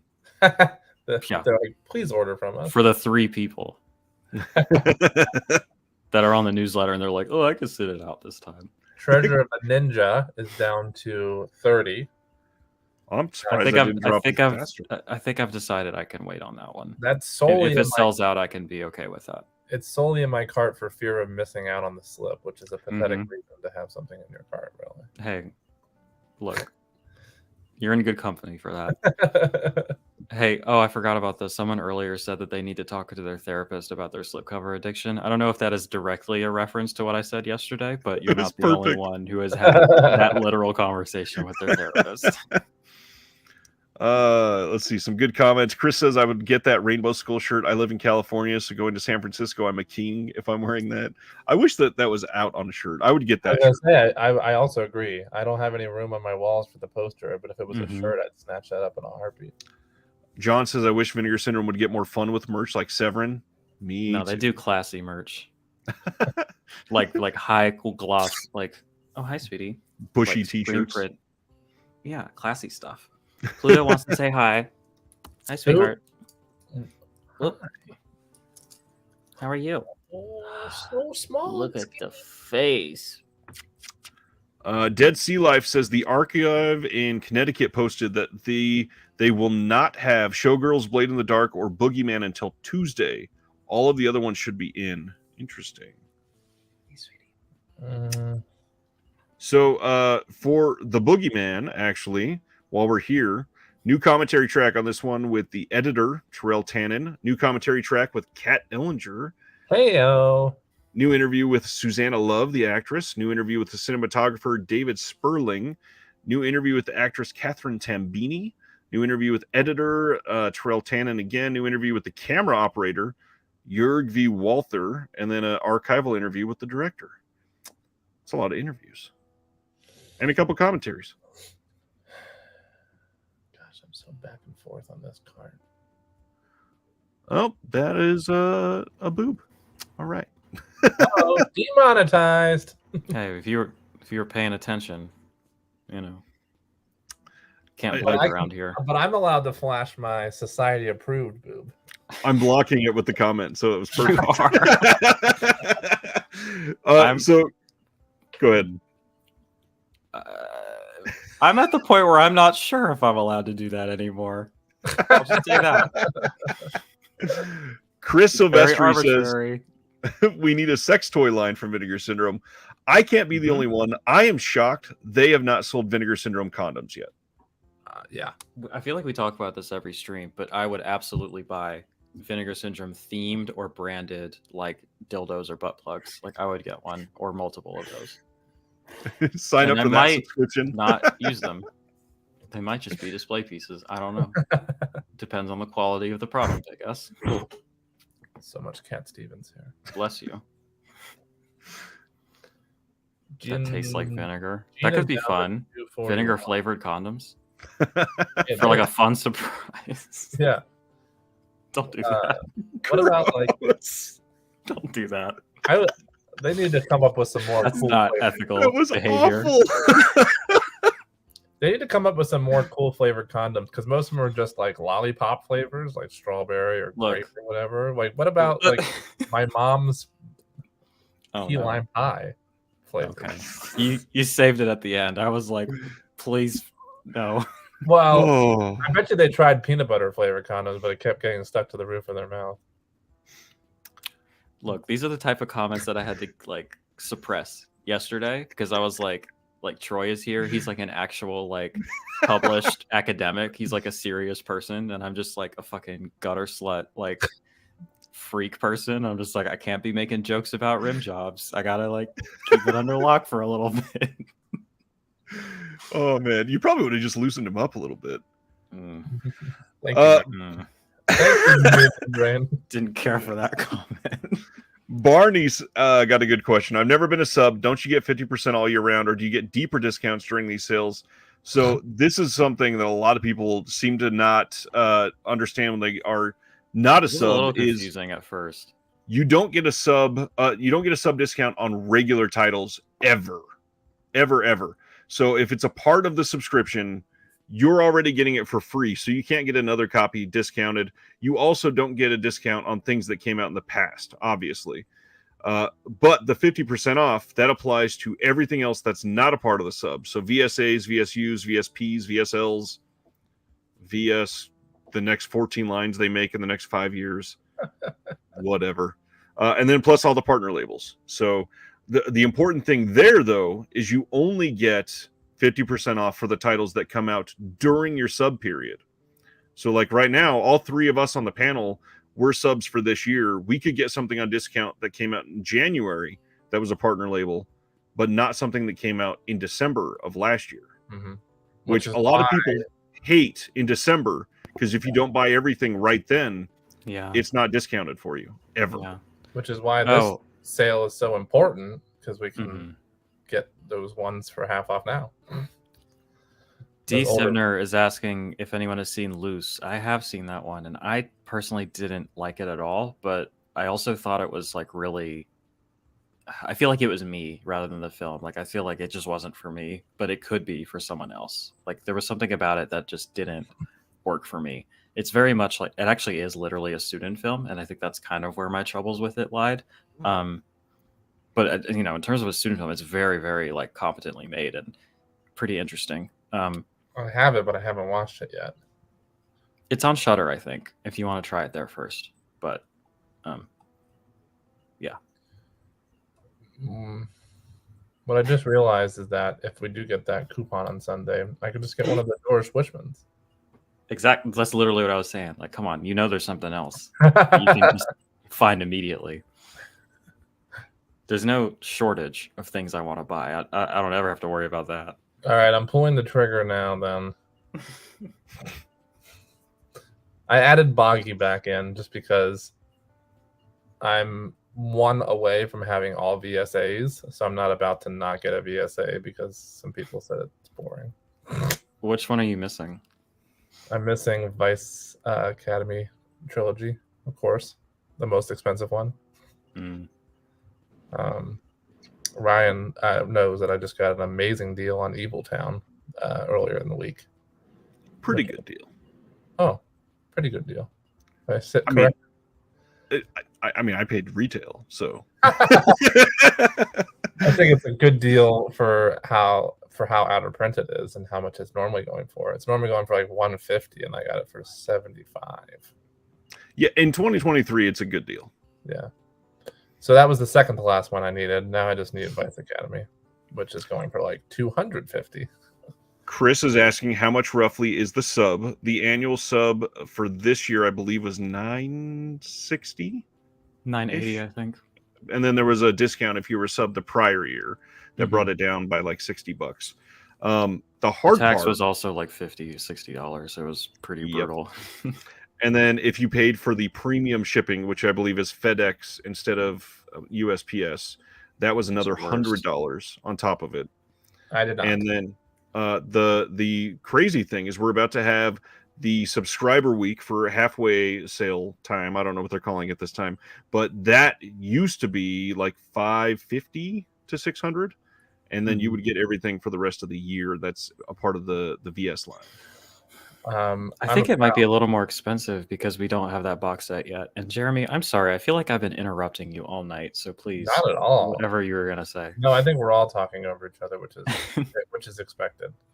I just was saying I'm a proud subscriber for 3 years now, 2 years. I can't remember, Ryan. Just two. But, I know this. It's so funny. You're like, Ryan, how long have I been subscribed? Right, Ryan, do I have this? But man, I mean, first of all, you're saving money left and right as we run. Oh, thanks, Chris. Especially if you love the partner label stuff. Especially if you love the partner label stuff, correct. But really, if more than anything, on top of the savings cost-wise, it's just the ease of everything. Like just hopping on and knowing so much easier. These are coming. Like these ones are already coming. I don't have to worry about it. Yep. Your dynamic is honestly very similar to the one that I have with my girlfriend, where she'll like ask me which films she's seen. Like she'll be looking, she's like, "Did we watch that one?" I'm like, "Yeah, we watched that one. You fell asleep about 45 minutes into it, but we did watch it." You know, like I know these things more than she does. Ryan and I are dating, so that would make sense. That's good. I'm happy for you. Don't let your wife watch this stream, Ryan. She never does. I just wish we lived closer. I know. Long distance is tough. Ryan slept on my couch with me. You had him on the couch? Oh, with you. That's cool then. Yeah. I was gonna say, like, that's how you treat your man. You have him on the couch.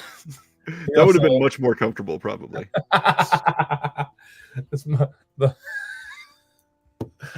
On a scale of 1 to 10, how comfortable? New Bev chairs comfortable, or? Oh man. Sibner says, "I know I've asked several times, but never heard an answer. How is Evil Laugh half off? It came out 131 of this year." This is going to be a really shitty answer because they arbitrarily choose to do that for some of them. It's probably not selling very well. Evil Laugh, yes. It could be a mistake. We could wake up tomorrow and it's full price. That's true. Whoopsie, jump on it now. GK is saying Evil Laugh came out during the Black Friday sale last year. So maybe that's why. I don't know if that's true. I can't keep track. I gotta make a choice here because this Black Flag shirt in my size is down to 15. So I gotta pull the trigger soon. That's actually pretty high for like the merch stuff. Like since it's divided by size, they're usually pretty low numbers and they'll hang around for a bit. That's true. Evil Laugh did come out during the Black Friday sale, so that's why it's on sale. That's why it's on sale. It's not a mistake. Oh, whoops. I'm trying to think now. I see another butt plug comment, and now I'm thinking, what are the Vinegar Syndrome themed butt plugs and dildos that they could come up with? And I'm thinking of like a Tammy and the T-Rex tail, maybe. Ooh. Something like that. Clearly, one could be like a knife. A knife would be good. A blade in the dark. Yeah. Perhaps. Obviously, it would be soft edges, but yes. Well.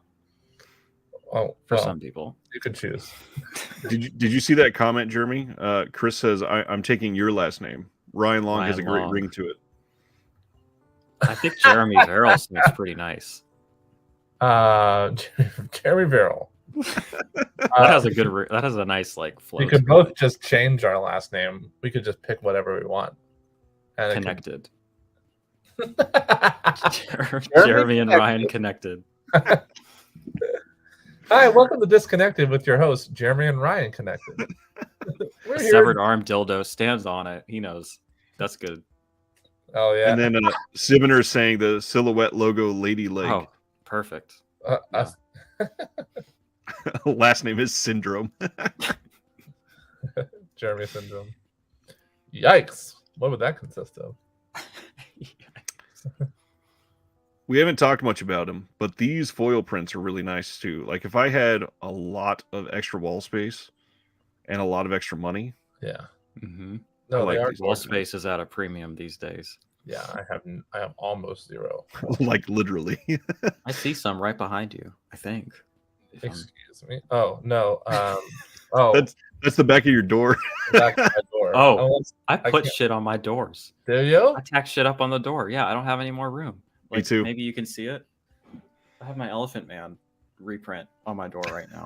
Chris Sanko, and another $60 worth of stuff because I didn't want it to be lonely in the cart. I see your empathy is going strong, so that's. I have a few small spots for posters, but it's like I gotta be like really picky about what goes up there now because then there's. I'm telling you, just say fuck it and put it on the door. It's not that weird. But I frame my stuff, so how would I? You could like nail in the door. Yeah, just a nail in the door. I guess. Or maybe the 3M adhesive hook things. No, bruh. Those I've tried those, and literally over like the last several years, one by one, anything that was hung up that way is slowly just falling down. And yeah, I was gonna say command strips maybe, but I've grown to just not use those anymore. I replaced it with a nail. Like, because when I first moved into this apartment complex, they said that we couldn't use nails, and then eventually I decided that I would use nails. I did the same thing. They're just as easy to cover up as command strips because it pulls the paint right off. Yeah, I started using the command hooks to try and play by the rules, and then slowly said "fuck it" and started using nails. And now everything that was hung up with command hooks, like literally, I'll be like watching TV on the couch, and you just hear clang clang, like every couple months that happens, and I'm like, oh, another one fell down that was hung up with command hooks, and then I gotta go put a nail in. See, right now I just have like my shitty like reprints that I just kind of have that were like $10 or whatever. I just have those like tacked up on the doors, but I could put a nicer frame up there if I wanted to. If you wanted to.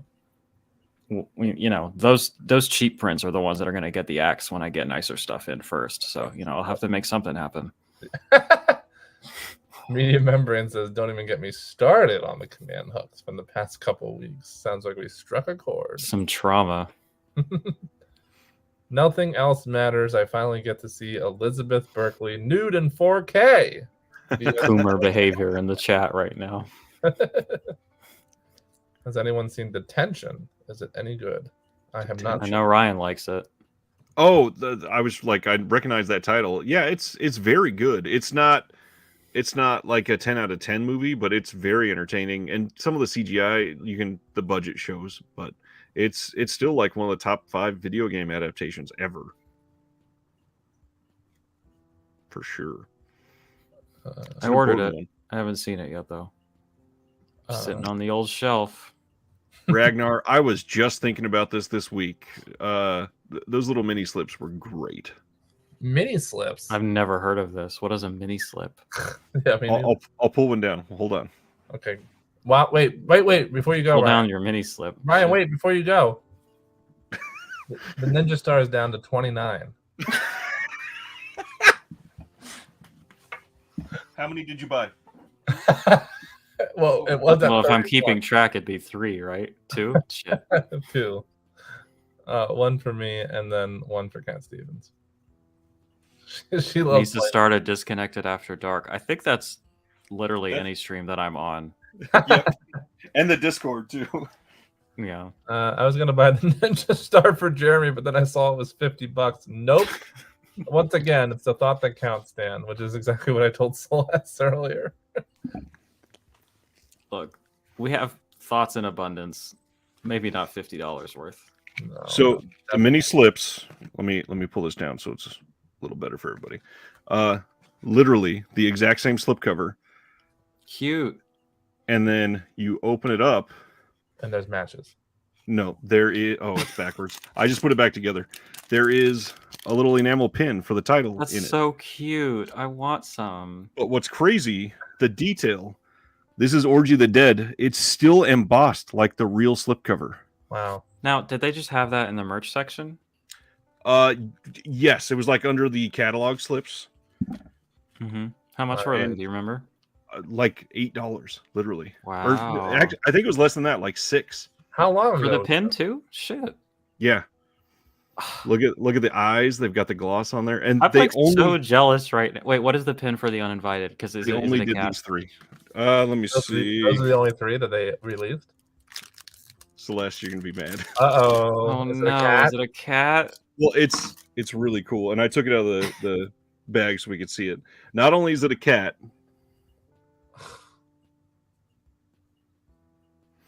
Cats have 9 lives. You only have 1. That's not okay. That I don't have that. And when was this? When were those on sale? Like 2019. Oh, so long before I. Yeah, 2019, 2020, something like that. I'm gonna check right now. Who wants to place bets on how much that would run me on eBay right now? Oh gosh, a vinegar. Oh, right now they probably raised the price for the sale. I'm gonna tell you. The mini slips. Yeah, I'm gonna say like 30. That's it. I don't know. I don't remember what they were limited to. On eBay, I'd say over 50. I was gonna guess 100. Really? Well, I need to sell 3 pins then. I don't see any. I don't see them. People aren't even selling them. Wow. You can't even get this shit. Okay. That's how rare they are. You can pick the price, Ryan. If you put them up right now. And what's crazy, Someone go ahead. Buy it. Me. The detail they went in, like the back of the slips all match the full-size slip down to the exact design. It's crazy. I mean, the Orgy of the Dead, even the side is still spot gloss and embossed. That's crazy. And then to sell this for like $5 or $6. That's insane. That's wild.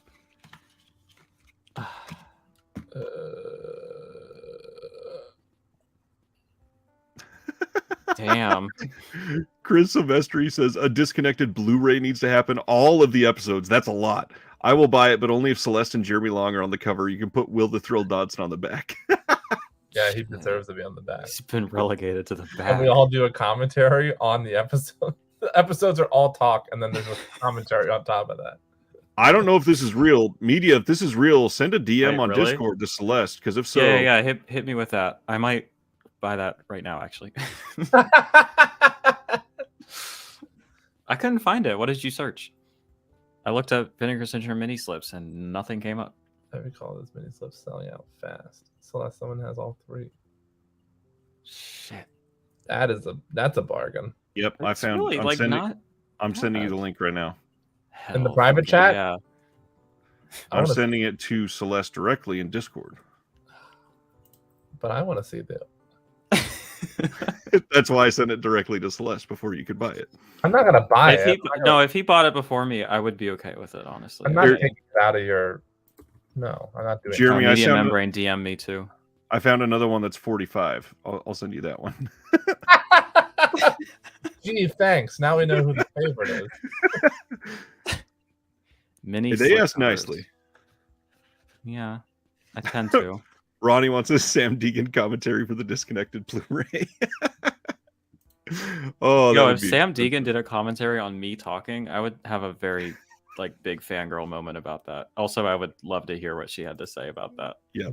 Just trying to sound smart over my stupid shit constantly. Nice, Chris. You should pull the trigger on that, Celeste, because if they were $8 a pop when they were first released, Ryan, then that's barely over retail. Thinking about it, I don't even think they were 8. I think they were like 6. Even still, though, 6 you're looking at. Do they have the pins in them? 3 includes new shit, man. Yeah, I'm buying it. That's crazy. I love it. I gotta do it on my phone again though, because fucking my laptop's a piece of shit. I favorited the $45 one from Ryan, hoping that it'll be one of those situations where if it sits there long enough, they say, "Hey, how about $35?" And then I say, "Wait, really? Do you want it? I'm not gonna snipe it if you really want it." No, you take it. I will. You guys are so polite. Just buy it, Celeste. please buy it, Celeste. I clearly don't want them as much as you, but I will get them if it's a fair price in the future. Amityville 2 is in the ICU. I haven't seen Amityville 2 in forever. Cat, come here. Just the cat pin, it just did something to me. By the way, I just went back May 21st, 2020. I bought these and they were $8 a piece. They were $8 a piece. So this is not even much of a markup. Yeah, I know. It's you're barely looking a at markup. Really wild, honestly. With shipping, you're looking at like a $10 markup. Silvestri says it's in my cart. Hurry up. You wouldn't. That's amazing. You wouldn't. Yeah, you're getting a bargain there, Celeste. That's great.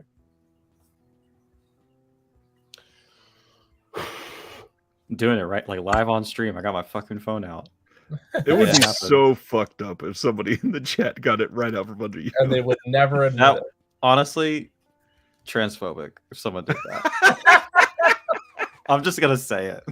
That would be so very Florida of you. Yeah, that's some Florida shit. Oops, I accidentally bought them, Celeste. How Florida of me.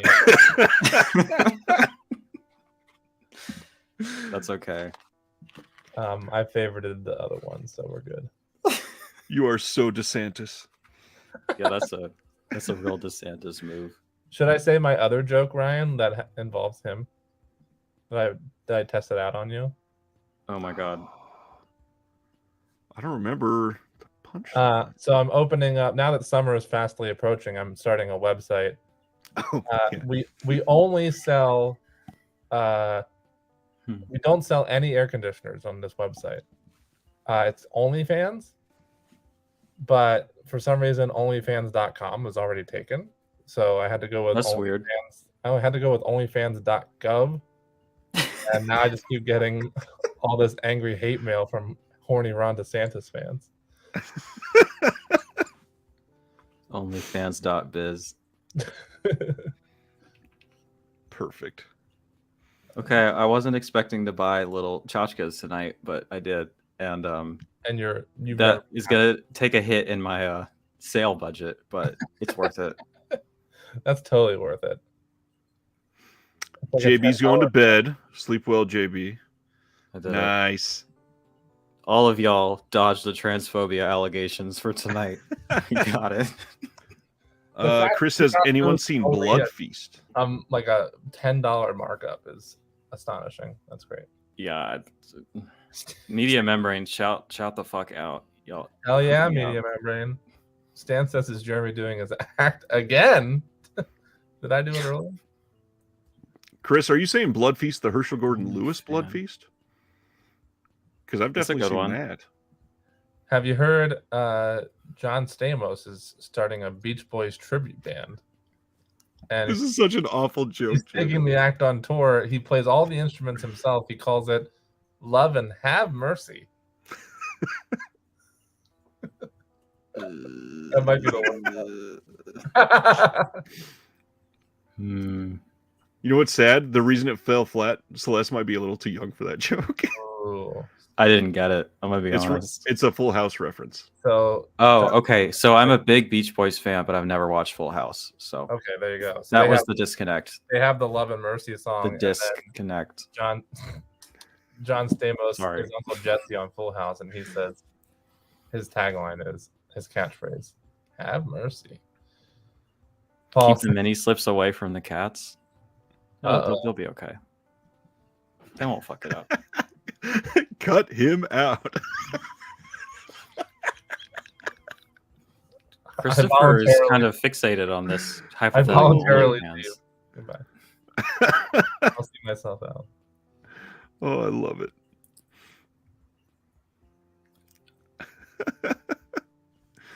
Oh man, yeah, Blood Feast is good. Herschel Gordon Lewis has some crazy stuff.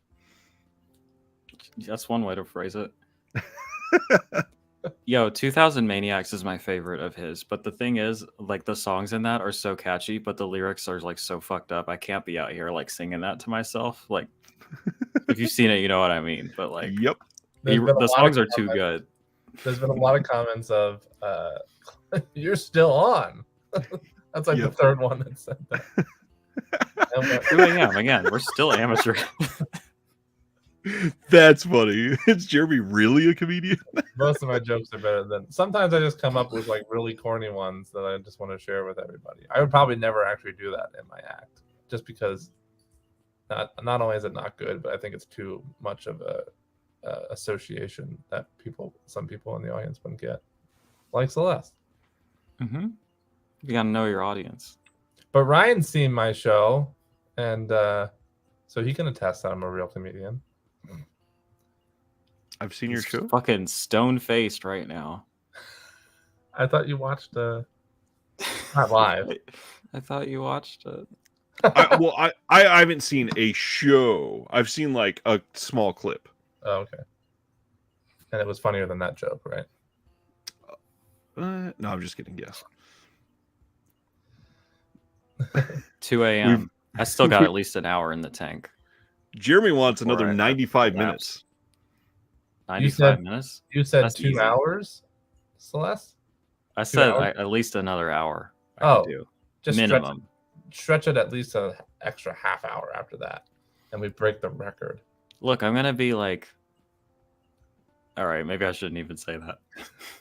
What is? Can we get the precise time code for the record, Ryan? Yeah, I'll look it up right quick. And what's the person's name? So I can. I'll just say. It's Bob. I'll just say. Bob's Blue. I got plans coming up. I can't be out here being low energy because I didn't get any sleep. That's all I'm saying. Is it your Saturday plans that you were talking about? It sure is. Yeah. That's 2 days away. Yeah, you're right. Now, you know what, though? I'm seeing Traders tomorrow night. So, like, you know, I can't. I have a busy fucking week, honestly. I saw Meet Me at the Altar this week. I had 2 streams. I'm seeing fucking Attack and Traders tomorrow, which is the weirdest bill I think I've ever been to. Uh-huh. Are they still playing live? That's nuts. They sure are. They're playing with Belmont and Traders. It's the weirdest bill I think I've ever seen in my life. Wave, there will fucking hard. There will not be Vinegar Syndrome stuff announced on the 1st. Well, I say that, but they could always throw like a VSA or something, but I doubt it. Yeah, hell yeah, Crabcore time. You and me both. Crabcore for Jesus. Cat, we get it. Oh, Attack was awful. That's hilarious. No, that first record rips. For like three tracks, not the whole album. Front to back, no skips. Come on. Tony, it is 2:07 where Celeste is, 1:07 where I am, and 11:07 where Jeremy is. I'm still up for another 5 hours after this. What time? Paul Huggins. Just giving yourself Ninja Star updates every 12 minutes? I'll say them out loud. Jeremy is allowed to go to bed when it sells out. Hoax is about to see Thrice. I am jealous on that one. Oh my god. Is Hoax in the Discord or not? Thrice is, they're okay. They're no attack, but well, they are still kind of Christ core. Yeah, they're in the Christ core realm. They just don't do it as good. I've seen Thrice like 8 or 9 times at this point, I believe. I thought you were going to say like Thrice. Hey. No, I've not seen Thursday yet, unfortunately, because I love that band so much. But like when they play on Thursdays, do they make a thing about it, or is it like no one fucking say anything? Because ironically, I just shared a Cursive song in the Discord as well, and Celeste and I had a conversation about it briefly. On their last show, they were opening for Thursday on their last tour. I love Thursday so much. I saw both of them. It's good stuff. Wait, what did Chris say? Jeremy, I love comedy shows. He says if you were bad, he'd throw Vinegar Syndrome slipcovers at you. I'll take them. Look how on brand my baby is. She's my permanent Halloween decoration. Barely even visible. Literally barely visible. Just the little eyes. Stan says perfect. I definitely see my lighting live whenever I get it's not conducive. Has anybody seen the French New Wave Volume 1? I have. No, but I need to get it at some point. I've not watched the entire disc. I've watched, I think, just a couple of the features on it. D. Sivner is like, y'all need to fucking get back on topic of what you're talking about. He's just trying to buy all the titles. Can we wait? You never checked on what the actual time frame was for Bob? No, I did. It's already open. It's 6 hours, 5 minutes, and 25 seconds. Okay, so 6 hours, 5 minutes, and 26 seconds. You got it in you, Celeste? Look, regardless, if I dip out, it's your record. So I'm here to hang out until I pass out, I guess. And then Ryan will dip out and it'll just be me. If you could log it off, I'd almost let it happen. But yeah, I'm not gonna last that long. And not to mention, I've got at least 2 different things I'm recording tomorrow, and it might actually be 3. He already told me this several times earlier today that he's not letting it happen, but I'm still pushing for it. Because someone actually answered my Thursday question. Thank you. Hoax, you got to do the Discord. Yeah, it's fun. Distorted Vision says hard. Look at this. Couple good shows coming up. Never Ending Game, Gridiron in July, and then Gorilla Biscuits, Cold World, and Fucked Up. Damn. I just bought Fucked Up is good live. I've seen them. That September show will be a good one. I just bought tickets for the Flaming Lips at the. Oh, they're amazing live. At the Greek, are they? It is something else. I have it's very theatrical and like really wild. Like it's like a circus in there. I'm stoked. I've loved them for a while, but I've never seen them live. They're really good. Their most recent record is maybe my favorite of theirs. Wait, I think I might. Is Sanctuary? Oh, are they this fucking power metal band, or are they like a metalcore band? Sanctuary. I think he's talking about the movie Sanctuary with Christopher Abbott and what's her face? Why can't I thought we were still talking about Christcore bands. I did too. It sounds like it would be the name of a band, and probably it is. Oh yeah. Yeah. Oh yeah. There's definitely a band named Sanctuary. Maybe he was talking about the band. I just know that there's a new movie Sanctuary with Christopher Abbott and Margaret Qualley is her name. Damien just saw The Cure last week. Oh my fucking god! Do you know how expensive their tickets are right now and how hard it is to get in there? I've not been paying attention. Mars Volta was opening for Red Hot Chili Peppers for one show only in San Diego that I desperately wanted to go to. I would leave after Mars Volta. I was gonna make a joke. I was like, wow, you could get to see the Mars Volta and also get home early. Shit. But what's great? No, what's great to me is that, and I don't know if this happened since I didn't go to the show, is that Flea was the rhythm section for their first two albums. So I wonder if he came out and did some jams with them. Yeah, it was Flea on bass and John Theodore on drums for the first two albums. Interesting. And ironically, they got that exact same rhythm section for the latest Bright Eyes album, Down in the Weeds. But best Christcore band was Jesus Wept. Jesus Wept, I saw live once or twice. They were crazy. I've never heard of them, but that's a sick name. Flickering backs you up and says the Flaming Lips are amazing live. Oops. I'm stoked, guys. They always end with confetti. Jeremy Marvin is asking if you're in LA. You betcha. How's Grand Jeté? It's fucking good. If you like being intensely uncomfortable in a lot of different ways, and you're into like really slow artsy films, like it's really good. Also, I'm considering getting tickets for the Swell season, which are doing a show at the Hollywood Cemetery. For their decent live. Hollywood Cemetery. There's a Hollywood Cemetery in Richmond. They don't do shows there though. You prefer Sparta to Mars Volta? All right. Sparta's good. I saw them last year. They're good. They're not Mars Volta good. I've never given Sparta a fair shake. I need to. What? They're good. They got some good records. Did I hear that you've seen the Swell season, Ryan? No, a friend, who was it? A friend of mine went. I've got a bunch of friends that we used to go to all kinds of shows together, and then it's just kind of died off post-COVID. And then, not to mention, Kansas City does not get most tours. It sucks. I bet that does suck. Between Richmond, North Carolina, and LA too, DC, and Baltimore. Let's go to the. We get most stuff.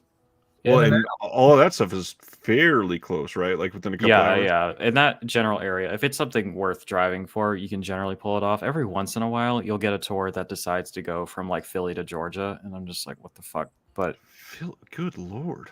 Yeah, it happens. Like King Diamond did his Abigail tour back in the day, and I was like, hell yeah, making it happen. And the closest one was Philly, and then it went straight to Georgia. And I was like, not cool, man. How close cool is that to you? It's like 5 hours. Ugh. It's a whole thing. Like it's not impossible, but it's also not something I can do on a whim like DC. Like I can do that on a work night. Yeah.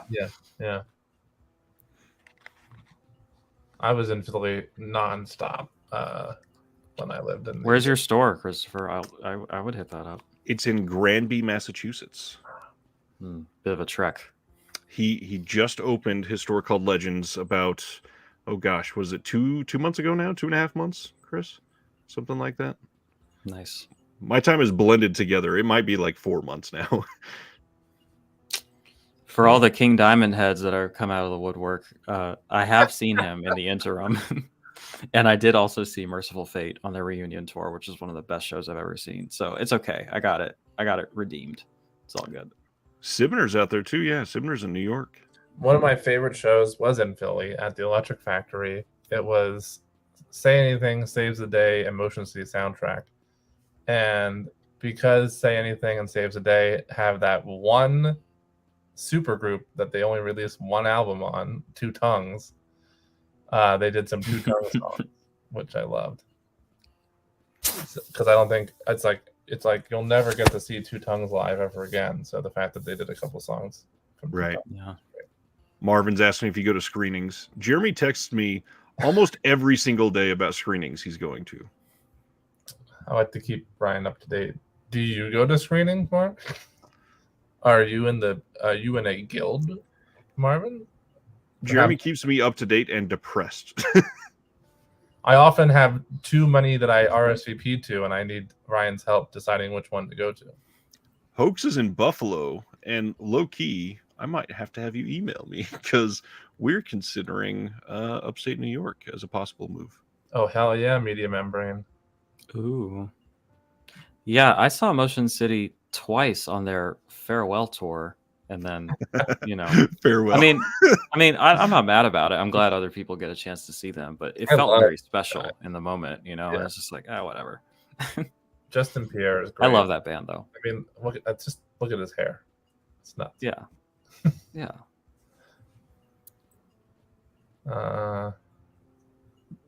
Jeremy, did you go to that Psycho triple feature? I did not, Anthony. I was actually busy that night, unfortunately. But I am going to the... Oh, those are the screenings you're talking about, Marvin. He lives at the New Bev in the American Cinematheque. I live at the Arrow and the New Bev. In fact, I'll be there on Monday for the 2000s Terror-a-thon they're holding on Memorial Day.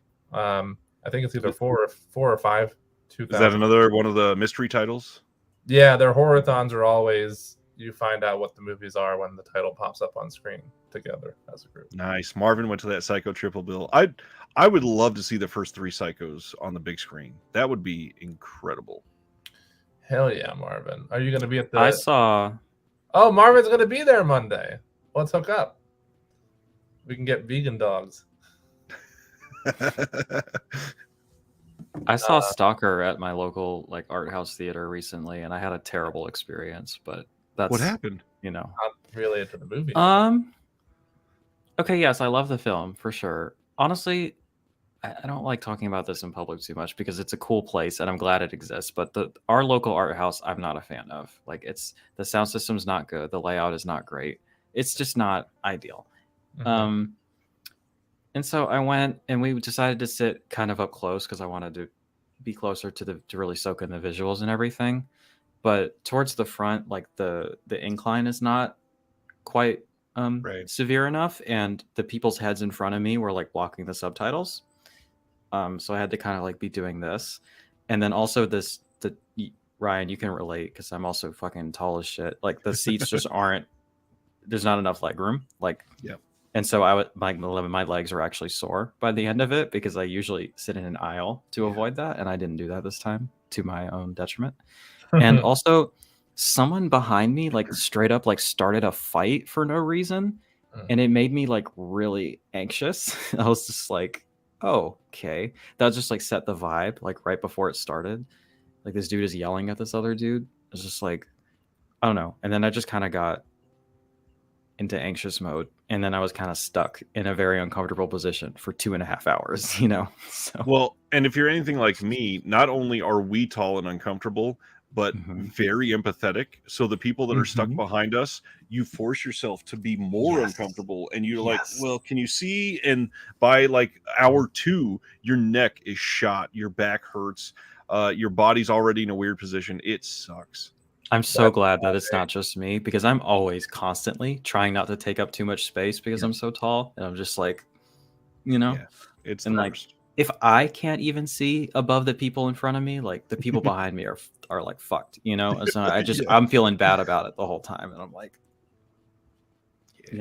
every time. Yeah, I do the same thing with live shows. I somehow it's always a short like very nice female that gets stuck behind me, and I'm like, I'm so sorry, I can't move, I can't do anything. Oh, what I do, honestly, straight up, if it is a situation where it's that packed and someone is like literally half my height behind me, I'll just like, hey, do you want to move in front of me? Like, because you can't see straight up, Yep. you know. But I am also like tend to be strategic about where I stand because I am conscious of that. Maybe more than I should be, honestly, because a lot of people don't fucking care. But Not at all. That's why, and Ryan can attest to this when we went to the John Waters double feature together with the New Bev. There's a back, their back row is reserved, but they let me sit there, and that's where I always sit because then I'm not in anybody's way. I also just like being in the back and like easy access to run to the restroom and things like that. But Jay Glass, are you in Richmond? It has to be. It sounds like you are. Feel free to hit me up on like Instagram or whatever, and then we can be friends. That'd be chill. Because I don't think I don't know that I've seen your comments before or anything, so that's cool. Oh, Flickering Waves. I'm glad it's not just me about that theater either, because it's unfortunate, really. Flickering Waves saw the swell season in 2010. Terry has a lot of music knowledge. Oh yeah, I know. He's great with that stuff. DC is in support of me. I don't remember why. I mean, why wouldn't you? I'm not gonna say no. Marvin says he'll say hi if he sees me. You'll see me. Yeah, Jeremy is very tall, and again, he always tries to sit in that back row. Yeah, you'll see me in the back row, and you'll be like, Dave Grohl is here. Distorted Visions. I did not ever go to United Blood. That was something that sort of ended like a year or two after I moved here, and I think the lineup wasn't really good enough for me to shell out the money for it. I wasn't as into hardcore then as I am now either. And then it just kind of stopped happening. I think like Nails was the headliner the last time that it happened, and like I'd seen them twice already, and I was like, whatever. People are asking. My Instagram is just Celeste La Cabra. Yep, you got it. You're on top of it. Just linked it for you. Marvin says I might go see Demons tomorrow at the Frida. That's another great theater. That'd be so fun in a theater. I Honestly. don't go to the Frida as often because it's far. It's a bit of a drive for me. That's down in the Orange County area. I.e. Sivner said, I said solidarity from Sister Union SAG-AFTRA. Celeste story reminds me why I just like to stay home and watch movies. Honestly, it's a struggle to make me go out to the theater because I've built a theater in my house that is much better for me personally because it's exactly what I want, you know. And I can always have subtitles. I have to have them. I am shocked I have not run into Stan yet, which he mentions earlier in the comments.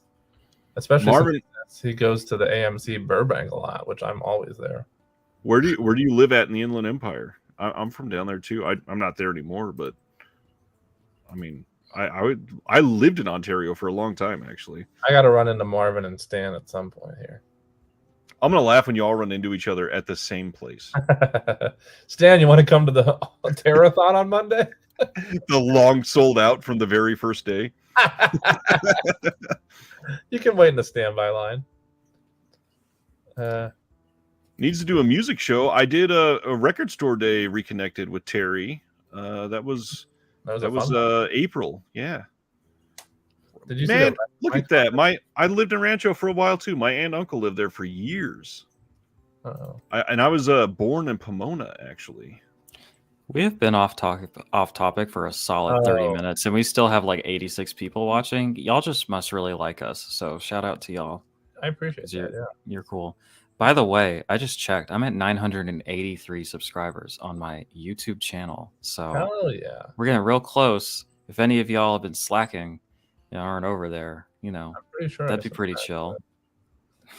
It would be super chill. DC, I understand your comment now. Thank you very much. Everybody should be subscribed to Celeste, and there is perfectly good link to copy and paste. Hell yeah. Chris, I'm not on Instagram, but thank you for your interest. Jeremy was on Instagram until he got hacked. Yeah, I was on Instagram. My Facebook got hacked, and the hacker posted a ISIS photo, which Facebook immediately flagged and turned and then blocked me. And then after I proved that it was me and a hacking, they said that my account was under review, which they claimed would take a day and a half, and it has now been 5 months. And because my Instagram was linked to my Facebook, I can't log into my Instagram. So they are inherently now. Yeah, so I'm now not on either of those, and I refuse to create new ones because fuck Meta. So hell yeah, I am not on social media at the moment. Jeremy Anthony wants a throwing star update. Well, someone's already on it. Shall receive ? Ronnie says 23. 23 and stuff. Yes. Media Membrane seems to think it's Jeff Bezos that hacked you. It could be. I badmouth him enough to make him maybe want to block my social media. I feel like he doesn't do much. I feel like he has time to spare to just be hacking like random just hanging out people, you know. So anyway, thanks again for your interest, Chris. If I ever hop back on social media, you'll be the first to know. Although I'm enjoying it. To be a little bit on topic, Buddies is down to about math 1,200 or so slips. Buddies is down to math. Down to math. Well, I just had to do some very simple addition in my head, so you know everything came to a screeching halt. Yeah, that is going fast. It's flying off the shelves. Honestly, I like to think because of how much we recommended it earlier in this stream. You know, and yesterday. It's because of us. I've been trying to sell people on Buddies for like 4.5 years. You sold it to me like immediately yesterday. I was like, yes, I need that. Good. And honestly, this is a really good design for a slip for this. Yeah. Surf 2 is all sold out. That's a done one. Huh? Did you see Wave? Can't decide what I'm buying for my second order, so I'm not going anywhere. Neither are we, Dave. Neither are we. Justin, I've not watched Zero Grad yet. Yes. I'm a Zero couple Grad releases fucking behind. Rules. It's so good. It stands in Sherman Oaks, which is literally and I trust Celeste more than I trust a lot of people. 2 blocks away.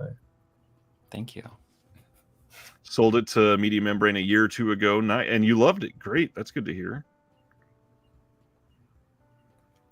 Damien says, can't help but notice the films of Gloria Guida are sadly missing from the Blu-ray market. Keep hoping VS will release a set. Time will tell. Jeremy, how dare you not be on Instagram to post sexy bikini photos? It was mostly food pictures on mine. That's for the Discord only. And my OnlyFans. But the Discord gets them first. Treasure the Ninja's down to 28. Oh, DC says my money is on Brie Larson, who hacked my Facebook page. Maybe. Now that is someone who I feel has better things to do. About Zero Grad, Justin says Celeste's endorsement is good enough for me. It's going in the cart. There you go. Hell yeah. That's what I'm saying. Cut me a check, y'all. Oh. I'd be out here selling shit. Wave says, it is. I actually checked on Letterboxd, Buddies is the highest rated release from Vinegar Syndrome. Oh. I happened to check that today, and that's accurate. It is. Hoax says, I heard Facebook doesn't have customer service at all. It's awful. That is exactly correct. Because I tried for like 3 months out of the last 5 or whatever. Basically half of the time I haven't had it. I've tried to contact them in all sorts of ways, and they do not care about their users one bit and have 0 customer service. They literally just don't respond. Mitchell, this is hilarious, by the way. And then Hoax says, Buddies feels more like an Altered Innocence title. Honestly, if they were bigger around when it came out, they probably would have got the rights to it. Surf 2 sold out, yo. As of 3 minutes ago from Hoax. I'm still catching up.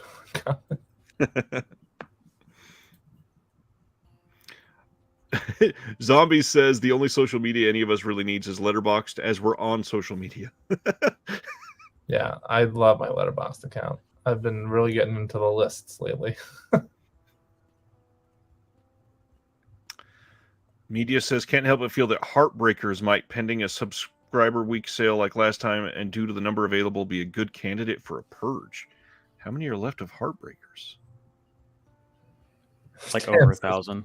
We're frighteningly close to each other, Jeremy. It says Stan. Wow. How is the Cellar, by the way?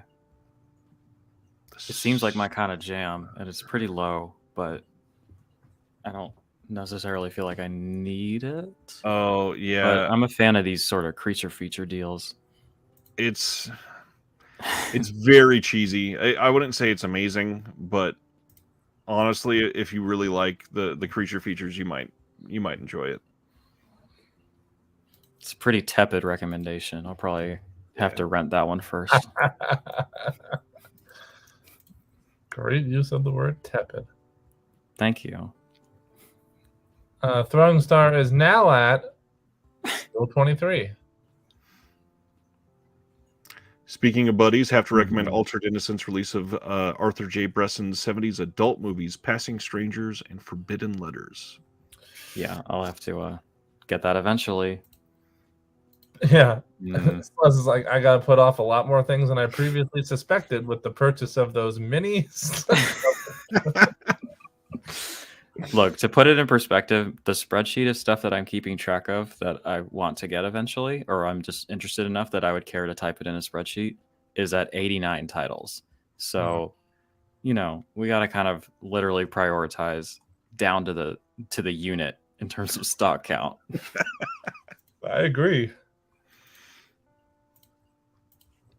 And all of this could be avoided if I had a normal brain and I could just be like, whatever, if it doesn't come with a slip, that's fine. But I'm like, no.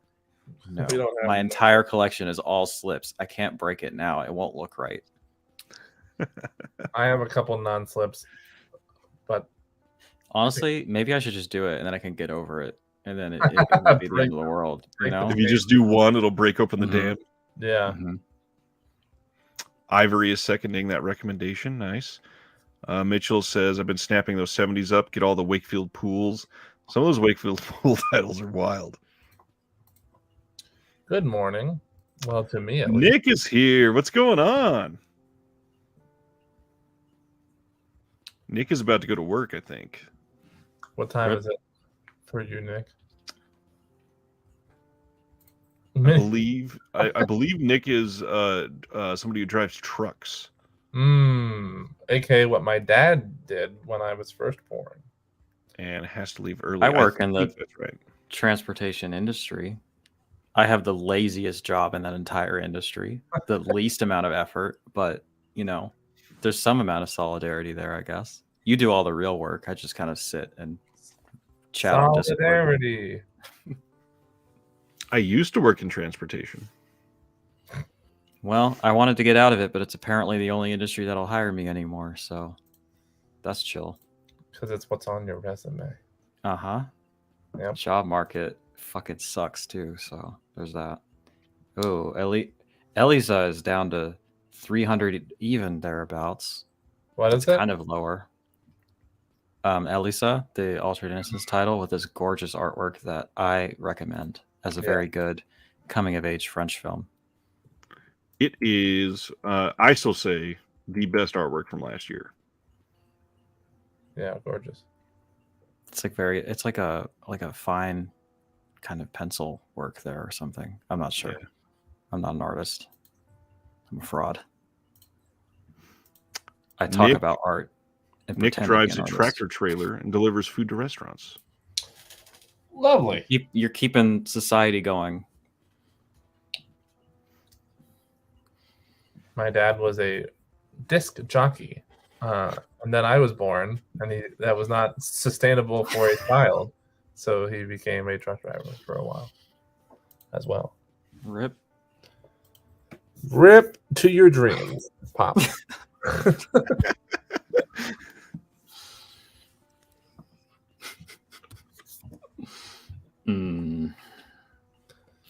All right. Yeah, I don't know. I did a little sweep on my spreadsheet to see the numbers, and you know, stuff is going down in like 10, 20, 30 or so units. Nothing drastic though. So I don't know though. By the time I wake up, maybe this whole thing will be gone. But I mean, but at that point, like I couldn't afford it anyway, so it is what it is. You know, that's I just gotta let that go. Last Connie title that we both missed out on, but then they suddenly mysteriously put stuff back in.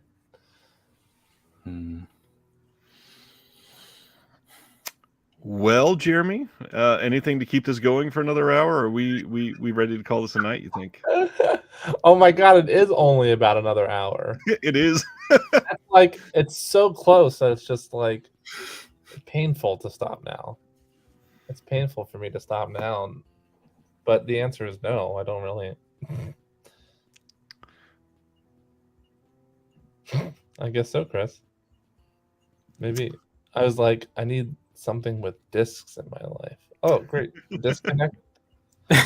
That's why I'm here. Yeah. Nice. On your little title, it should say disc jockey, not disconnected. All right, I'll change it. Just for today's stream. Just for the last fucking 3 minutes of it. There you go. Me too. Partner labels all day. I just wish they were included in my subscription, so I didn't have to spend all the rest of my money on them. Especially when there's 14 of them at once. Honestly, like with what there are labels that I would purchase a separate subscription for. Like if Altered Innocence had one, I'm all in. Like, sign me up. You know, Connie had one, I'd probably do it. Canadian International, I'd probably do it. I don't know. Maybe it's for the best. Because I'm listing all these subscriptions I've just signed myself up for. Not all of them. There are ones that don't really appeal to me, honestly. That's so fine. Those could go, that. But you know, no Saturn's Core for Celeste. Nah, I would also not subscribe to Saturn's Core, unfortunately. So Celeste and I shared our top 10 favorites from Vinegar Syndrome yesterday. Do you want to share like a top 5? I know you gave a few, but Mitchell came in late tonight, and Mitchell's asking for top 5 list for VS titles. Not partner labels, just VS titles. Mm-hmm. Yep.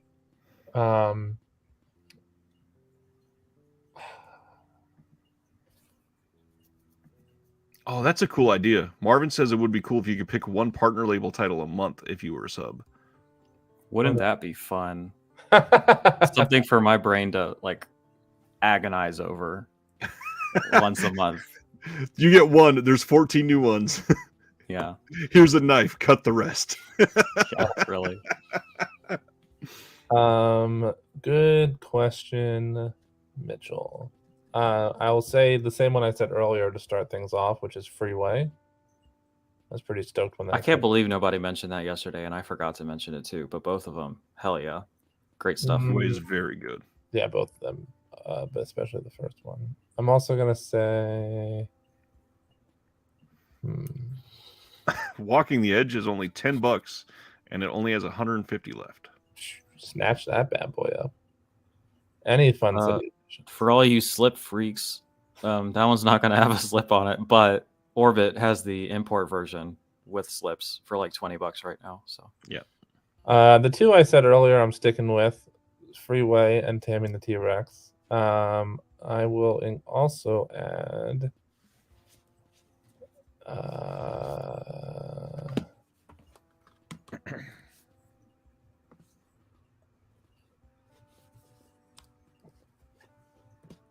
Well, I said Deadline earlier too, didn't I? You did. So now I'm just repeating myself. I think my top 5 from yesterday was The Corruption of Chris Miller and Demon Wind, and then Ebola Syndrome, and then Now That Everybody Can Get a Slip with This, Buddies, and then I love The Candy Snatchers. This movie is amazing. Oh, I'm gonna add Whodunit to my list. Really? I would not. You're gonna add what? Whodunit? I don't know. I like that one. Oh, that's the Clue documentary, right? Is that what you're talking about? Have a good night, Media Membrane. No, not the. Thank you, Media Membrane, for hooking me up. Yes, release, not the Clue documentary. Whodunit is also known as like the Island of Death or something, right? Oh, Spookies.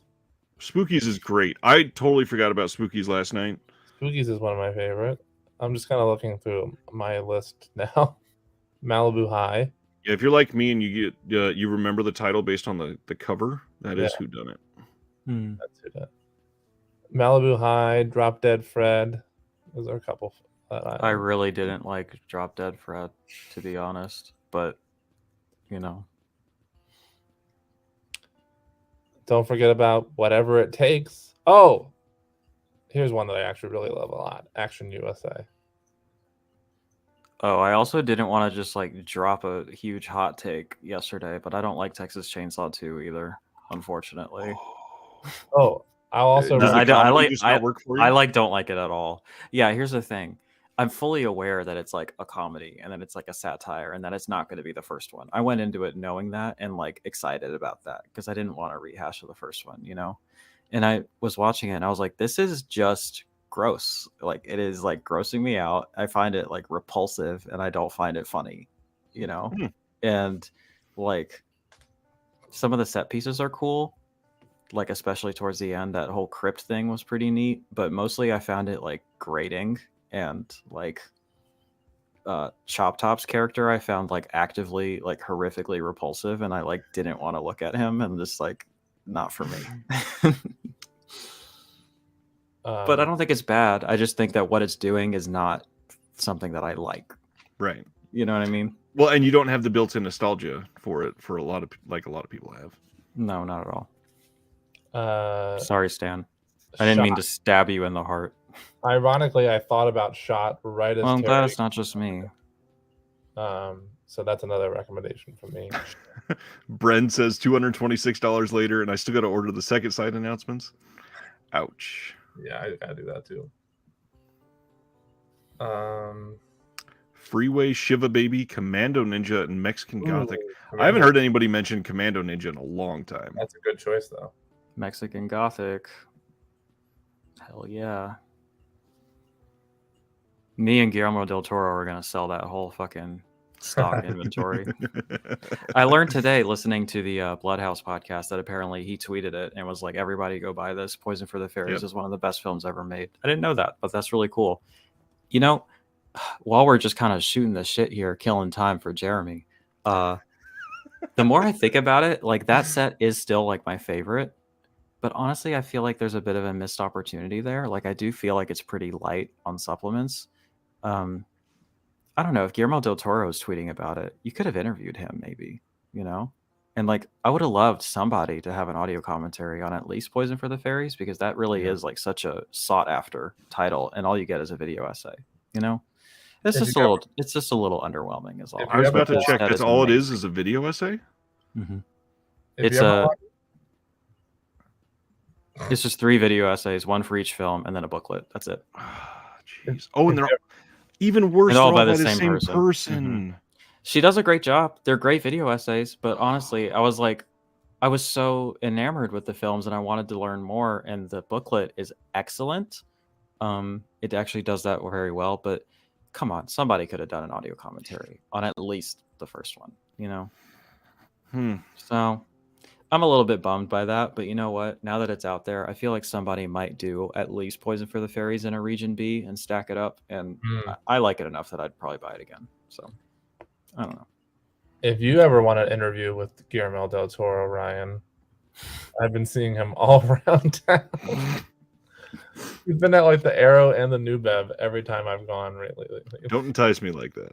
Guillermo del Toro feels like my like Mexican Gothic dad or something. Like he's such a little. I love him in real life. I'm a big fan, and I wish he was my dad. But Will Dodson is actually my dad now, so there's competition legally. Yeah. Will Dodson. Does he make you drink piss? Oh, that's dark. Jesus. That's grim. I don't like that. On that note, no. Oh no! I'll give you a couple more moments. Wait, no. Anthony, I don't know what you mean. When I say I'm laughing on the inside, it isn't at you. It's me laughing at all the potential people thinking you have 10 heads. Because I don't like Texas Chainsaw 2. I have 10 heads. I get that. Sometimes I don't understand Anthony. I don't either. Mitchell says no. But I love him. Sports. It was about your team. Okay, so people are out here like, what the fuck is going on in their brain that they don't like Texas Chainsaw 2? No, I didn't say no water sports. It's just not for my dad. Come on. There's got to be a limit somewhere. You don't need to give me a couple more minutes, Brian. If we're not going to get to the goal, it's just a tease. Oh, actually, since I'm a bit of a multitasker, I am in the Radiance Discord because I am a half-year member with them. And somebody posted, basically said, Vinegar Syndrome is trying to muscle in on your gig, and there's a long discussion about it now. And because this, the Radiance one has 3, the Vinegar Syndrome has 4, they're saying that the title that is going to be in the VS one that will not be on Radiance is the title Gollum. And they think that it's with another label in the UK. Uh-oh. Drama. And there are a lot of people that are involved over there. Basically, they're saying Daniel Bird is involved with the Radiance release of these 3 titles, and so it will likely have kind of amazing extras. When you say it's a long discussion, is it long enough to last an hour? Yes, if you read at the speed of smell. Smell. I'm not sure what the speed of smell is. Hang on. We got critical support requests in the chat here. Wave is like having a moment. Oh, Roadhouse Freeway, Hourglass Sanatorium, Amityville Horror, Calvaire in my cart. Which one should I drop? Well, the problem is you've selected all bangers, and so it's going to be challenging. However, it's your fault, Wave. Just from a utilitarian perspective, I guess Roadhouse is the most expensive, and so you'll get the most return on dropping that one. That sounded like your therapist's response to you yesterday. So listen, your problem is these are all amazing. Mm-hmm. I agree with Celeste. I would. Actually, my real recommendation would probably be Hourglass, not because it's bad or anything, but because it's newer, and I think the stock count on it is pretty high. Although Amityville Horror probably has a pretty high stock count. I was going to say Hourglass as well, actually. I was actually going to say either Roadhouse or Amityville. And if you don't have to have the VSU boxes, if you're not super anal about that, remember, Roadhouse will probably get a regular slipcover release very soon after that giant box sells out. Mm-hmm.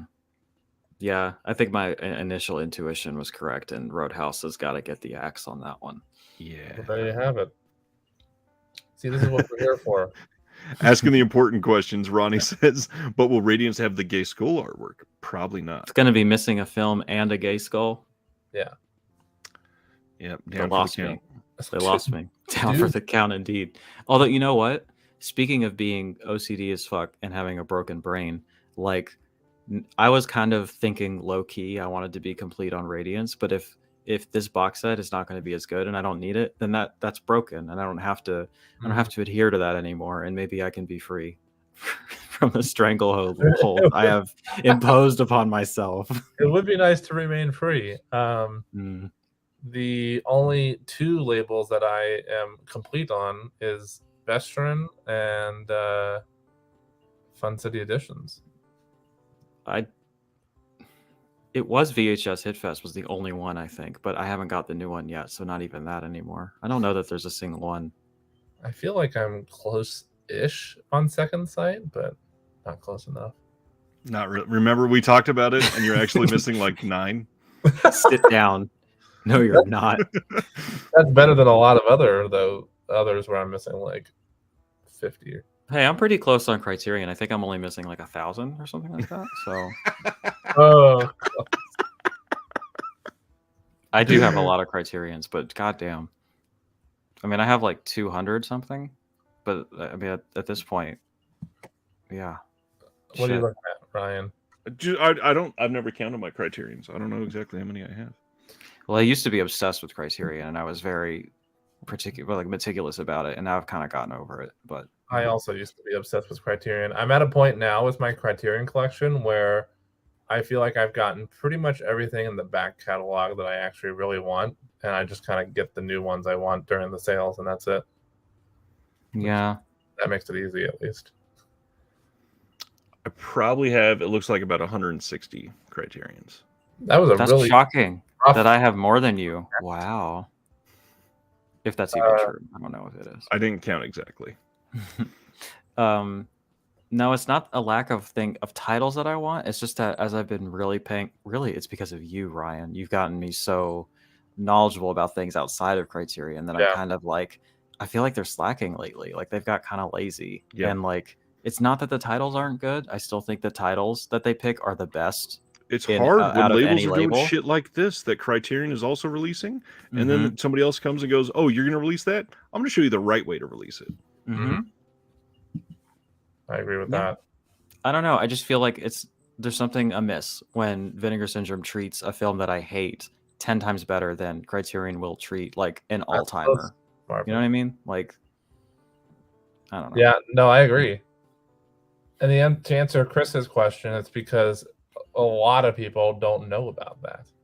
So they'll go in and they'll buy it for $40 easily.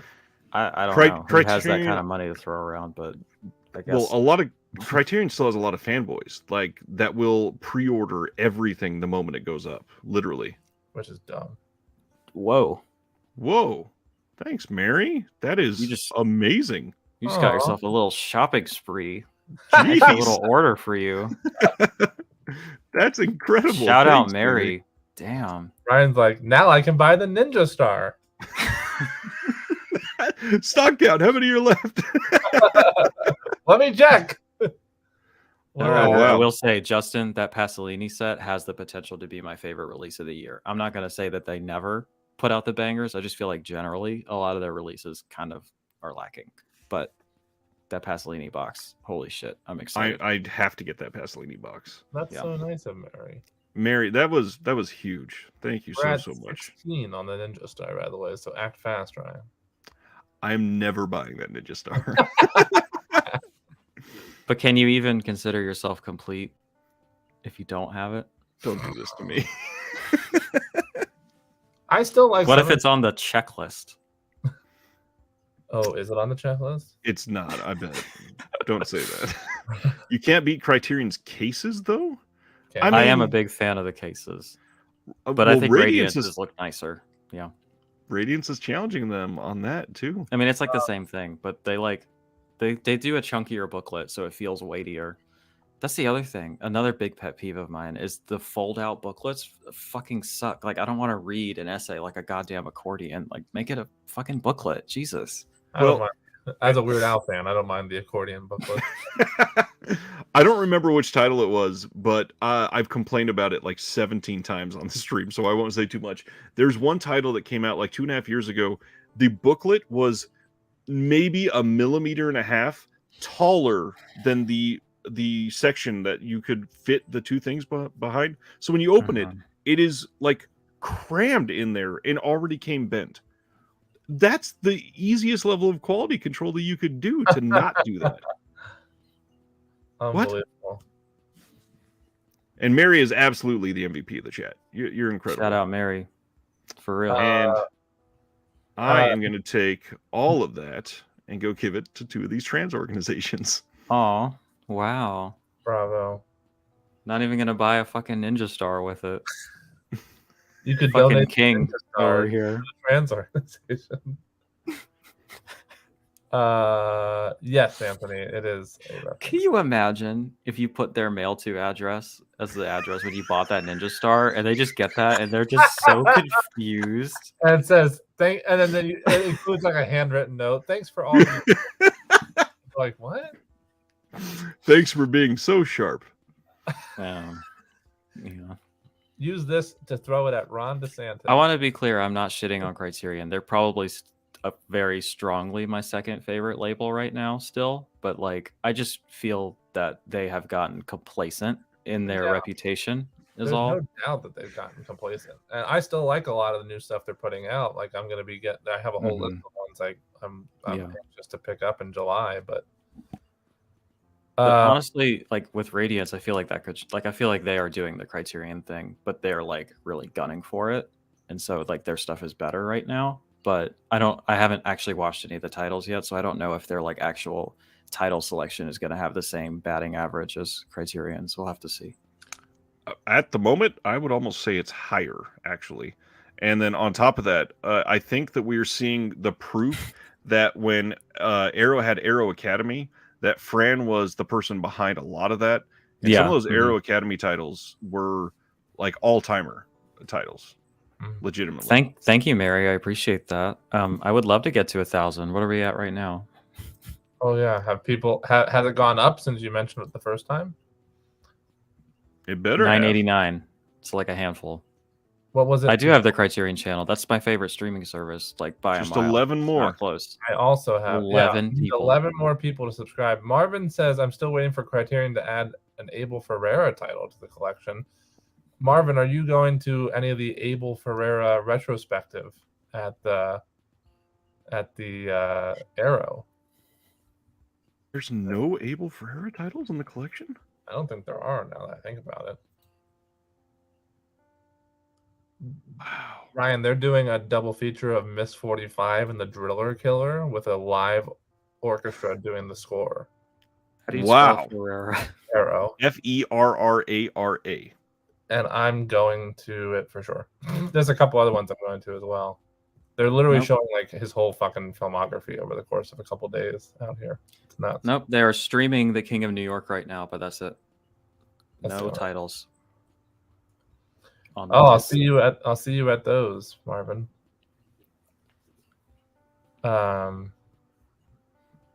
Shoot, there's something else. Dead Sea Life says nobody beats Kino slipcovers. They're made out of some kind of space-age tissue paper that decomposes in temps above 78 degrees. I would say Scream Factory challenges them to that. I would put them... Okay, here's the thing. I think that they're about equally bad, but Scream Factory charges $30 for them, and Kino charges like $8. Yes. And also Scream Factory has been known to shrink wrap theirs. Which ruins is so annoying. Yeah, I hate that. Although I've gotten a Kino that's done that too. I have too, yeah. I don't mind it, honestly. It does kind of protect it a little bit. Oh yeah, I guess some of them do, but some of them don't. That's weird. I don't know. I'm not mad at it when I get it. When I get the Kino slips and they're like pieces of shit because it's like I paid $8 for it. What am I gonna complain about?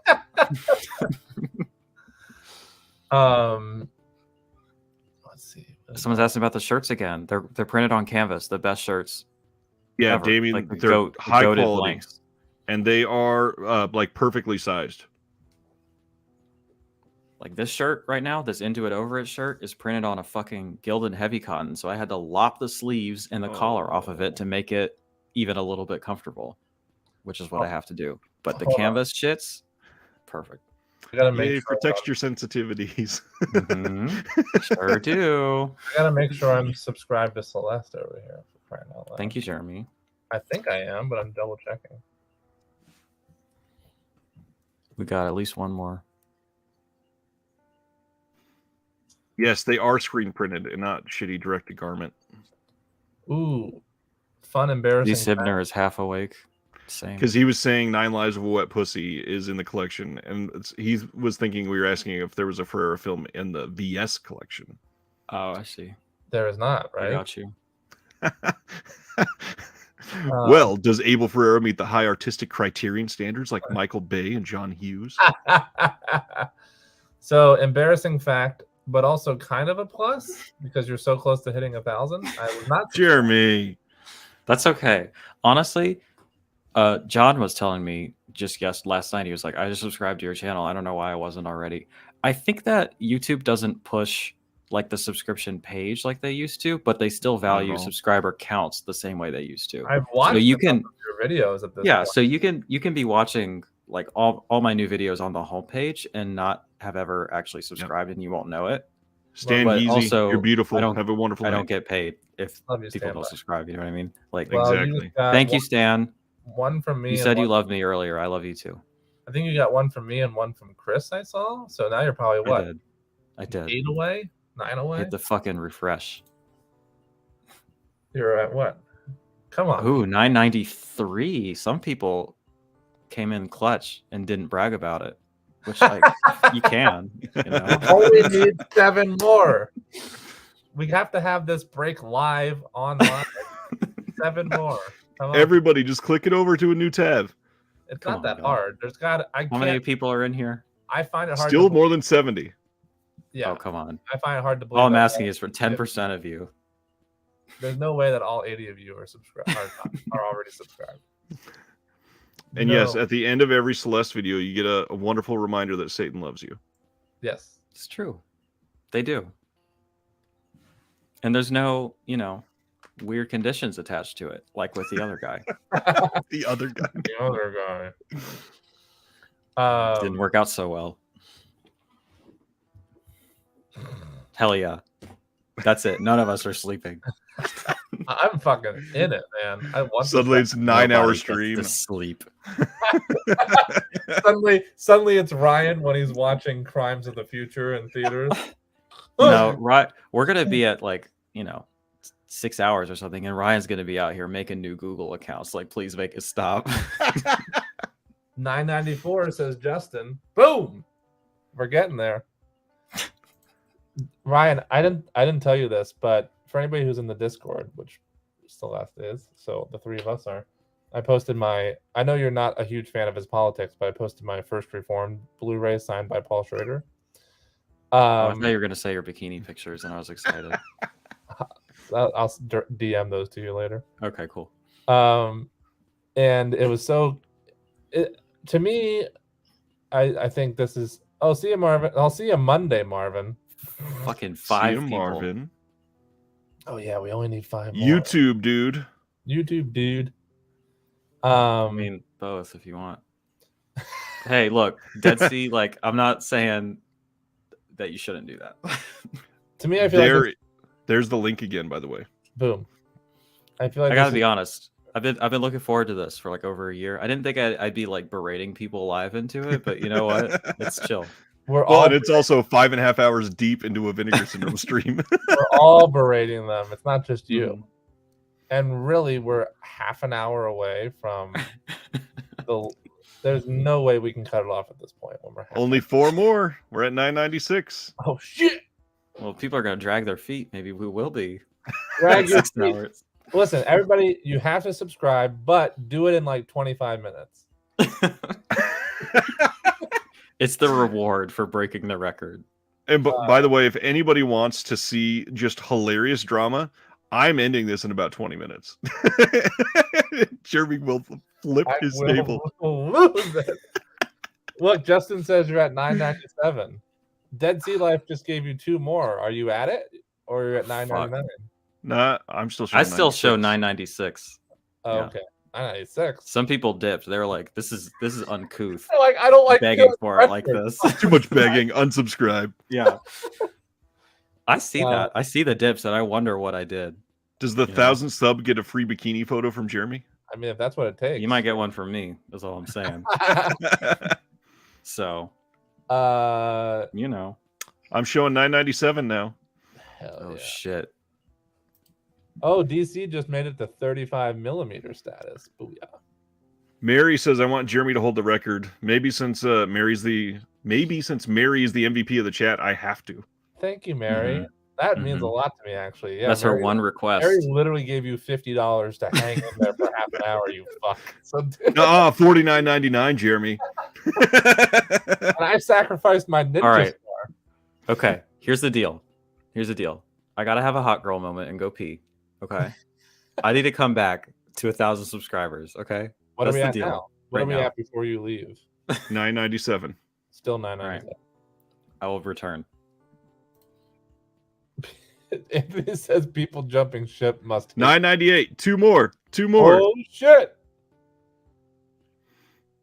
I feel like they should give you $500 on your birthday. Who should? Oh, Vinegar Syndrome. Wouldn't that be nice? Hey, happy birthday! Here's $500. I'm like, this is more than my mom gave me. Oh, 1 more sub. We're at 999. Oh my gosh, how exciting! We're refreshing Celeste's YouTube page faster than we did the VS page at 901. Celeste is going to be on the toilet getting 1,000 subs. And she wouldn't want it any other way.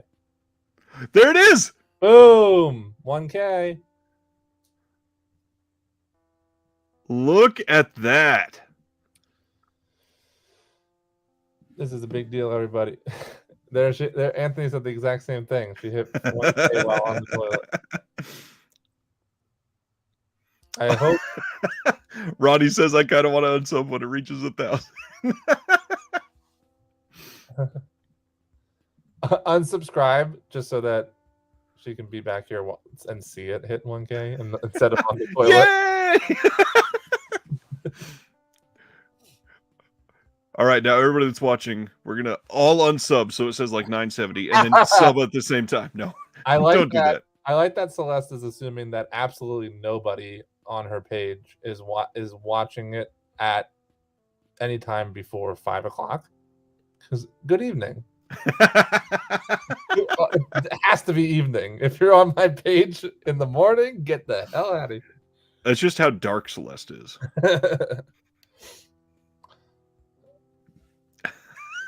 Start. Ted C. Live says I won't delete my 6 YouTube accounts. God dang. Dang. All right. All right. Midstream. Fucking hit it.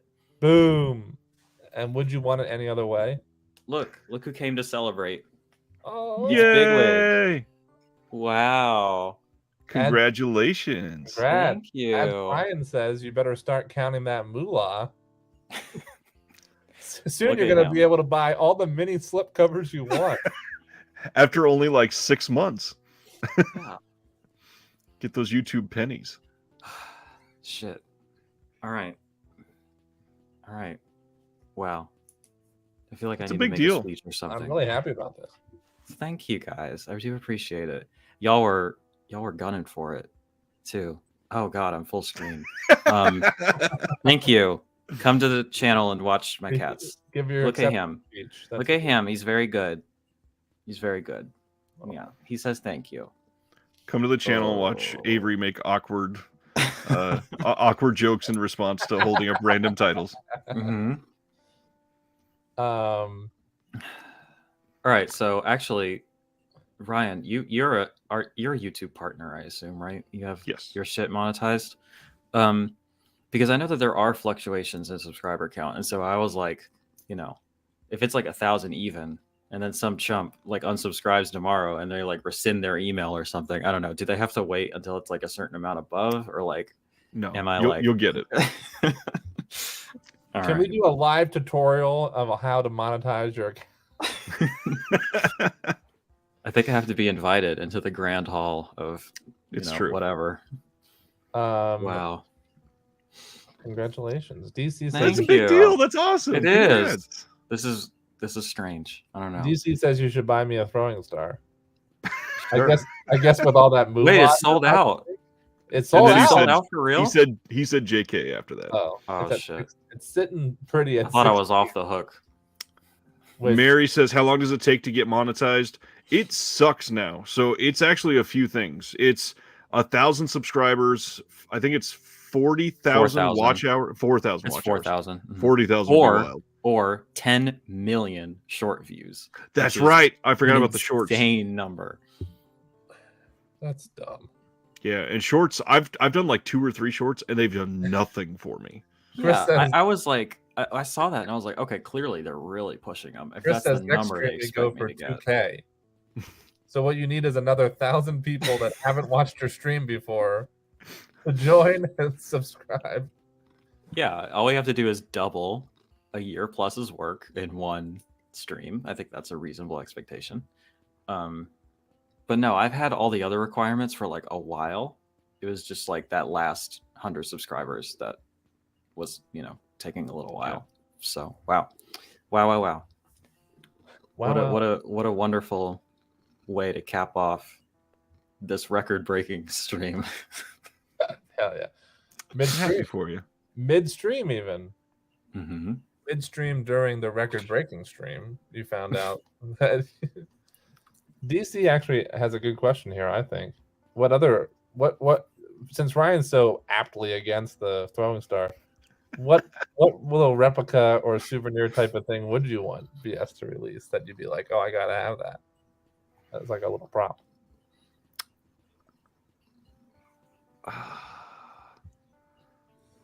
I will say I am shocked that when they released Thriller, and I've said this before, but I'm amazed that they did not put out an eye patch with the Vinegar Syndrome logo on the eye patch. That'd be cool. Should be inside the eye patch, so you can see it when you're wearing it.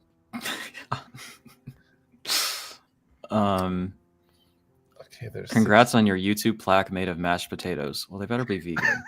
I'll be very upset if they give me dairy, butter, and milk mashed potatoes. Chris says anything can happen on Disconnected. Now I can go to bed. Good night, Chris. Good night. A rad bike? That'd be nice. Oh, maybe an uninvited cat. Can you imagine? You open your door and the box is just like, and you're like, what? You open up the box and it's an uninvited cat. There's 65 of us in here. We all need to go and watch 61.5 hours of Celeste's videos. I think that's a reasonable ask for you all. Yeah. You have 10 minutes. Yeah. Better speed that shit up. Or open it in 914 tabs. Now, are we talking like an actual size rad bike or like a little miniature? Like oh no, a little real like BMX tech rad bike? Yeah, that's what I was thinking. Kind of like this Back to the Future hoverboard. Something like that, like this size. Oh. Keep falling right out. I got to admit, I'm very tempted to just end this stream at 6 hours and 4 minutes. But Mary said no. Here we go. This hoverboard. No, I think that the full functional fucking bike would be a good rewards program. Perk. Slide it right out. That would be fun. How many of them are cat videos? None of them are full cat videos, but most of them include an amount of cats in them. They're all at least a cat video. Anthony says Dracula sucks plastic vampire teeth. How would they differ? How would they be different from? Yeah, they gotta be branded in some. How about Dracula sucks VS branded Fang grills? Okay, I'm gonna get explicit for a second, but Dracula Sucks is an adult title, right? It is. I know this because I've watched it.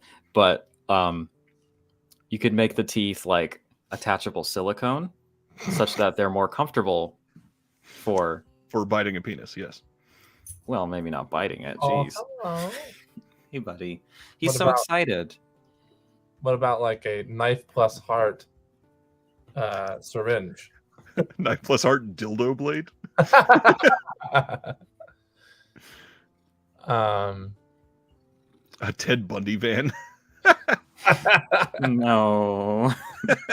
No. Dildo with teeth. A tabletop cloak and dagger video game machine. I've had to switch AirPods twice because they've both died. Headphones are still trucking. I have you guys on no. With no headphones. Nope. Sir, nope. Not you. The cat. Oh, I know, that's crazy. Damien says, I don't know how I do it or how you do it seem to go by in 3 hours of sleep. I do sometimes. In this particular occasion, Damon, I am forcing him to. This is true. Damien. How about a print of Kay Parker's family tree in Taboo? It's just a branch. I know this isn't my record that we're gunning for, but you know, you were there to support me for my accomplishment, so I feel like I gotta stick it out. You know. Thanks, Celeste. I don't really have anything left to talk about, but I can bullshit for another 30 minutes. You know. Not even. It's less than 30 minutes at this point. You only how much is it? 23? Shit. What's 23 less minutes of sleep? Fuck it. I don't need it. I'm coasting. You would not go to bed in 23 minutes anyways, even if we hung up right now. No, there's no shot. I am going to be in trouble tomorrow morning. But Mary wants you to. Yo, I'm on the high of the sale. I'm on the high of finally hitting the 1K. Come on, like we're doing good. I just refreshed it and fully expected it to go down to 998 or something, but it did not. So what a surprise! What a pleasant surprise. Sivner says a VS silhouette lady lamp like in A Christmas Story. That would be awesome. That's a genius idea. It would absolutely sell out. I am not off of work tomorrow. I got to be up at 8:30.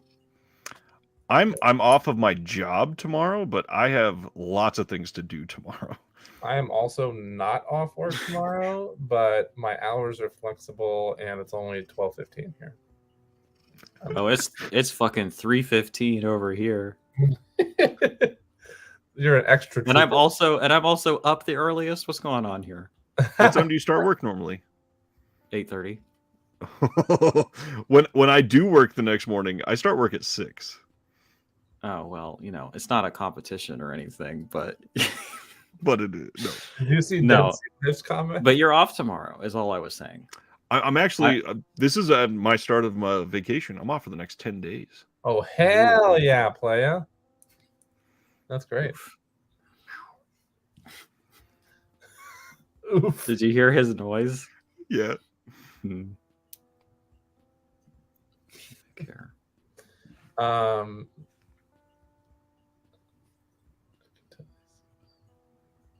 Dead air. Anthony says, does the lamp include Bush? Pubic hair, not the band. Oh, Bob. Do you think Bob's going to try and break the record, Ryan, after I break it? He said if you did, he would want to come back and do it. He did say that?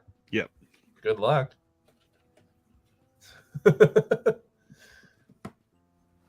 No, circling back to my Paul Schrader story.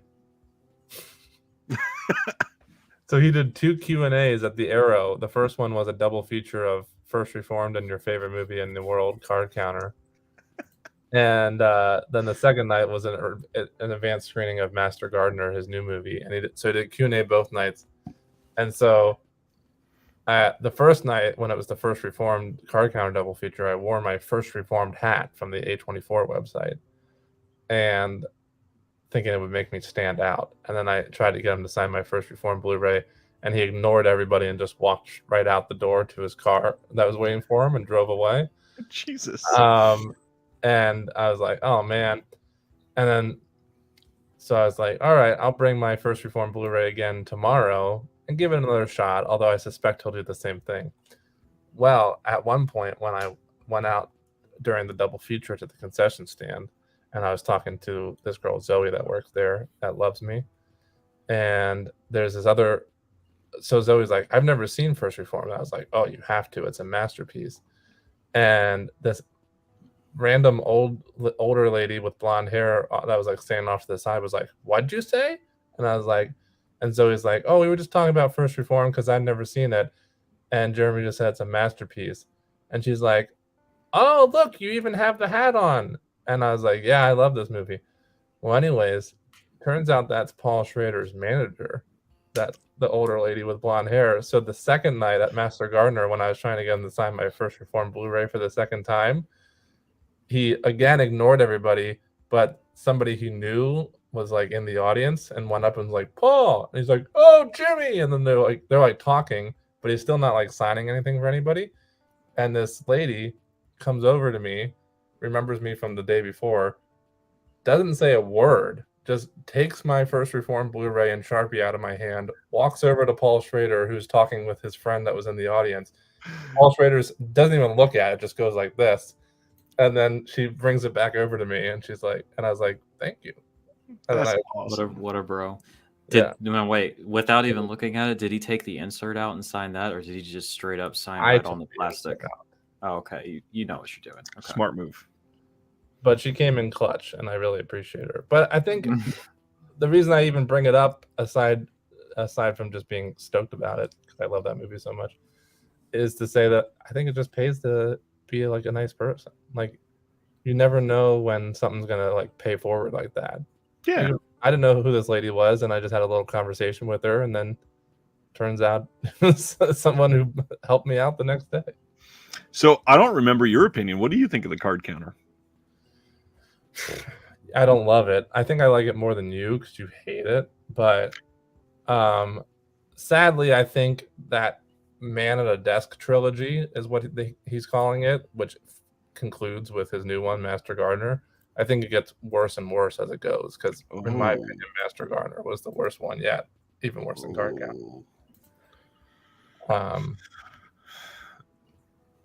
But no, I mean, it's interesting because he's using that same transcendentalist style that he coined and wrote a book about and everything in all 3 films, and they all obviously have their, like connecting tissue, so to speak, that caused them to be the spiritual trilogy that he's calling them.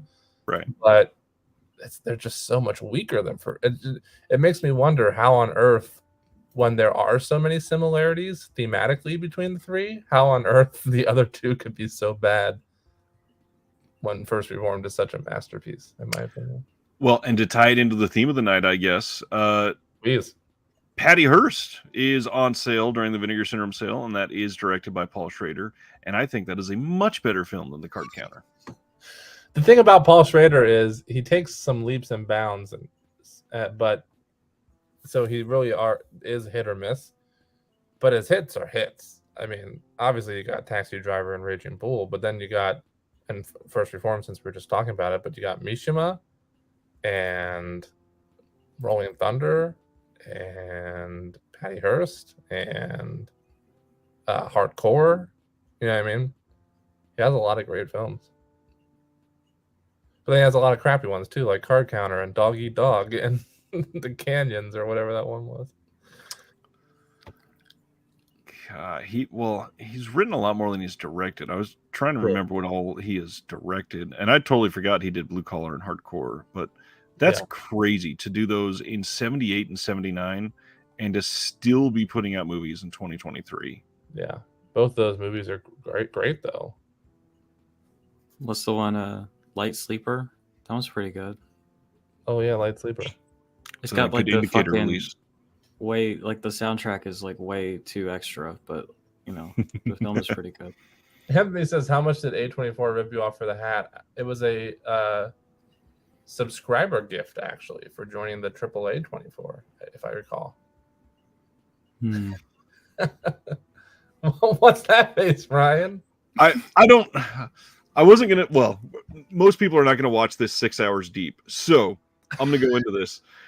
They sent out an email like a week and a half ago that the X and Pearl limited edition prints were going to be back in stock for the AAA 24 members only, and they were going to be having a sale. And I was like, damn, I'm not a member. I really wanted those prints, and they're going, like, the X one goes for like $250 on eBay now. Really? Like, to get it on sale for $40, that's kind of worth it. Yeah. I mean, it's already less than eBay. So I went and signed up for it. And I was there the moment the sale was supposed to go live. It was supposed to go live at like 11 my time or whatever. 11 comes. The sale never opens. Nothing happens. It goes about 20 minutes. I email the person, because you get some little concierge emails you when you join the AAA 24. Yeah. I emailed them. I was like, what's going on? I signed up for this. And I go back to the site while I'm waiting for a response. The store has now opened, and the prints are all sold out. Yeah. They are not the best. I signed up because it was very cheap. And for me, it's like, what is it, like 70 for the year or something? I believe it's 55 for a year. And what's great is I emailed about that, and so they responded to my email, and now I'm like, man, this is frustrating. So I responded to them, and I was like, well, this just happened, and it kind of sucks because I paid for this. And they were like, well, do you want a refund? I was like, yeah, that'd be great. So they gave me a refund, but they also sent the welcome package. So I got their little zine and an enamel pin for free. I love that. Yeah, I mean, sounds like you came out on top on that one. I agree. Except I still don't have the prints. that is the bummer of it all. I collect the zines anyway, so the fact that those get sent to you for free, and it's like $5 a month to be a subscriber, I figured whatever.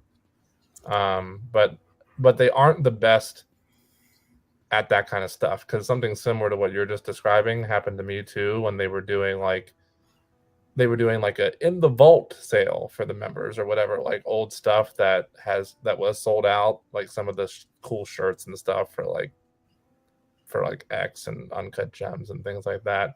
Yep. That they found some extras of in the warehouse. And I tried to do the same thing as you, and it was just like completely worthless. Like they need to revamp their website if they're going to do stuff like that because it's glitchy as fuck. DC says you're lucky that Paul Schrader didn't hit you with his throwing star. Speaking of which, still 16. I didn't realize Paul Schrader was still making movies. I haven't seen anything more recent than The Comfort of Strangers. Wow. Tony says, huh? What about Tony was saying, what about Affliction for Paul Schrader? I believe. I don't think I've seen that one. And his misses are misses. They sure are. Oh, Damien really liked the card counter. Ryan. I'm sorry, Damien. It wasn't for me. Affliction 97. Maybe I have seen this.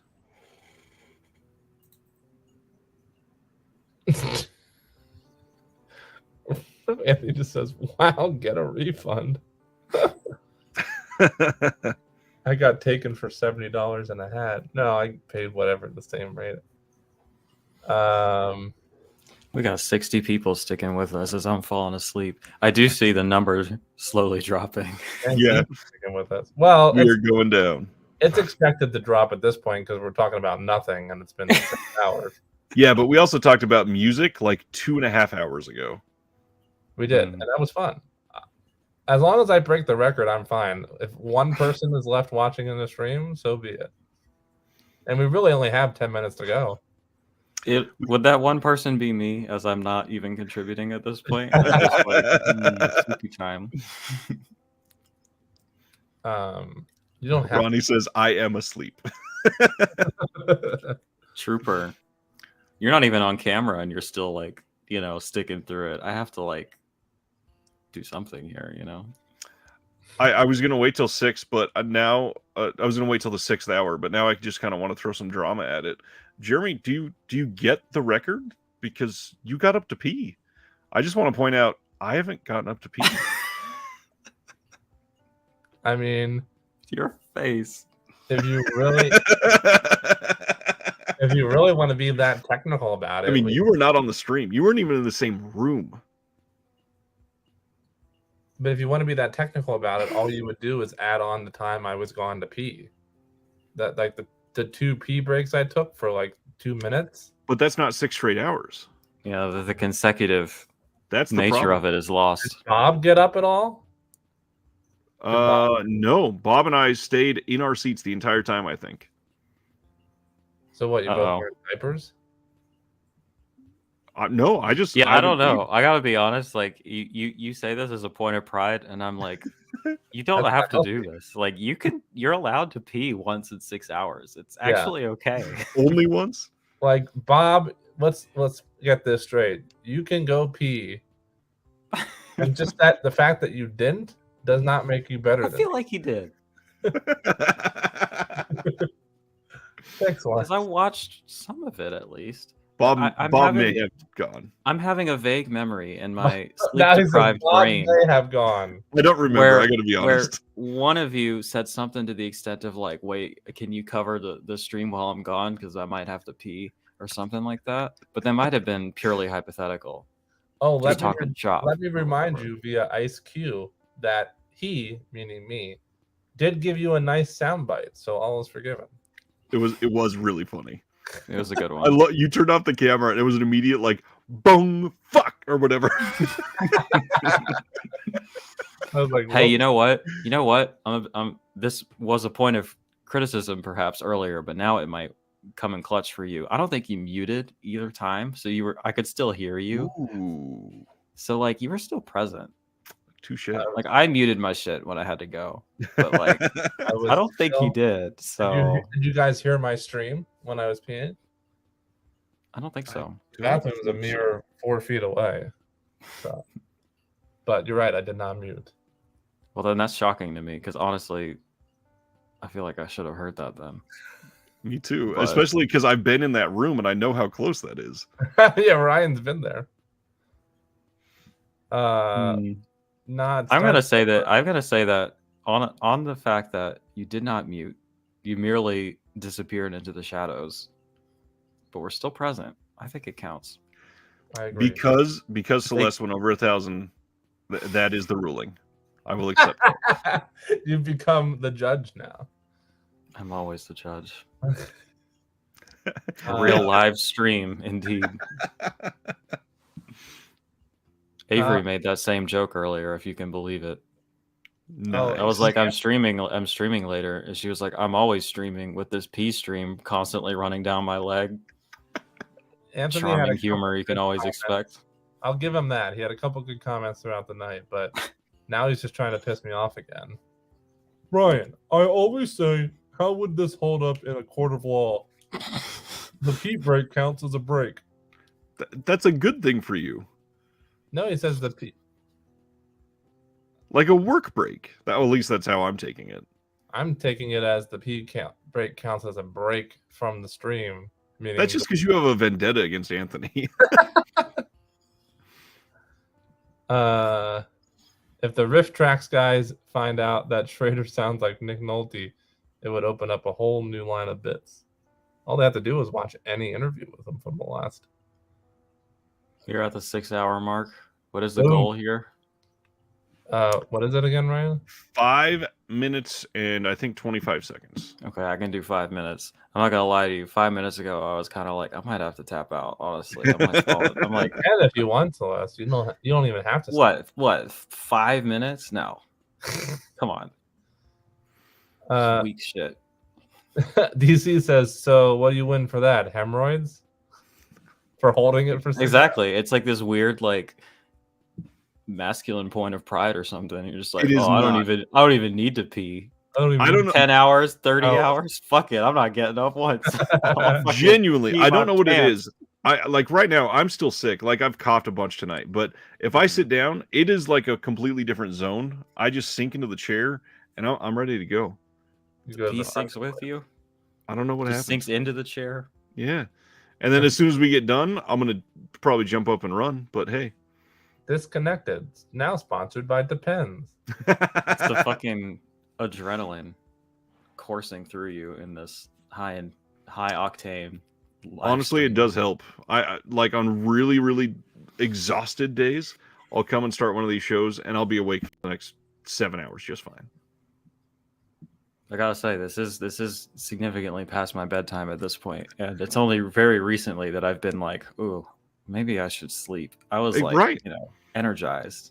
It's good that you stuck it out. What I love, not to jinx it, knock on wood, is that Ryan adamantly said that this is not happening earlier. Like we had a whole phone conversation where he's like, "No, we are not breaking the streak." Oh, dude is out with 5 minutes to go. I understand. It's not even that. It's like 3.5 minutes now. We can start wrapping it up, Ryan, if you want to like do your normal wrap up at this point. I would say. I mean, there's not much of a wrap up. Is there anything? Well, first of all, Celeste, do you have anything big coming up soon that you want to talk about? Other than hey, everybody subscribed. Any fun videos you want to highlight? No, I don't even have to do my subscriber pitch because I hit the fucking goal today. So like that's like the whole thing. Like, I mean, maybe if you want to go ahead and do that, just so I have like that little buffer of like 5 people that might dip once they decide that I'm weird and they don't like me, which is like honestly perfectly understandable. Anything coming up? You've got. I'm gonna. Yeah, I got the Wicker Man conversation on the Imprint cast coming up, which is gonna be pretty sick. We're going to be changing the format of our monthly, I'm tired, our monthly haul videos. I've just stole this idea from Ken at Mid-Level Media. I'm actually going to count up and like share with the audience how much I'm spending to hold myself accountable and make sure that it's not an astronomical amount every month. So it's really just my public shame for your entertainment. I mean, that sounds fun, right? So come hang out. That's all I got. Sir. Bigwig wants you to be there. Australia, maybe? I just went back and listened. You can't hear Jeremy peeing. Well, that's a weird thing.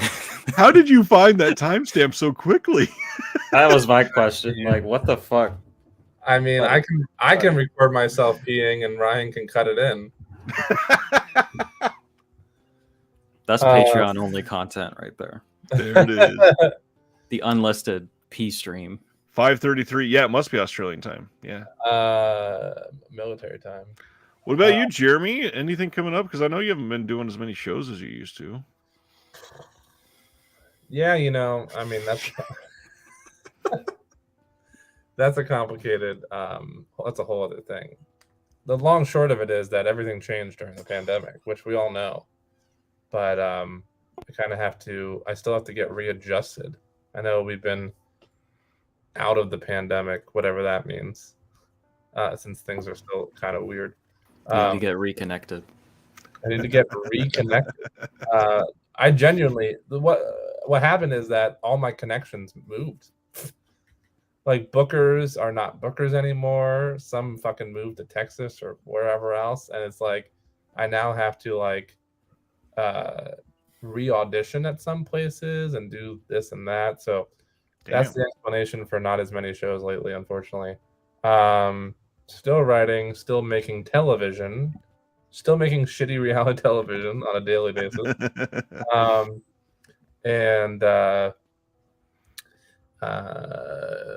Anybody who's in LA, come join Marvin and I at the 2000s Terrathon at New Bev. You can wait in the standby line and join my OnlyFans if you want bikini pics. Well, I will say. Oh, go ahead. Oh no, go ahead. No, you're good. I was gonna make more stupid jokes. Celeste doesn't have to join my OnlyFans. I'm sending them to you directly. First off, if you are interested in hanging out with crazy people like us more often, the Discord is a wonderful place. Sign up for the Patreon in the description below. Obviously, I'm working on a bunch of stuff behind the scenes, and because I have the next 10 days off, a lot of that's going to be getting done soon. So there's some big stuff coming. On top of that, congrats, Jeremy. This is a big deal. You are now the longest stream holder. Congrats. This is thank you. A weird record to hold. I'm really happy about it. Well, I set the initial record, and then 2 different people beat it at like 2 different times. So I'm happy to regain this title. I feel very honored, and it's more of an honor, really. It's an obligation, but it's one that I'm happy to hold the record of. And what else? And Celeste broke her own record today, and for getting 1,000 subs. Mm-hmm. So we're all setting all kinds of records tonight. Yeah, it's an eventful Thanks so much. evening. Oh, you were roasting my fucking verbiage earlier, where I'm like, I always say good evening at the begining of my video. You heard have it in the description. Yeah, it was funny just because it was written on the channel. Yeah, I just like the evening vibe. It's a bit of a wind down. It's getting dark out. The exactly blast of the sun has left us. You're home from work, right? Probably. Yeah, it's like, it's also just kind of like it feels like something Christopher Lee would say at the beginning of a narration of sorts. I agree. I just kind of started saying it and it stuck. So yeah. Ryan also set his own record of how little sleep he'll have tonight. Thanks again, Mary, for earlier. That was incredible for you. Thank you, Mary. This is all because of you, Mary. Honestly, Ryan would have never stuck around if he didn't $50. Honestly, probably not. You know what? I do have a little bit more. Thank you. I like my verbiage as well. I like it. I was never actually making fun of it. No, I know. I just at 1,000 subscribers, my goal from the beginning of the channel was I didn't feel comfortable asking people for money until I hit that goal, just because then it's arbitrary, but that's where YouTube has decided that I'm worth monetizing, so I feel more emboldened in asking for it. But I will be launching a Patreon pretty soon, and I'm working on tiers and perks and stuff like that. So I don't know if anybody has any ideas, feel free to send them my way, but I have a pretty good idea as to what I think I want to do with that. I just got to get it. I wasn't actually expecting to hit it today. So I need to go fucking set that up now. Wow. So if you all want to like give me money for some reason, there will be avenues to do that. So cool. Fun Memorial Day weekend plans for you to get that all set up. Yeah, buddy, please. Yeah, it's not a morning vibe. Honestly, Dead Sea, like my shit is just not, you know. Did you see Anthony's comment, Ryan? Probably not. No. Congrats, Jeremy, to think all this happened because you spoke in the live stream today. It's either that damn Pearl Jam song or How I Look Like Dave Grohl. That's all I get. I was thinking about how you looked like somebody recently, and it wasn't either of those people, and I've completely forgot who it is. So that was a useless comment. That the lack of filter that my lack of sleep has provided. Is it Les Claypool? Because that's the other one I get fairly often. No. Okay. Is it more Claypool? On that note, Celeste and Jeremy, I love you both. This has been incredible. I hope that you all have a wonderful weekend and keep spending responsibly if that's what you're going to do. But I managed to be under my goal. Sorry, of $100, even with the surprise purchase, because I was responsible and went with the 60. We were at like right under $100, so we fucking did it. Just dubs all around tonight. On the dubs all around note, thank you all. We'll see you next time. We're gonna have to. Tony can let you all go because it's time to end the stream. Ready, Ryan? 1, 2, 3. Paul Schrader. Thank you for watching The Disconnected. On the way out, make sure that you are subscribed to the channel, that you've liked the video, and that you've copied the link to be able to share with someone else that may appreciate this.